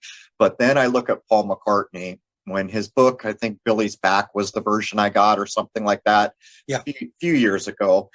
And I started falling back into that smug SOB and this and that. And then I started coming to earth and thinking, man, that's got to be a tough life to live. What Billy, the new Paul McCartney. If we say Billy Shears, just so everybody knows, we're talking about the replacement Paul McCartney. Right. What do you think? I mean, that's got to be a tough life, doesn't it? It is a tough life. And in the memoirs and Billy's Back, Billy Shears will tell you that he made a lot of sacrifices. But in a way, it's hard to sympathize because along with these sacrifices, he has achieved significant amounts of wealth and influence.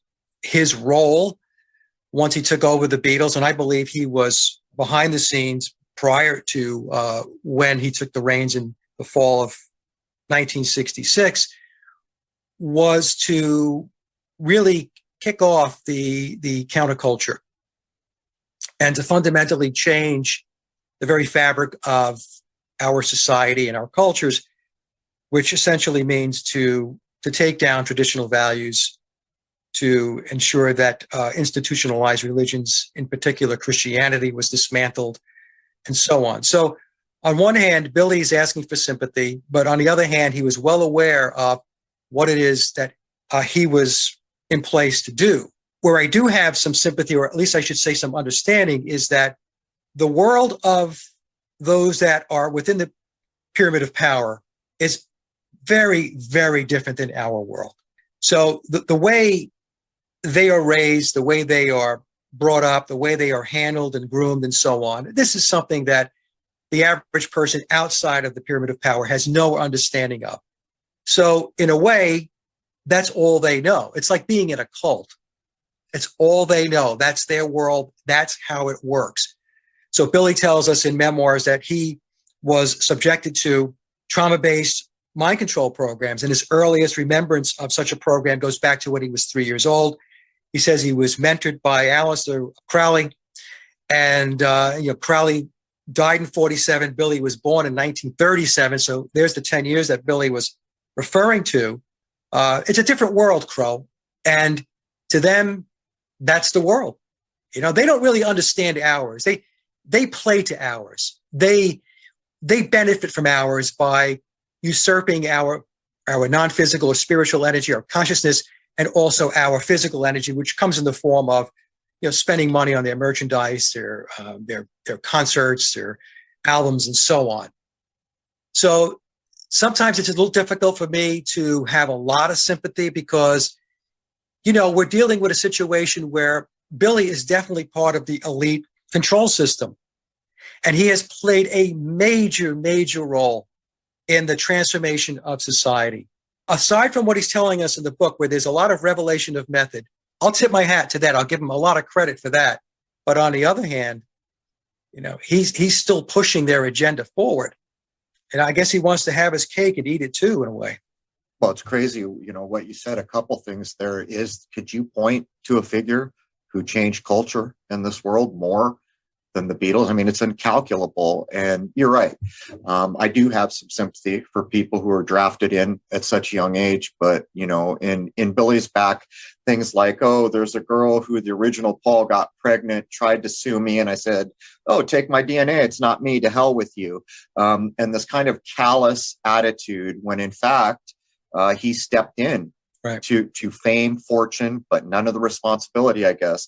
But the religion comment you just made, what was it? It was the movie Michael about the archangel with John Travolta, which I've taken apart to show that it's the son, not an angel. But in that, the archangel is saying, oh, John and Paul, and they say, oh, you mean the apostles? And he looks at them and says, no, the Beatles. Right. That clever play, even the setup of the names, also cleverly put together. But I want to mention another thing that came out of the committee of 300. There's a man who's apparently a musical genius, apparently has a very high IQ, I think he died in 1969. His name is Adorno. Some months ago, I was getting books, which I do. I collect books, and I found all of Adorno's essays in one book. And so I grabbed it, and it's astonishing the kind of musical level that he has a grasp of, but he is just bad-mouthing popular music. And when I'm talking popular music, he died in 1969. In the book committee of 300 is kind of tilted towards Adorno. But then as it turns out, some people that I've met over the years, because I do this for a living, are aware and actually nod their heads as much as they can to say Adorno played a role in that. What are your thoughts on Adorno? And by the way, when you read that book, I mean, he's got nothing good to say about the genre we're talking about. Yeah, so Theodore Adorno was a social scientist, just like Willis Harman. And he, in my view, played a significant role with the Beatles, with the whole British invasion. But the Beatles were the first ones out of the chute. The Beatles were the first manufactured band, if you will. So a lot of attention, a lot of focus, a lot of resources went in behind the Beatles. And Adorno was an accomplished composer. And I know there are folks that want to argue with that say that, well, if you listen to his music, he did a lot of atonal music. So atonal music would be the kind of music you would hear in horror movies. You know, it's kind of, there's no tonal center, if you will. I'm sorry, but that's called the 12 atonal scale, I believe, in the Committee of 300. Which I also want to talk to you about because you're a musician. But anyhow, I'm sorry for interrupting. No, that's okay. So Adorno, his philosophy was, to kind of oversimplify this thing, is that we live in a fascist system. And this system is oppressive.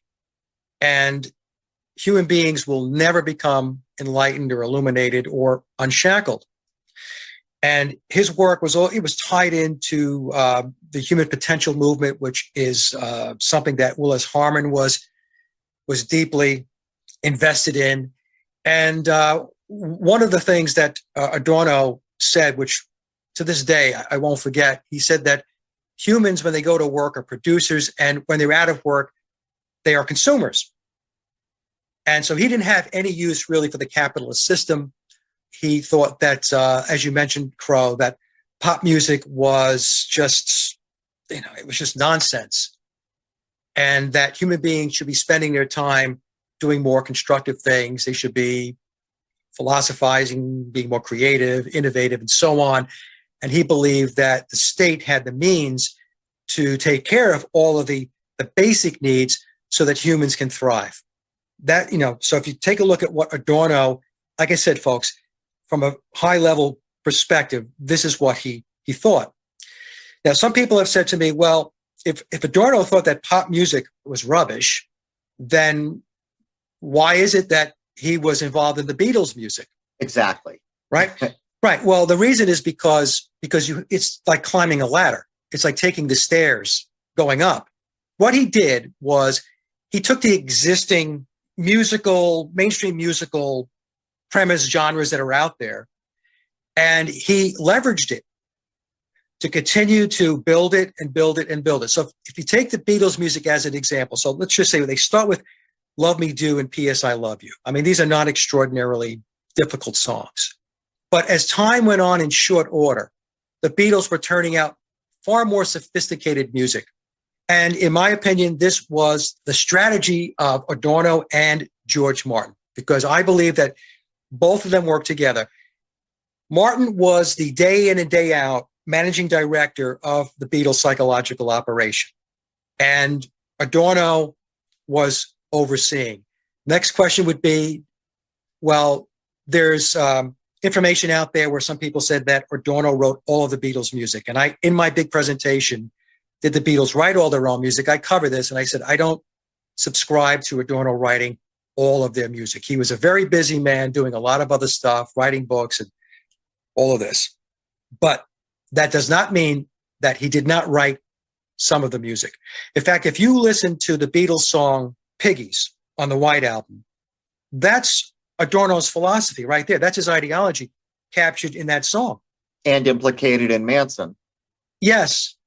Yep. And in Baroque classical style. So did that come from George Harrison? No, that didn't come from George Harrison.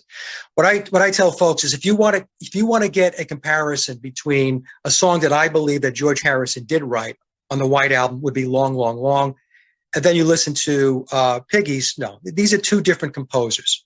Okay.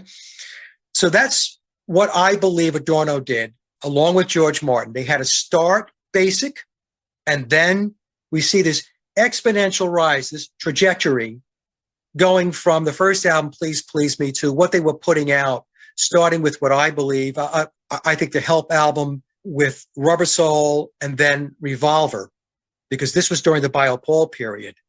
we have this rise in sophistication in the music that, in my opinion, it defies reasonableness.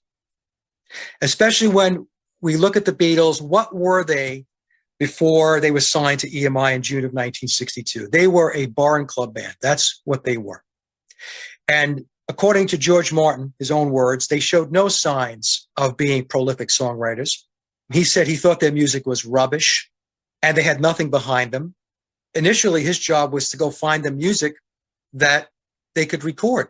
There was an article in the Mercy Beat magazine, which was popular back in the day. It was, I think, the August-September 1962 edition. And the main purpose of the article was to say that Ringo replaced Pete Best, but also in that article, it says that the Beatles were flying to London to record music that was written for them and given to them by their manager, their recording manager, their producer, George Martin.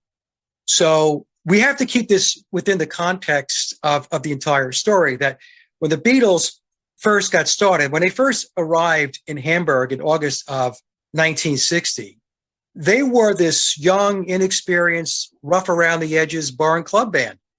And in fact, their first manager or handler, Alan Williams, before Brian Epstein stepped in, he had a difficult time getting them booked in Hamburg.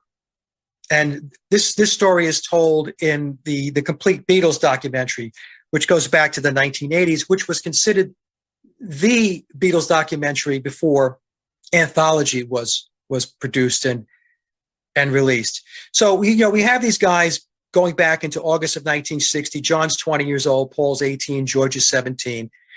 And then we're to expect that from August of 1960 to February 7th of 1964, when they land in America, that's 3.5 years.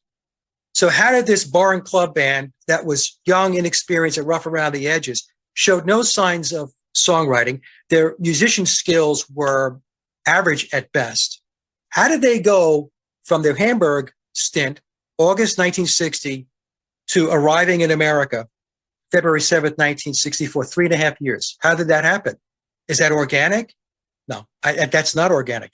There was a lot of stuff going on behind the scenes.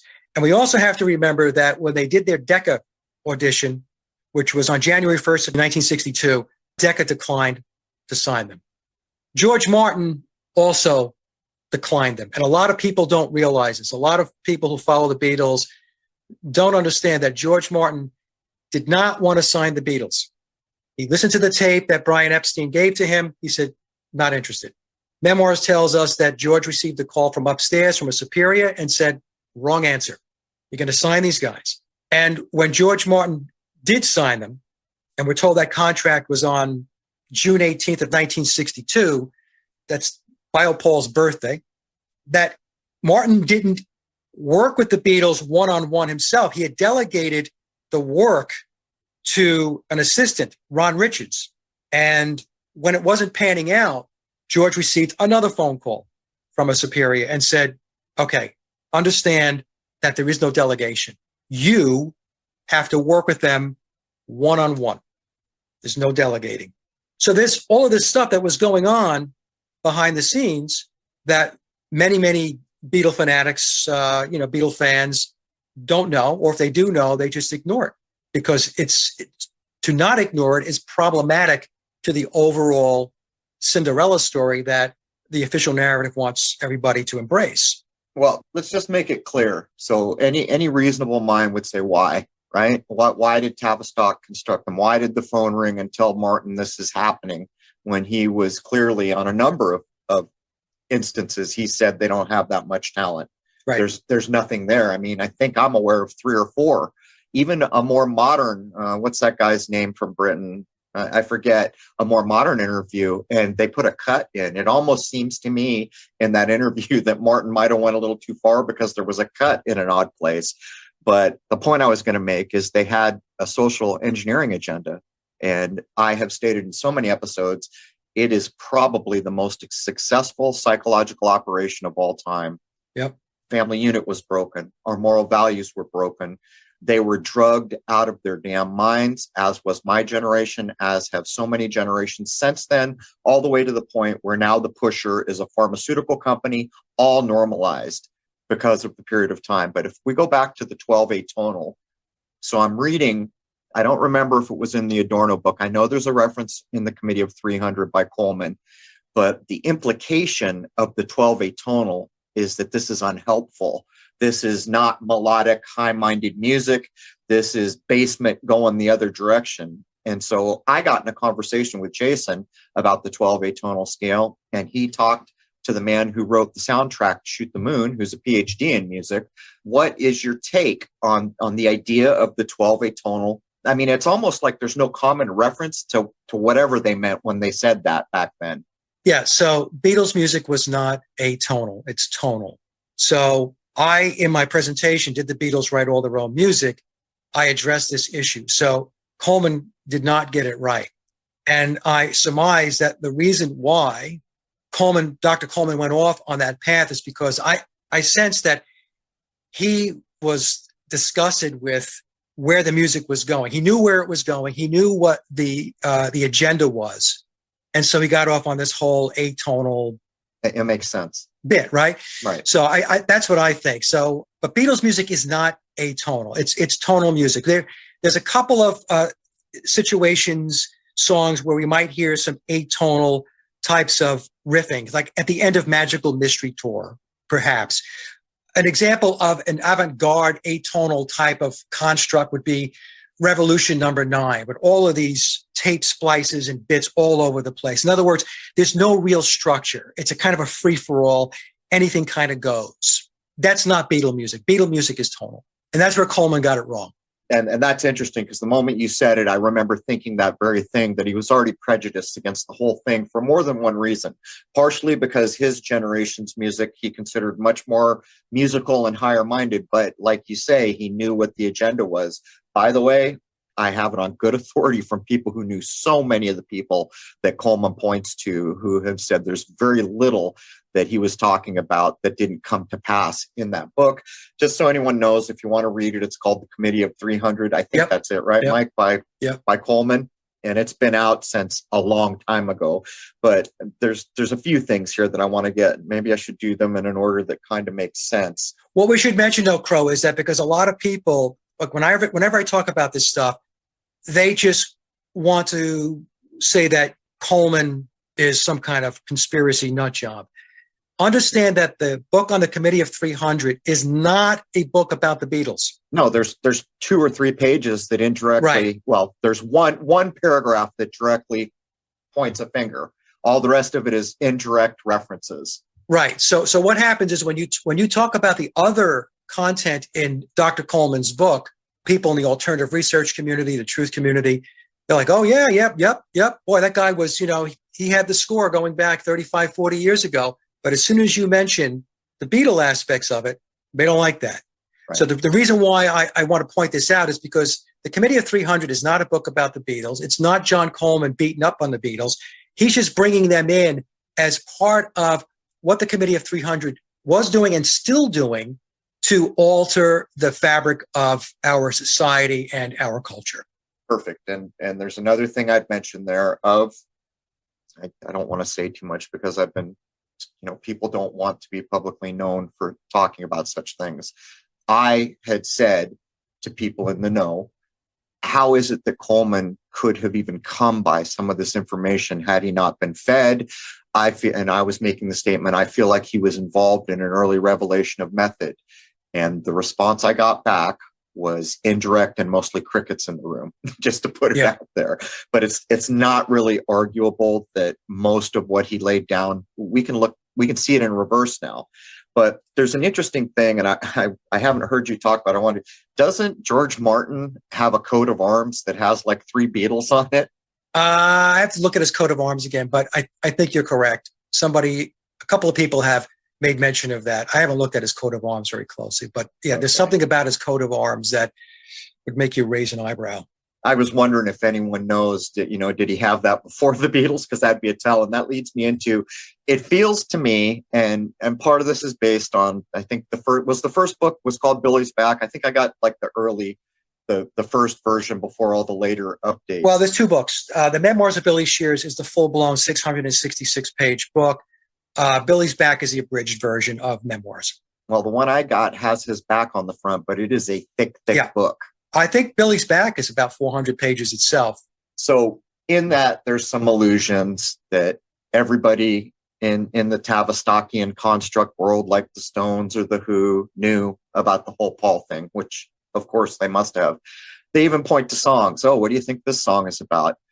But there's an underlying current, and you just mentioned that they got signed on biological Paul's birthday, and there's songs that make it feel like people knew this was coming. There's allusions to, oh, he had dreams, he knew he was going to die, but there's and you even mentioned Billy Shears, new Paul, may have well been around before old Paul goes away. Right. Do you get a sense that there was a plan from way back that we were swapping out original Paul, and if so, why? Because it goes back to Crowley. And in Memoirs, it tells us that in the footnotes, and I've got the 2022 version of Memoirs. I just finished rereading it. And so what folks have to understand is the world is run by occultists. So they're going to do their occult thing. So they go about identifying astrological events tied to dates, tied to gematria, tied to numerology, tied to tarot, all of this stuff. And so from reading Memoirs, what I got out of it was biological Paul McCartney. He had all the right criteria, which, what does that tell you? That tells you that he was on the radar, which tells me, and I'm not going to make, any allegations here, but I'm just saying this is my opinion, that one way or another, his family was tied into it. I believe that his father, Jim McCartney, was a Freemason, and that he may have been a big part of what was going to happen. A lot of times, they don't have the full story. They're given basically work streams to focus on. And his father would have had a particular work stream that he had to manage with regard to his son. The same thing with John Lennon. In fact, I had one person tell me, I have not been able to substantiate this, but I'll just tell you what this person told me, that the Harrisons were tied into American intelligence. His sister lives in this country, does she not? Yeah, I think she does. Yep. Yeah. So take that for what it's worth. And in Memoirs, it tells us that Ringo is very much connected, but the book doesn't explain the connection point. So going back to what you were saying, it's all based upon the occult. So I do believe, Crow and Jason, that the Beatles go back before 1962.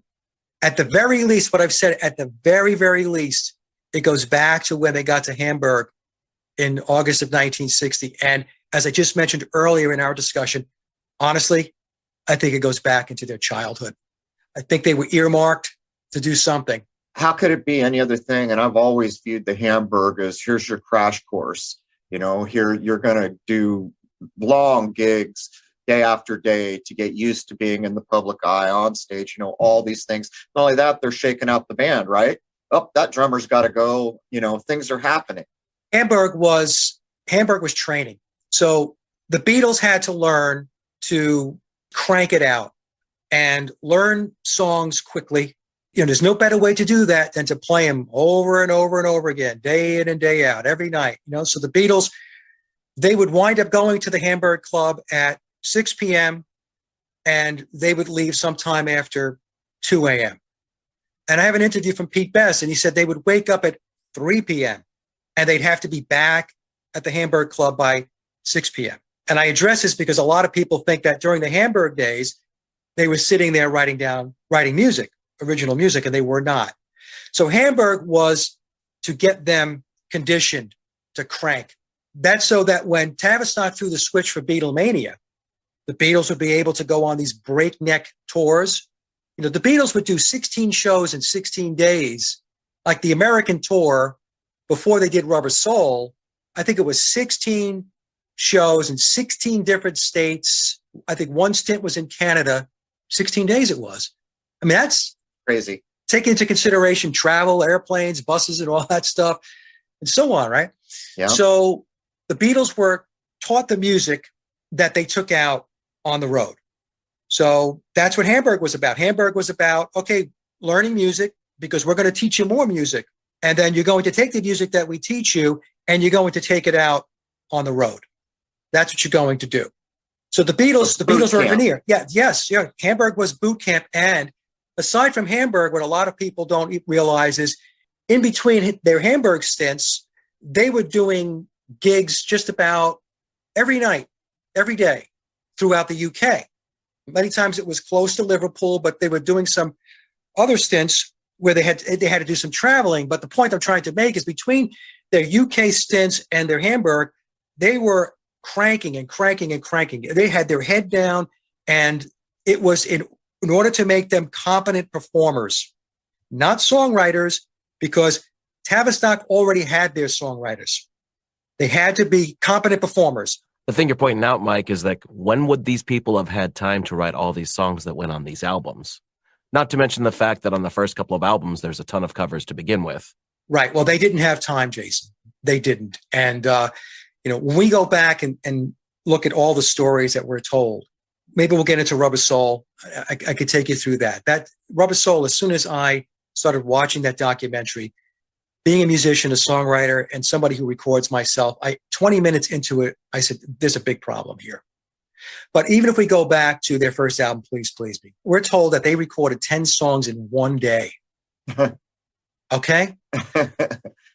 Even the Decca demo, we're told that they did, I think it was 15 songs in several hours at Decca, 3 of which were nondescript originals. I think it was Like Dreamers Do, Hello Little Girl, and Love of the Love. I question that. We're told that they wrote 30 plus songs while they were out in India when they weren't all there at the same time in India. Ringo left after 2 or 3 weeks because he had become ill. Billy left after about a month, 30 days. And George and John stayed for 60 days. And they went there with an entourage, which included their girlfriends and Donovan and others, right? So there were things that they were doing in India, activities and meditation and all that stuff. And then the one that really gets me is there's a story that, well, part of the Beatle legend is that it's the Esher demos. And we're told that on an unknown day in May of 1968. So I have no idea how everything else within the Beatle realm is documented. All the I's are dotted and the T's are crossed, but we have no idea when it is that they went in and recorded 27 demos in one day at George Harrison's bungalow. And that's referred to as the Esher demos. And I think 19 of those songs, I'm trying to read some, if I'm missing some of these numbers, folks, just bear with me. Sometimes it's just so much information. But I think 19 of those songs ended up on the White Album. Someone should call the Guinness Book of World Record, but the fact that they're on the White Album, I'm going to bring up the White Album. In other words, the White Album gets implicated into a lot of things. Yeah. Well, the White Album, to me, is the first album where we hear more of their own compositions and more of them playing on the tracks, because you can hear a clear distinction between the musicianship that we hear in some of the songs in the White Album and the musicianship that we heard through the first 7 albums from Please Please Me to Revolver, the Biopole era, 1962 through 1966. To me, there's a big difference in the sound, big difference in the skill level on many of the songs. Simpler songs while Biopole is there? Is that what you're suggesting? No, I mean, to play live? I'm talking about just the skill level of the musicianship. Were some of the songs simple? Yes. That's the argument. A lot of people want to say, well, these are not hard songs to play. It doesn't matter whether they're hard songs to play. My point is how well they're being played. And the Beatles did not show any inclination to have that level of skill, musicianship-wise, to play at that level. Think about a song like Day Tripper and how that song begins, the riff, and then how the drums roll in. When have we ever heard Ringo Starr drum like that? One of the examples I use to really kind of draw it out for people so that they can do a comparison is go to John Lennon's first solo album, Plastic Ono Band, and listen to the song God and listen to the drumming on God. That's Ringo. It's stiff. It's not fluid. I mean, does he do a good job? He does a decent job, but it is not the same drumming that we're hearing on the early period songs. George Martin himself, and the Beatles' official narrative tells us that Andy White was hired to drum on Love Me Do and P.S. I Love You. And I have said that I find it very hard to believe that George Martin only hired Andy White, a session drummer, for those two songs. If I was a betting man, I would bet you that all of the drumming on the first album, Please Please Me, is Andy White. We've had Bernard Purdie step out starting in the late 1970s to say that he drummed on 21 Beatles songs. Bernard Purdie is one of the greatest session drummers of all time, one of the most recorded drummers of all time. He played for 25 years with Aretha Franklin. And I have people say, well, he's a liar. He's a liar. No, he's not a liar. He drummed on 21 songs. When I released my big presentation back in April of 2020, before that I had been dialoguing with a person. And it's one of those dialogues, email correspondences, where you know that that person knows a lot more than what they're saying. So after I released the presentation, they wrote me. And they said, well, Mike, now that the cat is out of the bag, let me just tell you this. I am related to Ronnie Verrill, the great session drummer out of the UK. Now, he passed away, and I guess it's got to be at least 10 years ago or so now. But she said that Ronnie drummed on Beatles songs too. And this person is a family member of Ronnie Verrill's. We have Bernard Purdie in an early 2000, I think it was 2004, it was a Red Bull sponsored interview. He came out and said that there were 4 drummers on the Beatles' music. And I believe Bernard was talking about the early period, 62 to 66. And he said, and Ringo was not one of them. So how many more people have got to step out and talk about this before people realize that the person telling you this is not the liar? Right. Well, I got to jump in here. We're coming to the top of our go ahead. But what I have found is like the work that you're doing, you've gone into the nuts and bolts. You'll give you the damn day, the date, the name, the birth date.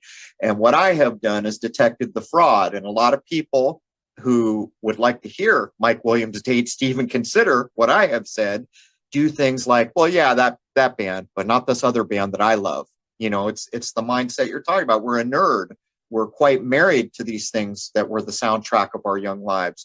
But Mike, please tell folks where they can get a hold of your just awesome work. Are you primarily on YouTube at this point? On YouTube, BitChute, Odyssey, all of them. So just go to my hub website, folks, Sage of Quay, SAGEOFQUAY.com. All of the links are there. And whatever platform makes you happy, I'll be there. All right. Just to be clear, it's Sage of, and the word Quay is spelled QUAY. Now, when we get back, I have so many things. And Jason, I'm sorry I bogarted that. We're going to have to butt you in because I know you want to get in on this. I want to talk a little bit about the LSD because it's important to the Tavistokian ideas. I want to talk a little bit more that the death to come was known. And I think this is pointed out in the book where they're saying, oh, this song that everyone loves is talking about this. Ruby Tuesday, on it goes. A little bit about studio time, but I think there's a big story to be told from Harry Nilsson. Not too long ago, there was a whole movie made about his life, and he's on YouTube saying flat out that he was the 5th Beatle at times. Anyhow, with that, we're going to wrap up hour 1 of episode 481. We're going to take a very short break and come back for hour 2. So many things we could cover. Hour 1 is free to everybody at crow777radio.com, CRROW777radio.com. Members know to come in and log in for the full episode. With that, we're going to take a quick break, and I would like to wish everybody in the entire world a happy, healthy, and higher-minded new era. Cheers. All right, man. Welcome back to Pro 777 Radio. This is hour 2 of episode 481. Jason Lindgren is back with me, as is Mike Williams, also known online as the Sage of Quay. You probably search Sage of Quay to find him online. It's not hard to do.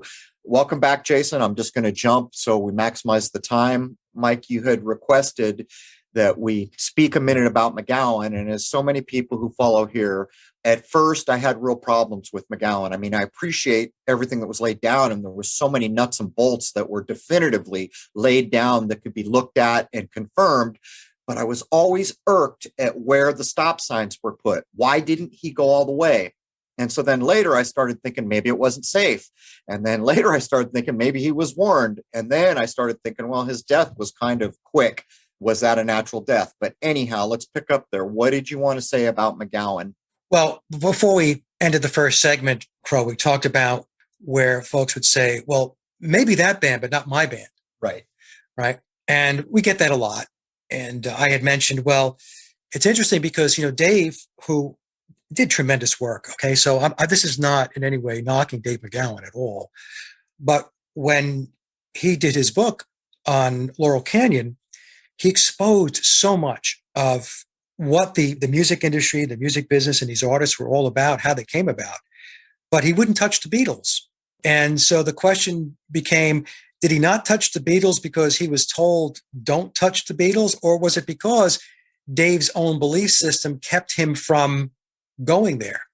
That's the question. Well, I can actually add something there. Now, I want to get your point of view on this. When I think of how this went down, I consider the British invasion side of the house absolutely demonstrable Tavistock construct and deep Tavistock construct. Now, when I come back over to Laurel Canyon, while I know it's all hand in hand and the messaging is synced one another, I consider that to be better described as military-industrial complex, United States. Do you have that equivocation?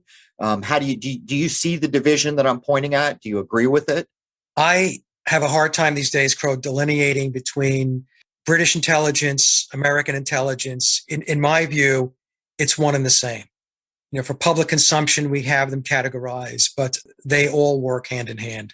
That's my view of it. The messaging provably is in lockstep. There is no difference in the messaging. Yeah, it's not like, American military intelligence just said, well, this is what we're going to do. And it just happened to coincide with what Tavistock was doing on the other side of the pond. No, these things are all coordinated.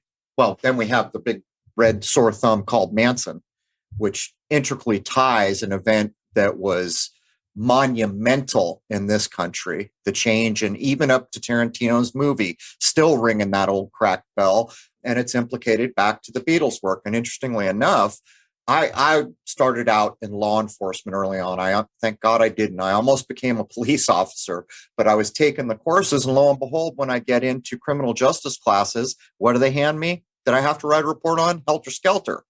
Now, this is written by a foul, dishonest man called Bugliosi, who is also the prosecutor, making a #1 bestseller as he prosecutes. But I don't want to go there. It's too much of a sidestep. So I'm going to try to quickly get into the things that I had listed. Now, I had mentioned that it feels to me like even biological Paul at some point probably knew he had to go. People point to the song Yesterday, Ruby Tuesday. That's done in the book. But I want to point a thing out. This gift never keeps giving, this mind warping. Now, I think, and you'll have to correct me because it's been a while since I read the first smaller of the books, apparently. The Who has a song called Don't Get Fooled Again, which is supposedly somehow tied to telling you the Paul is dead story. After 9/11, the Who came to New York City, and what did they play? We Won't Get Fooled Again. But do you think it was a known quantity? Do you think Paul really was having dreams that he was going to die? Did he die? Is he alive in the world somehow? Do you see where I'm going with all this? Yeah. So if we take a look at what Memoirs tells us, it says that John Lennon and Paul McCartney entered into a Faustian bargain on October 24th of 1963, and that Paul was having these dreams or these nightmares, and it was tied to the Faustian bargain. So what they did was they released the Beatles' first LP, UK release. Those are the official releases. It's not the US Capitol releases. Please Pleasing was released March 22nd, 1963. So we have the 322 there. And then this is what they usually do. They give you a taste of success and notoriety and celebrity. And then they ask the question, do you want more? And if you say, yeah, well, if you want more, then this is what you've got to do. And so the book tells us that the pact was made again on October 24th, 1963. It was that. But just between them, Mike, I'm sorry, just between the two of them, supposedly? Yeah, well, the book says it's between Lennon and McCartney. They both did it together. It doesn't mention George Harrison, and it doesn't mention Ringo Starr. It says the two of them. So Paul allegedly had these dreams or these nightmares. I think it was sometime mid-1965. And, they were tied into Kenneth Anger, as was the Stones and a lot of other bands. And Zeppelin. Yeah, right. And Kenneth Anger was a disciple of Aleister Crowley. And in fact, some will say that the baton was passed from AC to Kenneth Anger. There was a reading that was done, I guess, some kind of reading that involved Anger and this guy by the name of Mosher, who was one of Anger's guys. They said, you don't have a lot of time left. So this is what's in the book.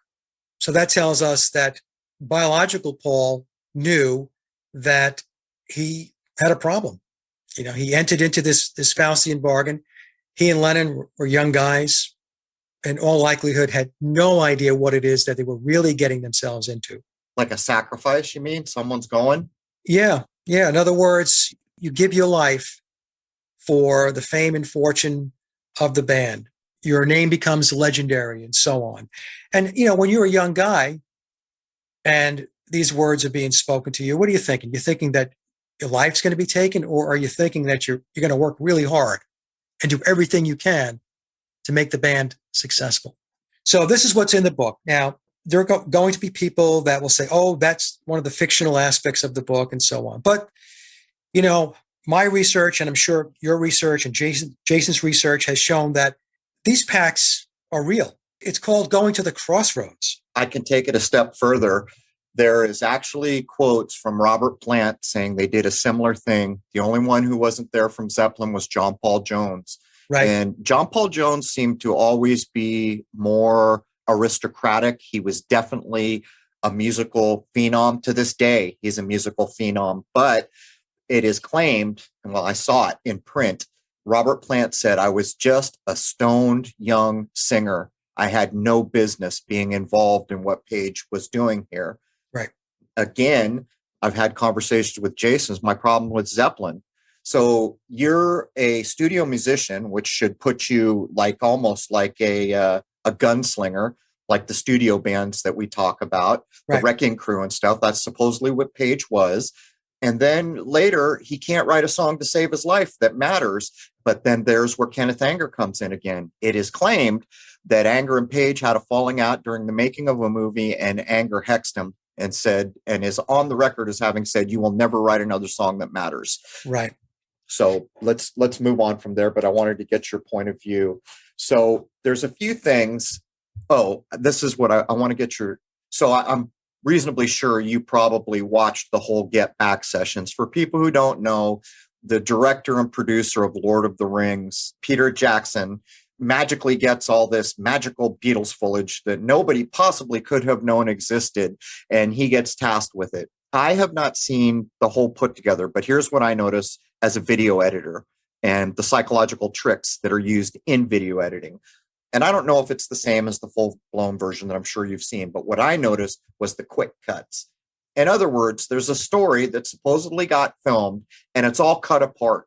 And there's all these bizarre quick cuts. And when I say quick cuts, one of the psychological tricks used in video editing is the human mind needs about 4 or 5 seconds to decide on a thing. When you see video that's cut apart in 1, 2, or 3 seconds, and it's done long enough, the brain just gives up and goes into zone mode because there's never been enough time to make a decision. That's what I noticed. But here's the thing. In the short little excerpts that I've seen that were released out on YouTube, I begin to ask, is that AI generated? Did you get any sense that that was constructed video? Did you ever have that thought? Well, I watched the whole thing.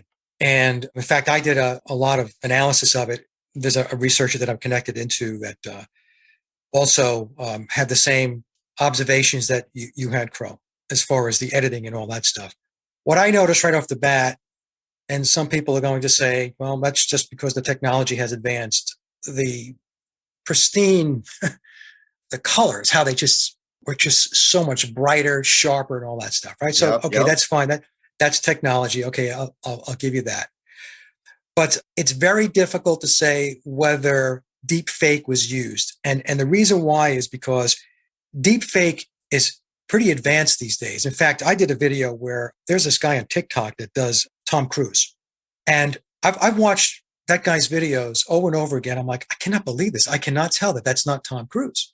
So here's the thing. So if deep fake was used, and by the way, Peter Jackson, he's upfront about saying that incorporating artificial intelligence into his filmmaking is something that's what we're going to do. That is what we I We didn't do. know that. I didn't know that. Yeah. Yeah. So getting into AI and stuff like that. In fact, I did a video on before Get Back came out. I did a presentation about 2 hours long.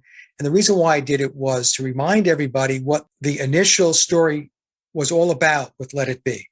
And it was about a band that was coming apart at the seams, not this happy-go-lucky, back-slapping group of guys that were just having a great time during the sessions. So your point, I'm sorry to interrupt, but for everyone listening, what Mike is pointing out is people that are my age, Mike's age, we remember discontent. Look, the band is falling apart.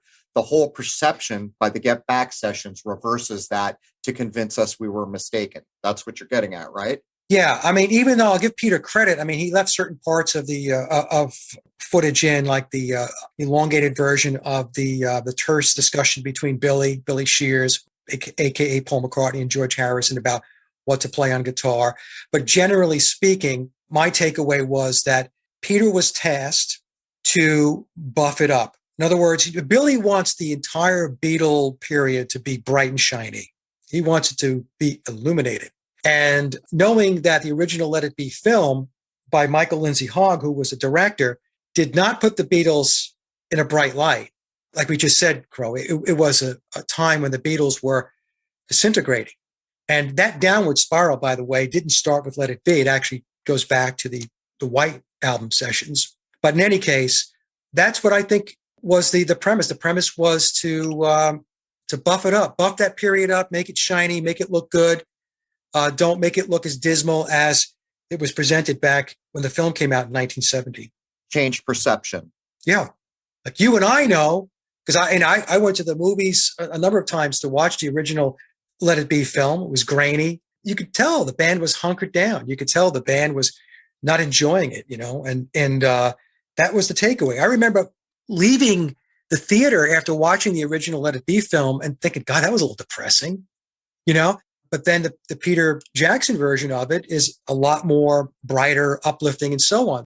So if Get Back is the one you're going to watch, then your recollection or your idea of what that time period was all about is going to be Peter Jackson's version and not Michael Lindsay Hogg's. So I can say a couple things from the limited shortcuts that I saw, which I assume are mostly excerpts from the overall production. I saw focus issues was the first thing that I noticed as a video editor, that were impossible focus issues, which told me that what I was looking at was constructed. But I got the sense on more than one occasion with the limited view that I've had. So basically what I'm telling you is my perception here. I'm not telling you a fact that I can back, but I am telling you that it is enough of my perception that I accept that it's probably correct. That would be where I worked from, is that some of that footage was constructed by AI and that it never happened in real life.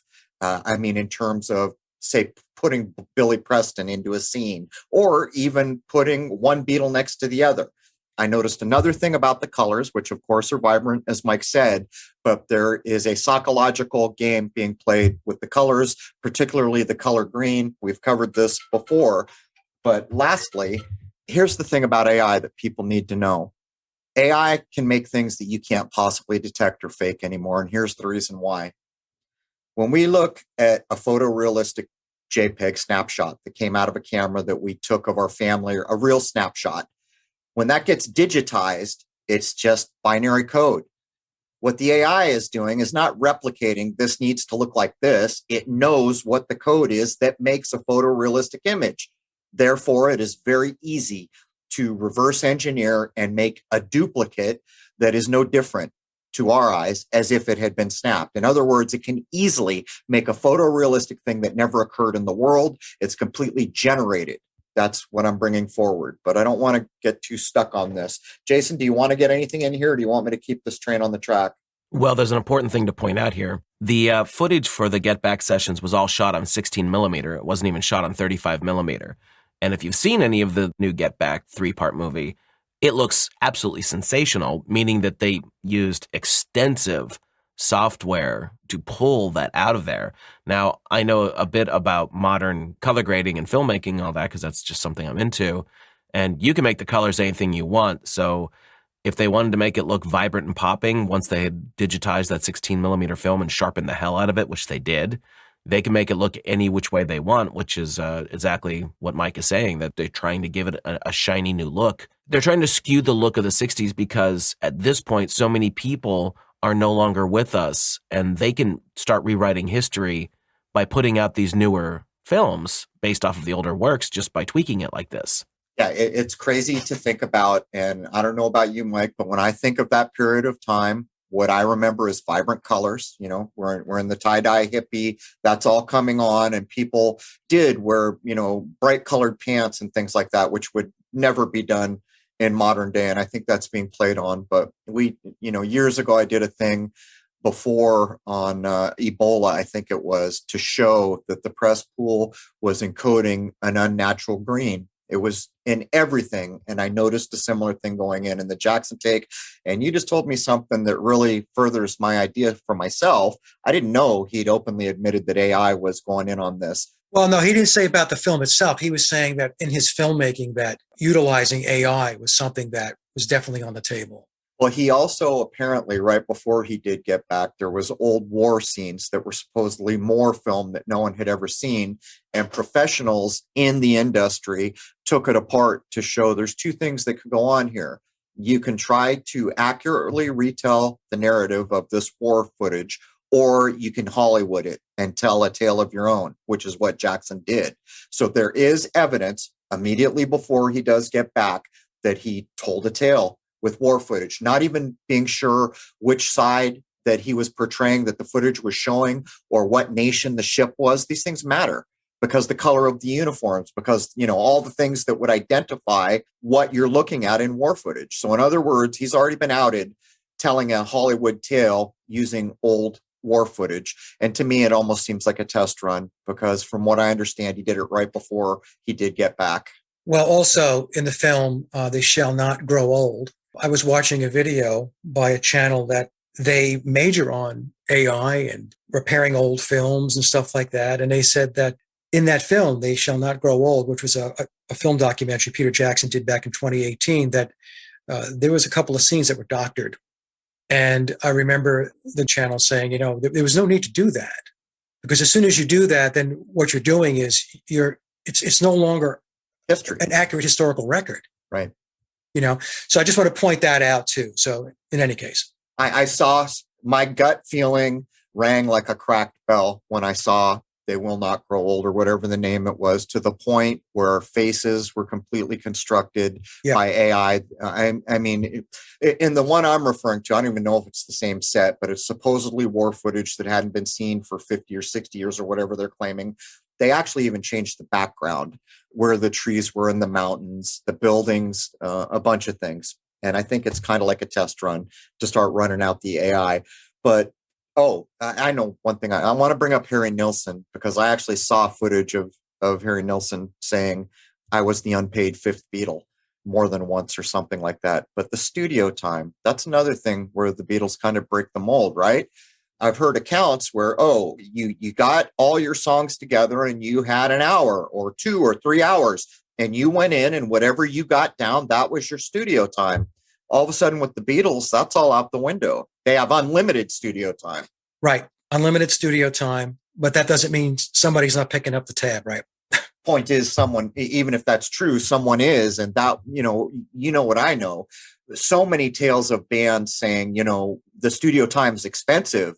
And how many tales have you heard about, everyone's partying in the studio and someone in charge has to say, you guys better knock this off. This is a hell of a bill we're running up here. We're supposed to be making music. We've heard this over and over and over. But the other thing I would point out too is the LSD. And that's what ties to the United States. I've mentioned before the George Harrison, I think it's a clip, pretty sure it's either a voice recording or a clip where Harrison's saying, I'm going over to Haight-Ashbury to see all this big movement. And I get over there and there's all these spotty, drugged out kids. And he says, just by chance, we had a microscope and we had some acid. So I looked at it and it looked like a bunch of nasty, naughty ropes. And that's when I knew I was never going to do LSD again. And I'm thinking in my mind, that's a bridge too far. You've already launched this movement. But the LSD ties in to the whole narrative that's coming out of Laurel Canyon, which culminates in Manson, which changes the world, and what happened at Haight-Ashbury.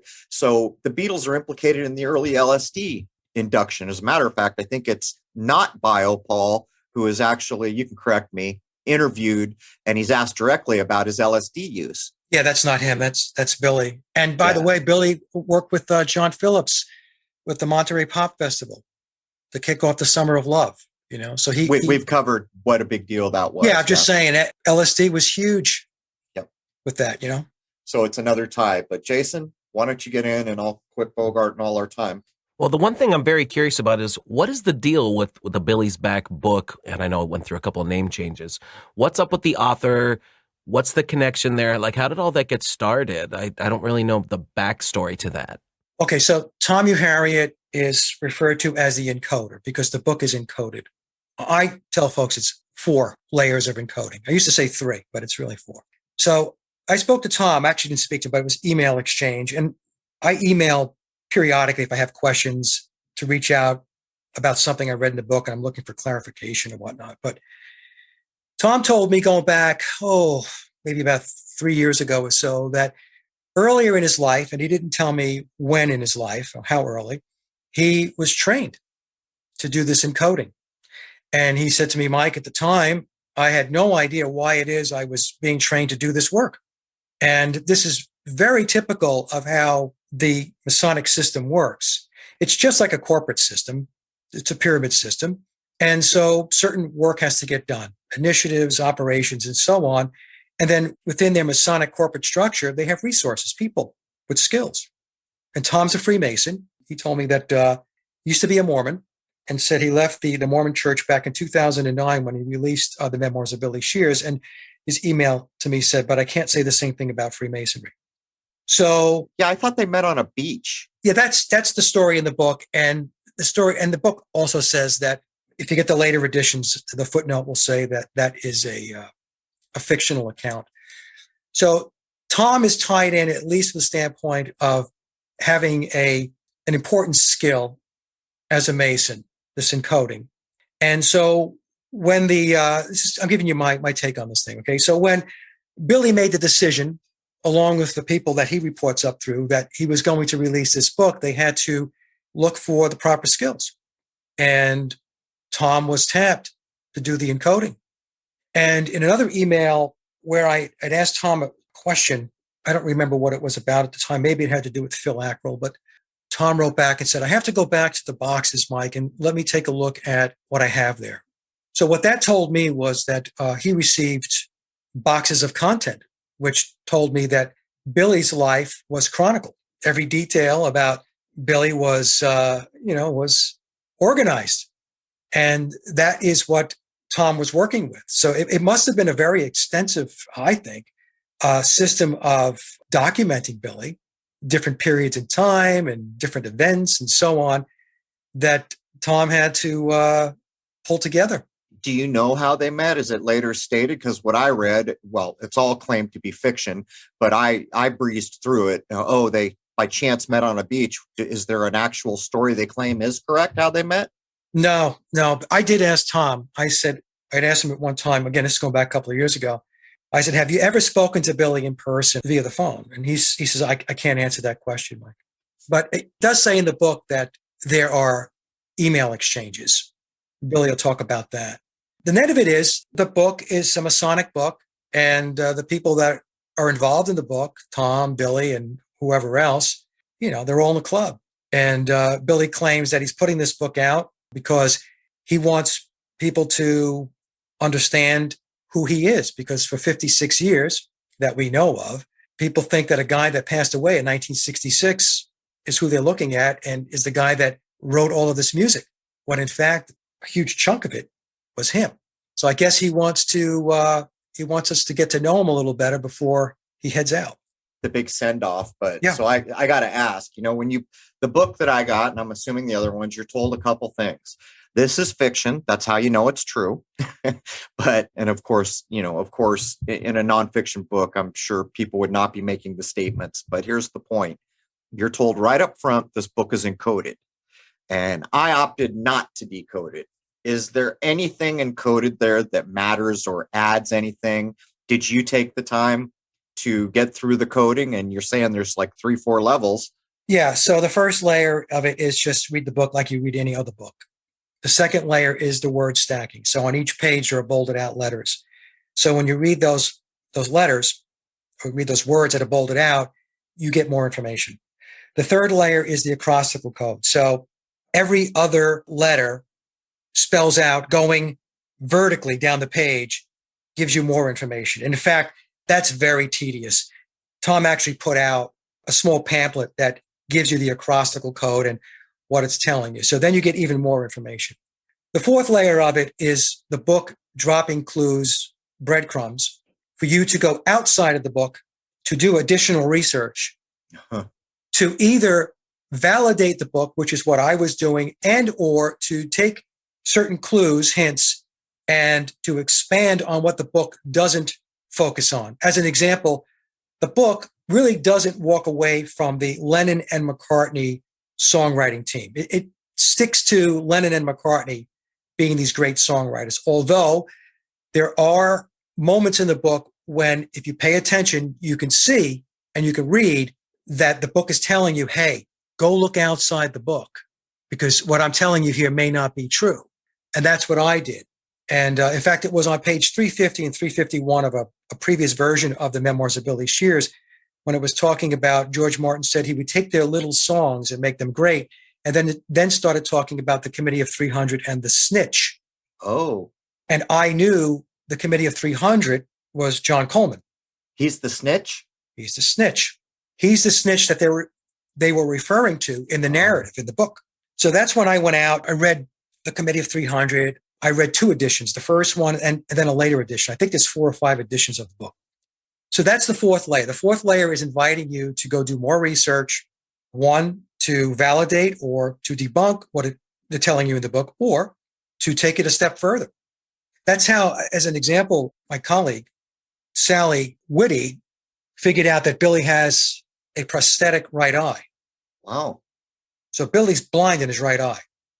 And so there were certain clues in the book, along with the fact that Sally was picking up on it because she herself has a prosthetic eye. So she was watching footage of and film and video of Billy, and she noticed the way his eye was moving, that it wasn't always in sync. Both eyes weren't. That is so occult. That is so Odin. Yeah. So right. Odin, Horus. Yeah. So anyway, I said it was the most important delineation and differentiators between Billy and biological Paul, because before people were talking about the faces were different. Paul's was rounder, Billy's was longer, Billy's taller, they have different ears and so on. Well, now we've got something that we can really point to. And Billy has an artificial eye. He sees with his left, blind in his right.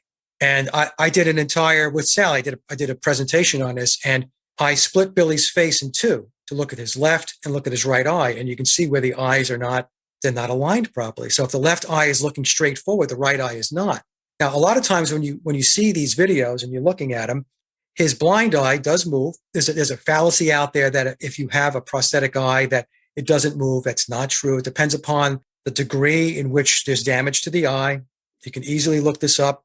Lots of information on prosthetic eyes.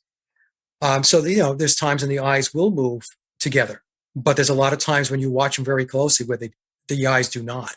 Do you feel like that's the biggest discovery? I mean, so yeah. All these levels of encoding, most of it's you go out and discover other things. It's almost like an extension of energy grabbing, if you think about it. If there's really not that much offered to you, they're just taking your time again. It's a puzzle. That's what it is. The book is a puzzle. And if you're intrepid enough, you try to find the pieces to the puzzle. But his prosthetic eye, his artificial eye, is the most important clue that we have, that the guy playing Paul McCartney today is not the guy who played or was Paul McCartney back 1962 through 1966, or the guy that was in Hamburg. All the other stuff is interesting. Yes, Billy's taller. Yes, Billy has a longer face. Yes, Billy has different ears, but Billy also has an artificial eye. And if folks watch my presentation, I guess we did it about 2 months ago or so, maybe 3 months ago, it's very clear. In my mind, it's not even ambiguous. Once you see it, you can't unsee it. Do you feel like there's evidence for other Beatles being doubled? Yeah, I mean, they all had doubles. They all had doubles and lookalikes. I had a source tell me going back a number of years ago that right out of the chute, along with each biological version of each Beatle, there were 3 doubles and lookalikes that were put into play. So if you count the biological version with the lookalikes, 4 Pauls, 4 Johns, 4 Georges, 4 Ringos. And then I did a collage of the many faces of Paul McCartney. This was going back to a lot of my earlier work that I was doing back in 2018, 17, 16, and so. And I did a presentation on John Lennon. How many John Lennons were there? We have this John Lennon who had a certain nose going through 1966, and then with Sgt. Pepper, this guy with a very pinched, narrow nose emerges. Now, some people will say, well, he probably had nose surgery and so on. So I think that there's enough proof that at the very least there were doubles and lookalikes in play. I also showed that I believe that the original John Lennon. See, there's some theories out there that say that all the Beatles died back in 1966. And I don't subscribe to that. The only one that was replaced because he passed away was Paul McCartney. John Lennon made it all the way through the timeline up through 1980. And it's because I found 3 images, one of him in Hamburg, one of him as a Beatle, and then one during the double fantasy period. And it's the same person. But the net of it is lookalikes and doubles, along with image doctoring, folks, is rampant. And this was all done, especially in the case of Paul McCartney, in order to create a composite Paul McCartney, so that over time it just kind of rolls in and becomes psychologically. It's a big blur, right? Well, they put that image in the middle of the album. The past, it's exactly that. Subconsciously, you're all, well, wait a minute, that looks a little bit different, but you've already assimilated. That's just a version of Paul McCartney on Sgt. Pepper. Yeah. So you're looking at it and you're saying, well, boy, he looks a little different. But then you're thinking to yourself, well, who else could it be? It has to be Paul McCartney. But the other thing they did with Sgt. Pepper was they changed the look of all of the band members. And that was done intentionally so that you would just come to the conclusion that, well, they all changed. They grew beards, mustaches, hair's a little longer, psychedelic outfits and all that stuff. It's them. It's interesting, and I know you'll remember this. Back in the day, they were basically telling you this. Remember Mission Impossible? It was always the same thing. A world leader gets swapped out, looks exact, sounds exact. Right. And what they have is agents going in and taking out the real guy and then impersonating him. And they're tipping their hand, aren't they? I mean, look at Saddam. Saddam had to, who hasn't? So, yeah, it's... Well, people, you know what it is, Crow? People are just... Trusting. They're just not there. Yeah. I'm going to be polite about this. They're just not there. And they're still consuming the pop culture. They don't have the intrepidness to think too deep. How many people even realize that in Bewitched, Darren was switched out? Right. Dick Sargent. What was it? Dick York? Yeah. Yeah. 2 dicks. Yeah. I guess, there are people who notice, but did anybody lose any sleep over it? No. They just kept rolling along. One of the biggest feathers in the cap of Tavistock had to be that they gave to themselves was after they swapped out one of the most famous identifiable entertainers in all the world, Paul McCartney, and swapped him out and really nobody noticed. A big light bulb had to go off. They had to think, wow, this is good. I suspect it go. I saw, of all places, on TCM, it got to the point where I just couldn't watch modern entertainment. It's too violent, too program ridden. Not that the older stuff is free of it, but it's less harsh, less violent. They did this, I think it was MGM, if I remember correctly, in the 30s. And they were doing this backstage thing. And I always remembered, how good the makeup was in Wizard of Oz? All the way through the 80s, most of the makeup jobs don't even approach the makeup job that was done on the Wizard of Oz, right? Right. So then they were backstage and they're showing, we have latex masks of everyone who's ever worked for us. And they're showing all these Mission Impossible style. And I'm thinking, why do they have that? And then I began to realize this is in the 30s. And then I began to realize not only have they had this for a long time, not only are they employing actors and doubles and all these things, they actually, in the 80s, downplayed what was possible for special effects. But they're, like I said, go look at Wizard of Oz. the makeup is really good. And you're thinking, oh, that was all the way back in 39. But I think this has been a known quantity since, well, clearly before even Mission Impossible. What's that? That's the 60s, isn't it? Right. Yeah. So people just have no comprehension. Like in the example you gave about latex going back to the Wizard of Oz, we're talking 80 years ago or so. It's crazy. And it was, at first, and what was weird is they were showing this massive, not quite cavernous room, but the number of masks was insane. And they made some comment like it's all the major players that have ever been, under contract with us. And that's when I began to realize that like a pope or a king of Spain, or I began to realize this is how they do it. They need a double. They want to swap them out. It's just crazy to think about. Anyhow, yeah. Jason, you want to get in here? So I have wanted to know, has there been any updates or anything figured out about what would have happened to James Paul McCartney, about when it would have happened, whatever it was, and who was Billy? What was he doing before the switchover? Okay, so biological Paul McCartney, according to memoirs, says that he died at 5 a.m. on September 11th, 1966. And what's interesting is the prevailing conspiracy narrative says it was a car crash, and memoirs in later editions starts to pull back from that, which is alluding, at least in my mind, to the fact that it was a ritual sacrifice. Did you say September 11th? Yeah, September 11th, 1966. I mean, there it is. I'm sorry. Go ahead. Okay, yeah.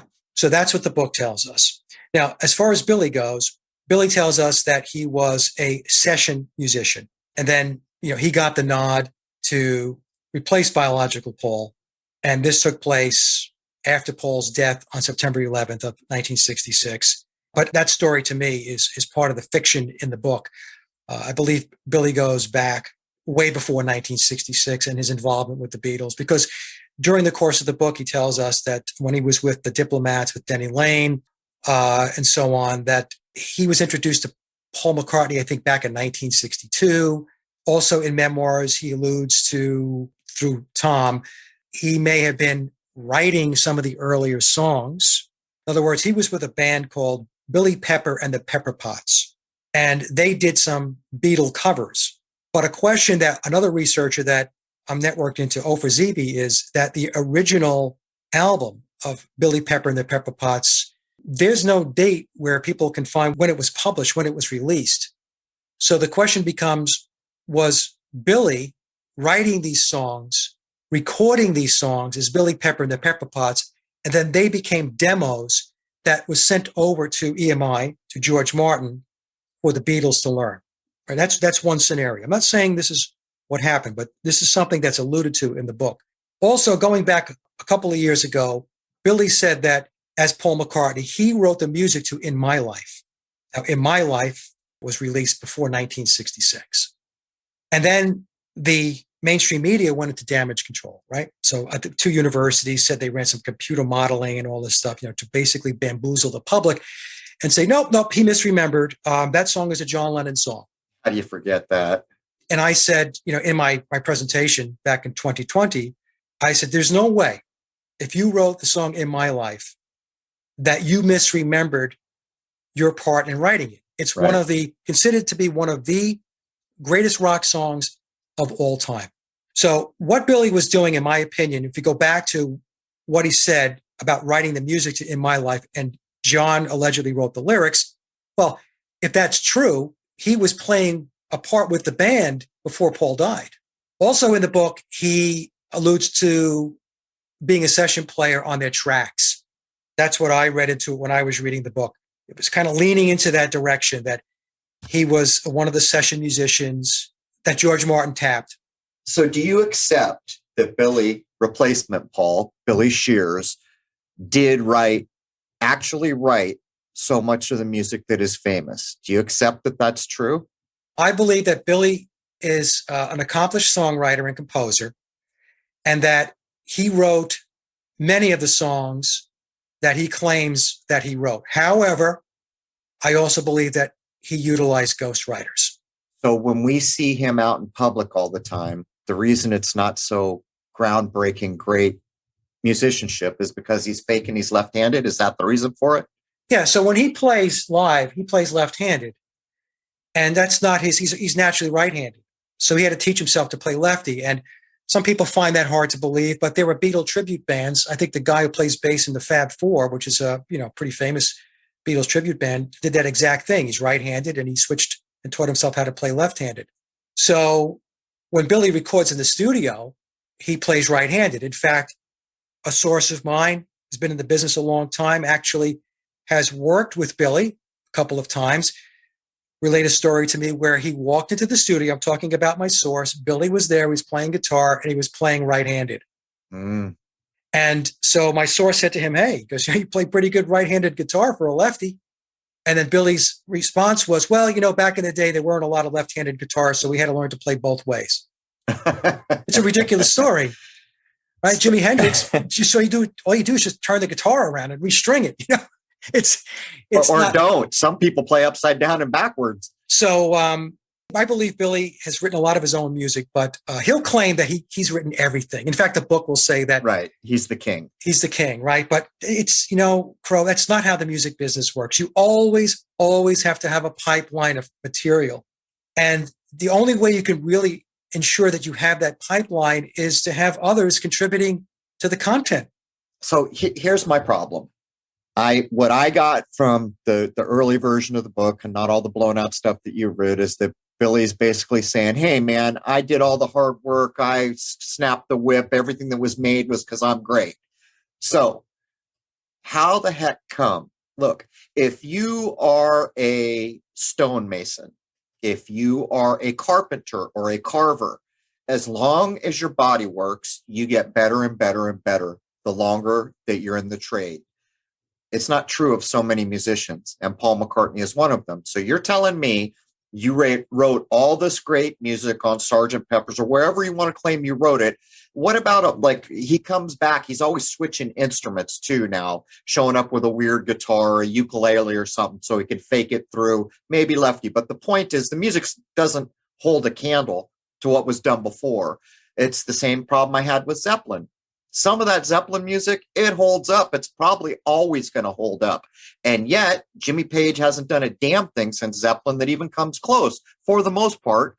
And then, of course, I ran into the anger thing, where it's claimed that he had a nasty spell put on him, whether or not that's true. But at least it starts to try to answer. So what's Billy's issue? Where's all the great music, Billy, if you wrote all that?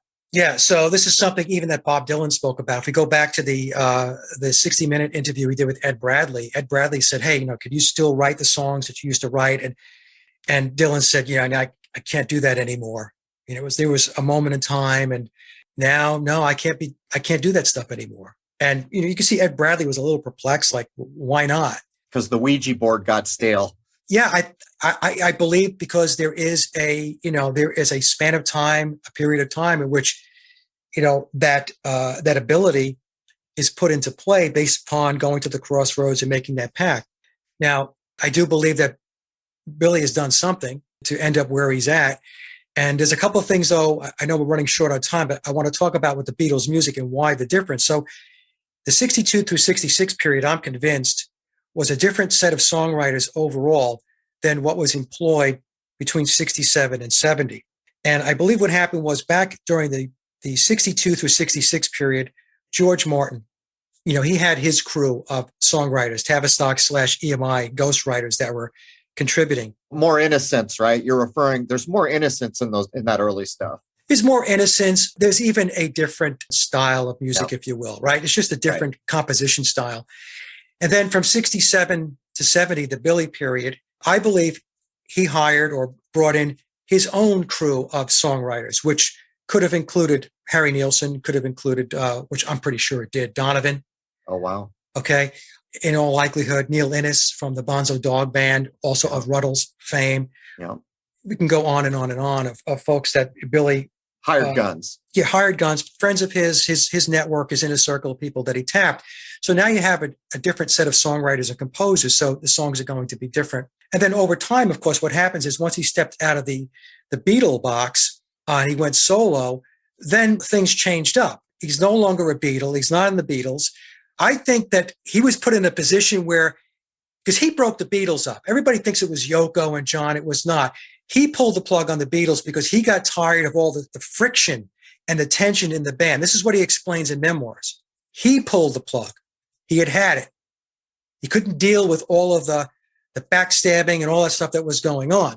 So I think it's possible he's put in a penalty box a little bit, because then he released his first album, McCartney, and that did not get rave reviews. And in fact, in the book, when he talks about his first solo album, McCartney, he says, I'll never do that again. Which is pre-Wings?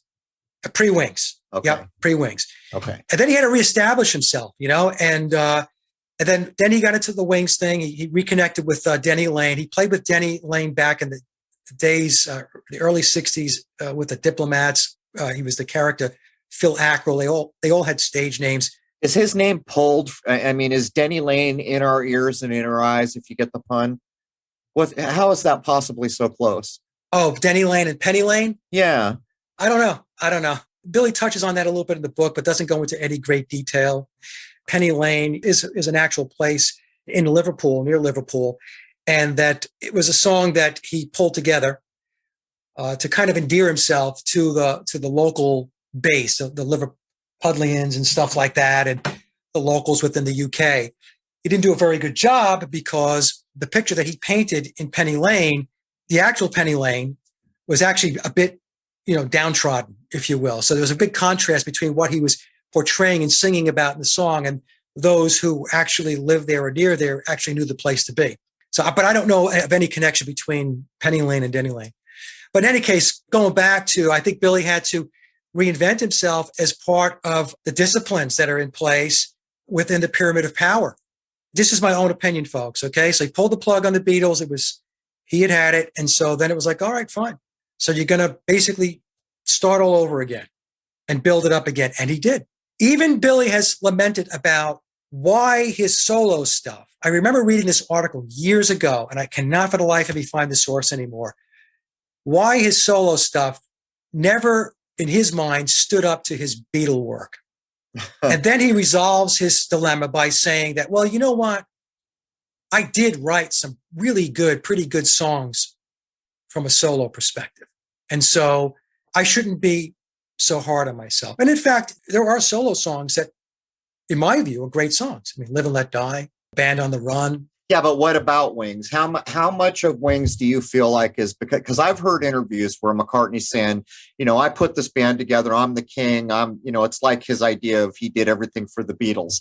But with that one song where it's all guitar, the guy says, I have an idea. The guitarist says, I have an idea. And Paul says, I don't know about that. Well, finally I come around and I said, okay, we can try this guitar part, but that song is nothing without the guitar. My point being, how much of Wings is even him in the first place? Or is he surrounded by good musicians? Well, he does surround himself with good musicians. Denny Laine is a very good musician. His solo work after Wings, he surrounded himself with studio guys. His current band is a bunch of studio guys. I don't know, Crow. I think that, he takes the credit. He does. How much of that credit is truly warranted? I mean, we can debate that. But evidently, the folks that he's playing with, at least to some degree, don't have a problem with it. And it's probably because they're paid really well, they're in the club, and they understand at the end of the day, this is all for a much larger cause. Where's the great music, Paul? Remember the one he put out where the postman, there's a video, the postman comes and delivers a weird looking guitar. I forget what it is. And there's death everywhere. There's ghosts in his house. There's ghosts by a car accident on the side of the road. Remember, do you know what I'm talking about?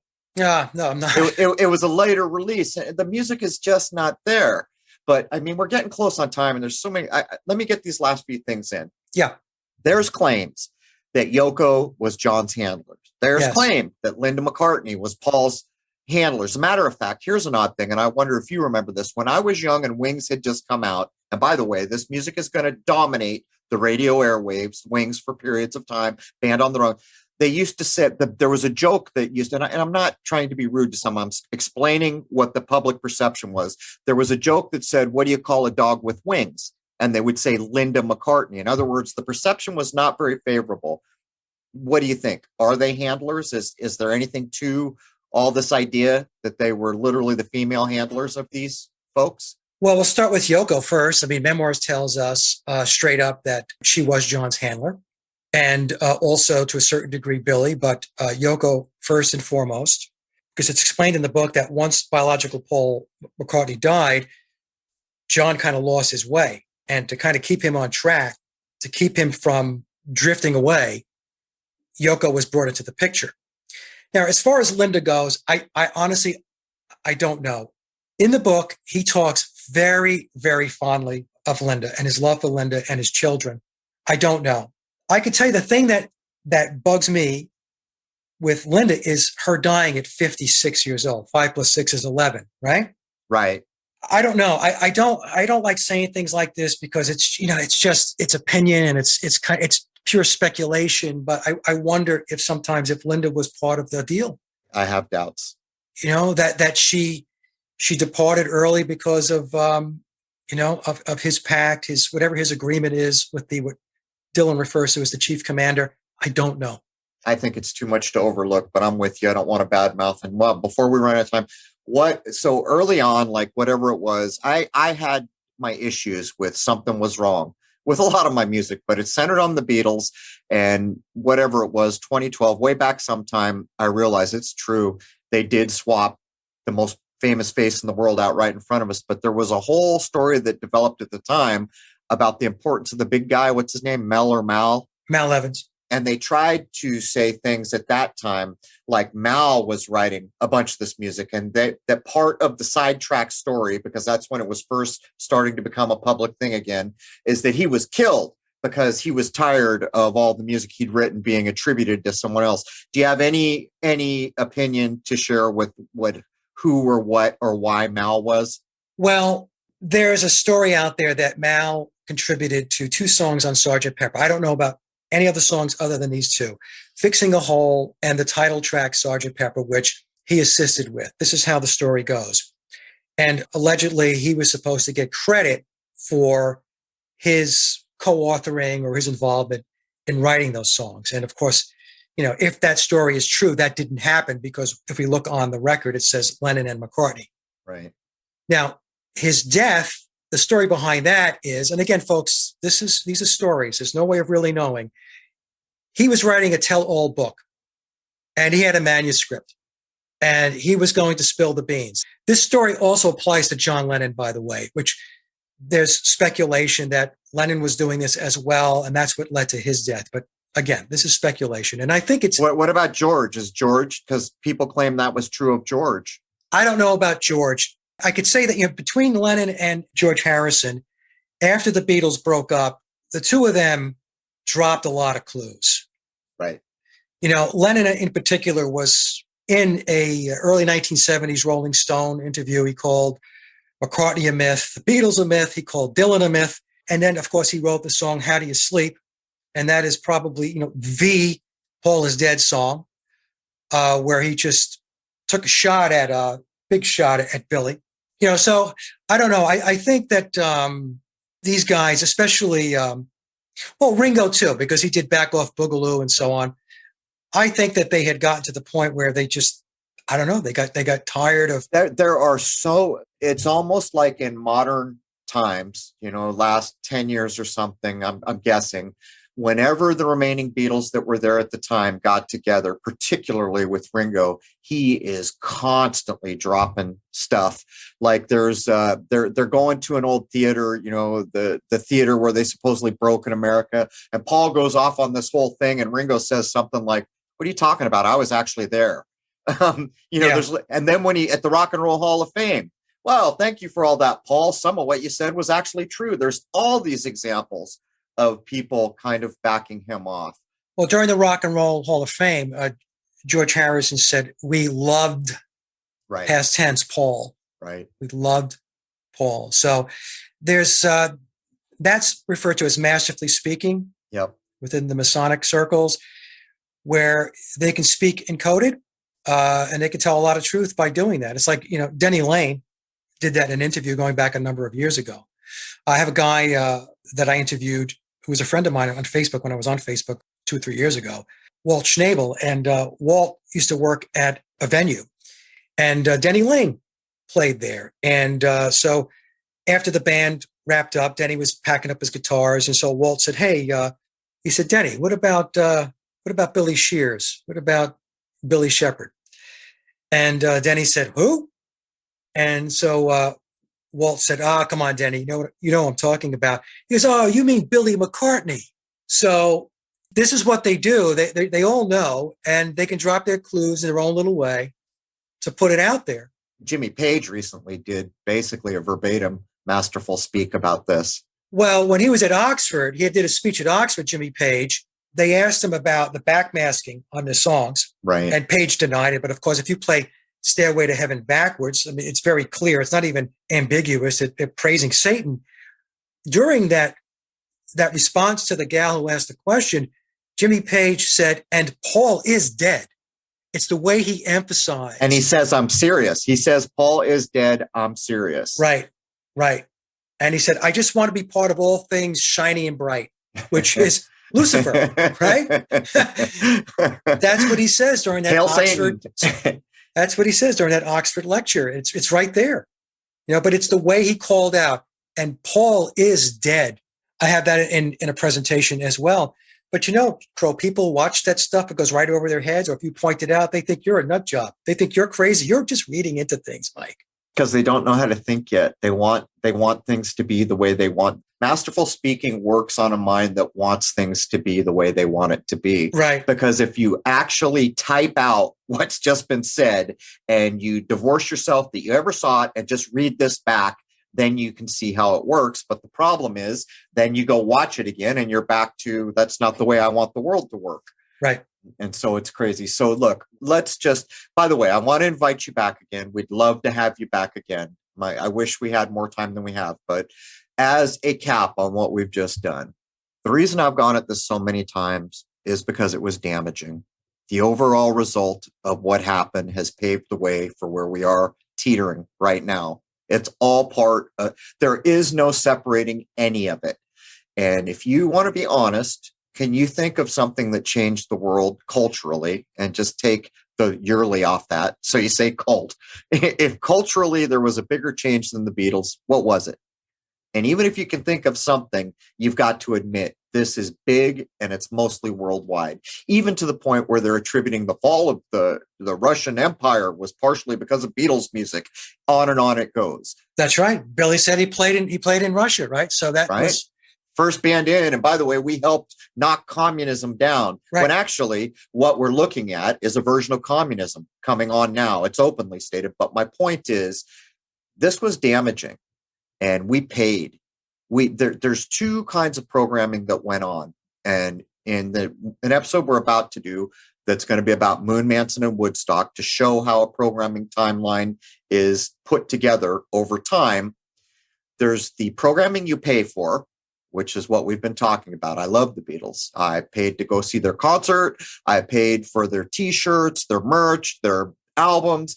And then there's the programming you don't pay for. That's the evening news. That's other things that, and by the way, the ones you don't pay for tend to hit like a bomb and change things much more rapidly, where the things you do pay for have a huge effect over time.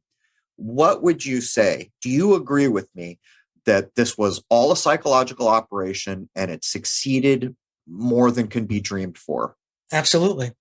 Absolutely. What was it that we lost?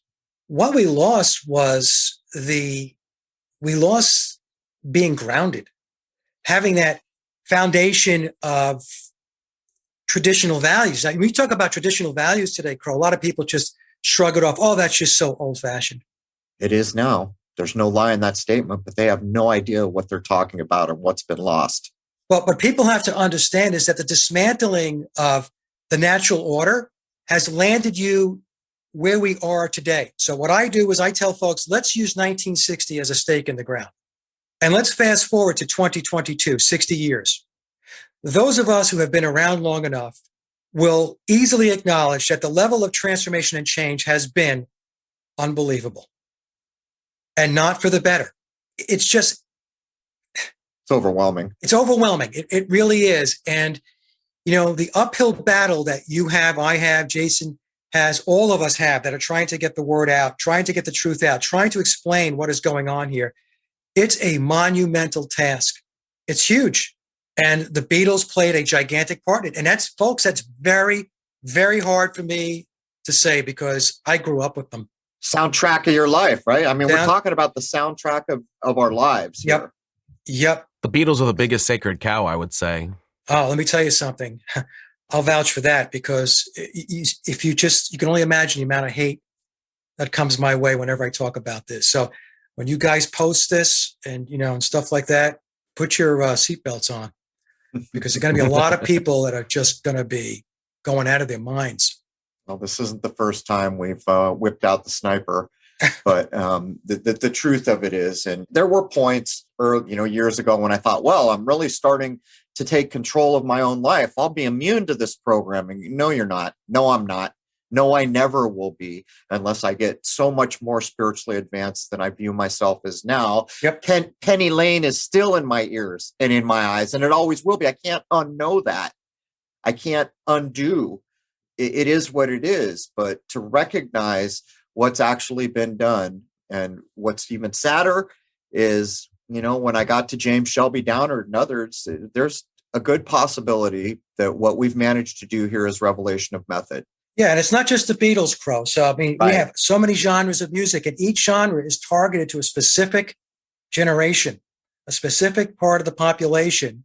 And all of these genres of music are all interconnected, folks. That's why we're about to do Moon Manson Woodstock. We're talking about a murderer that changed culture in ways that you can't even fathom if you weren't alive back then. In one of the hottest summers that you can remember, almost like the weather was tied to it. We're talking about NASA. They do stuff with space, right? That's not connected. And then we're talking about Woodstock on the other side of it. It's all the same thread. And as a matter of fact, there is no separating any of the ideas that we're about to cover that I just laid down that doesn't stretch back to everything we've talked to today.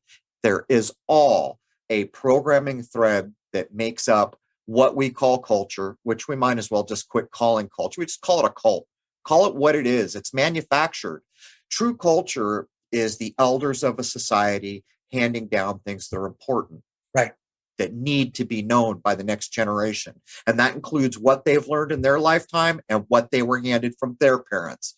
That is not what we've had in my lifetime. There is no culture.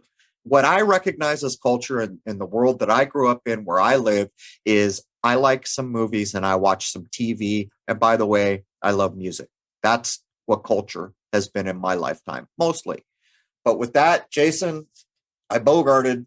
You knew what was going to happen. Is there anything you want to get in before we wrap up here with Mike? Yeah, I've got two last points for everyone to think about. There's a short clip you can find easily on YouTube where Graham Nash says something to the effect of, "There are people who think that Paul McCartney was in Wings." Right. The other one is, how good of a piano player was James Paul McCartney? Because, man, there's some pretty good piano playing later on, isn't there? That's right. Well, George Martin played virtually all of the piano and keyboard work before 1967. Then after that, Billy did the piano work. I wonder if Billy has a coat of arms. He must, right? He does, but the problem is we don't know his true last name. The book says Shepherd. Some people think it's Campbell. That's why I use Shears, because that's the name he gives us on Sgt. Pepper. When he introduced to you, Billy Shears, right? So I just stick with Shears, and I don't get into the surname debate because it's just running around in circles. Mike, thanks so much for coming by. I know Rose is going to ask you to come back on again. We can catch up. Maybe we can skew the conversation so that it's not completely centered on what we just did. Jason and I were talking the other night, and I had to say it because what always happens, what's going to happen when this goes live, is someone's going to say, "How dare you?" Or more likely, they'll say, "Well, maybe that was the Beatles, but this other band that I love, they were completely innocent in all this." And what I said to Jason was the other night, I said, "Do you even dare to take a look at Dark Side of the Moon?" I said, because I tell you exactly what you're going to find. And I even said to Jason, even though there's actual footage of them working on the music, I can already see the fingerprints of what we are going to find. And part of me knows that for an album to be on top for that long, it has to have the nod. This is what I recommend to everybody. Okay. So if you think that I'm nuts, Crow's nuts, Jason's nuts, about how the music industry really works, there's 3 documentaries I highly recommend. The Wrecking Crew. That's how the music industry worked in the 1960s and 70s. Watch Muscle Shoals, released in 2013. Muscle Shoals was doing in Alabama what the Wrecking Crew was doing on the West Coast and in some cases on the East Coast. The third documentary to watch is Hired Gun, and that takes you from 1980 going forward. You watch those three documentaries and you will have a very good understanding of what the music industry is really about and how it really works, how those records get recorded. I would make another bold statement. I don't know. Jason's heard me say it. Here's another construct band constructed from the ground up called Lynyrd Skynyrd, who invented basically or is credited with the Southern genre. But I will quote one of their most famous songs. Muscle Shoals has the Swampers, and they've been known to do a song or two. That's right. They tell you right in it. Anyhow, Mike, please tell folks where they can find you one more time. Yes. So, folks, my hub website, Sage of Quay, SAGEOFQUAY, sageofquay.com. All of my links are there. It's one-stop shop. And that's where you can find me. All right, perfect. Well, let's throw a couple emails before us old guys are gone and there's no one around to remember, way back then. If we have you on again, we should round it up and think of an interesting thing that we can deliver partially by dint of age and partially, research and other things. But Jason, anything else you want to add in? Mike, thanks for the time, by the way. I've wanted to talk to you about this subject matter for ages, so looking forward to part 2. You're very welcome, guys. Anytime. All right, perfect. Everybody listening, that is the end of hour 2 of episode 481. This has been Jason Lindgren and Mike Williams, also known online as the Sage of Quay. With that, I will bid you all adieu, and I would like to wish each and every one of you in the entirety of this world a happy, healthy, and higher-minded new era. Cheers.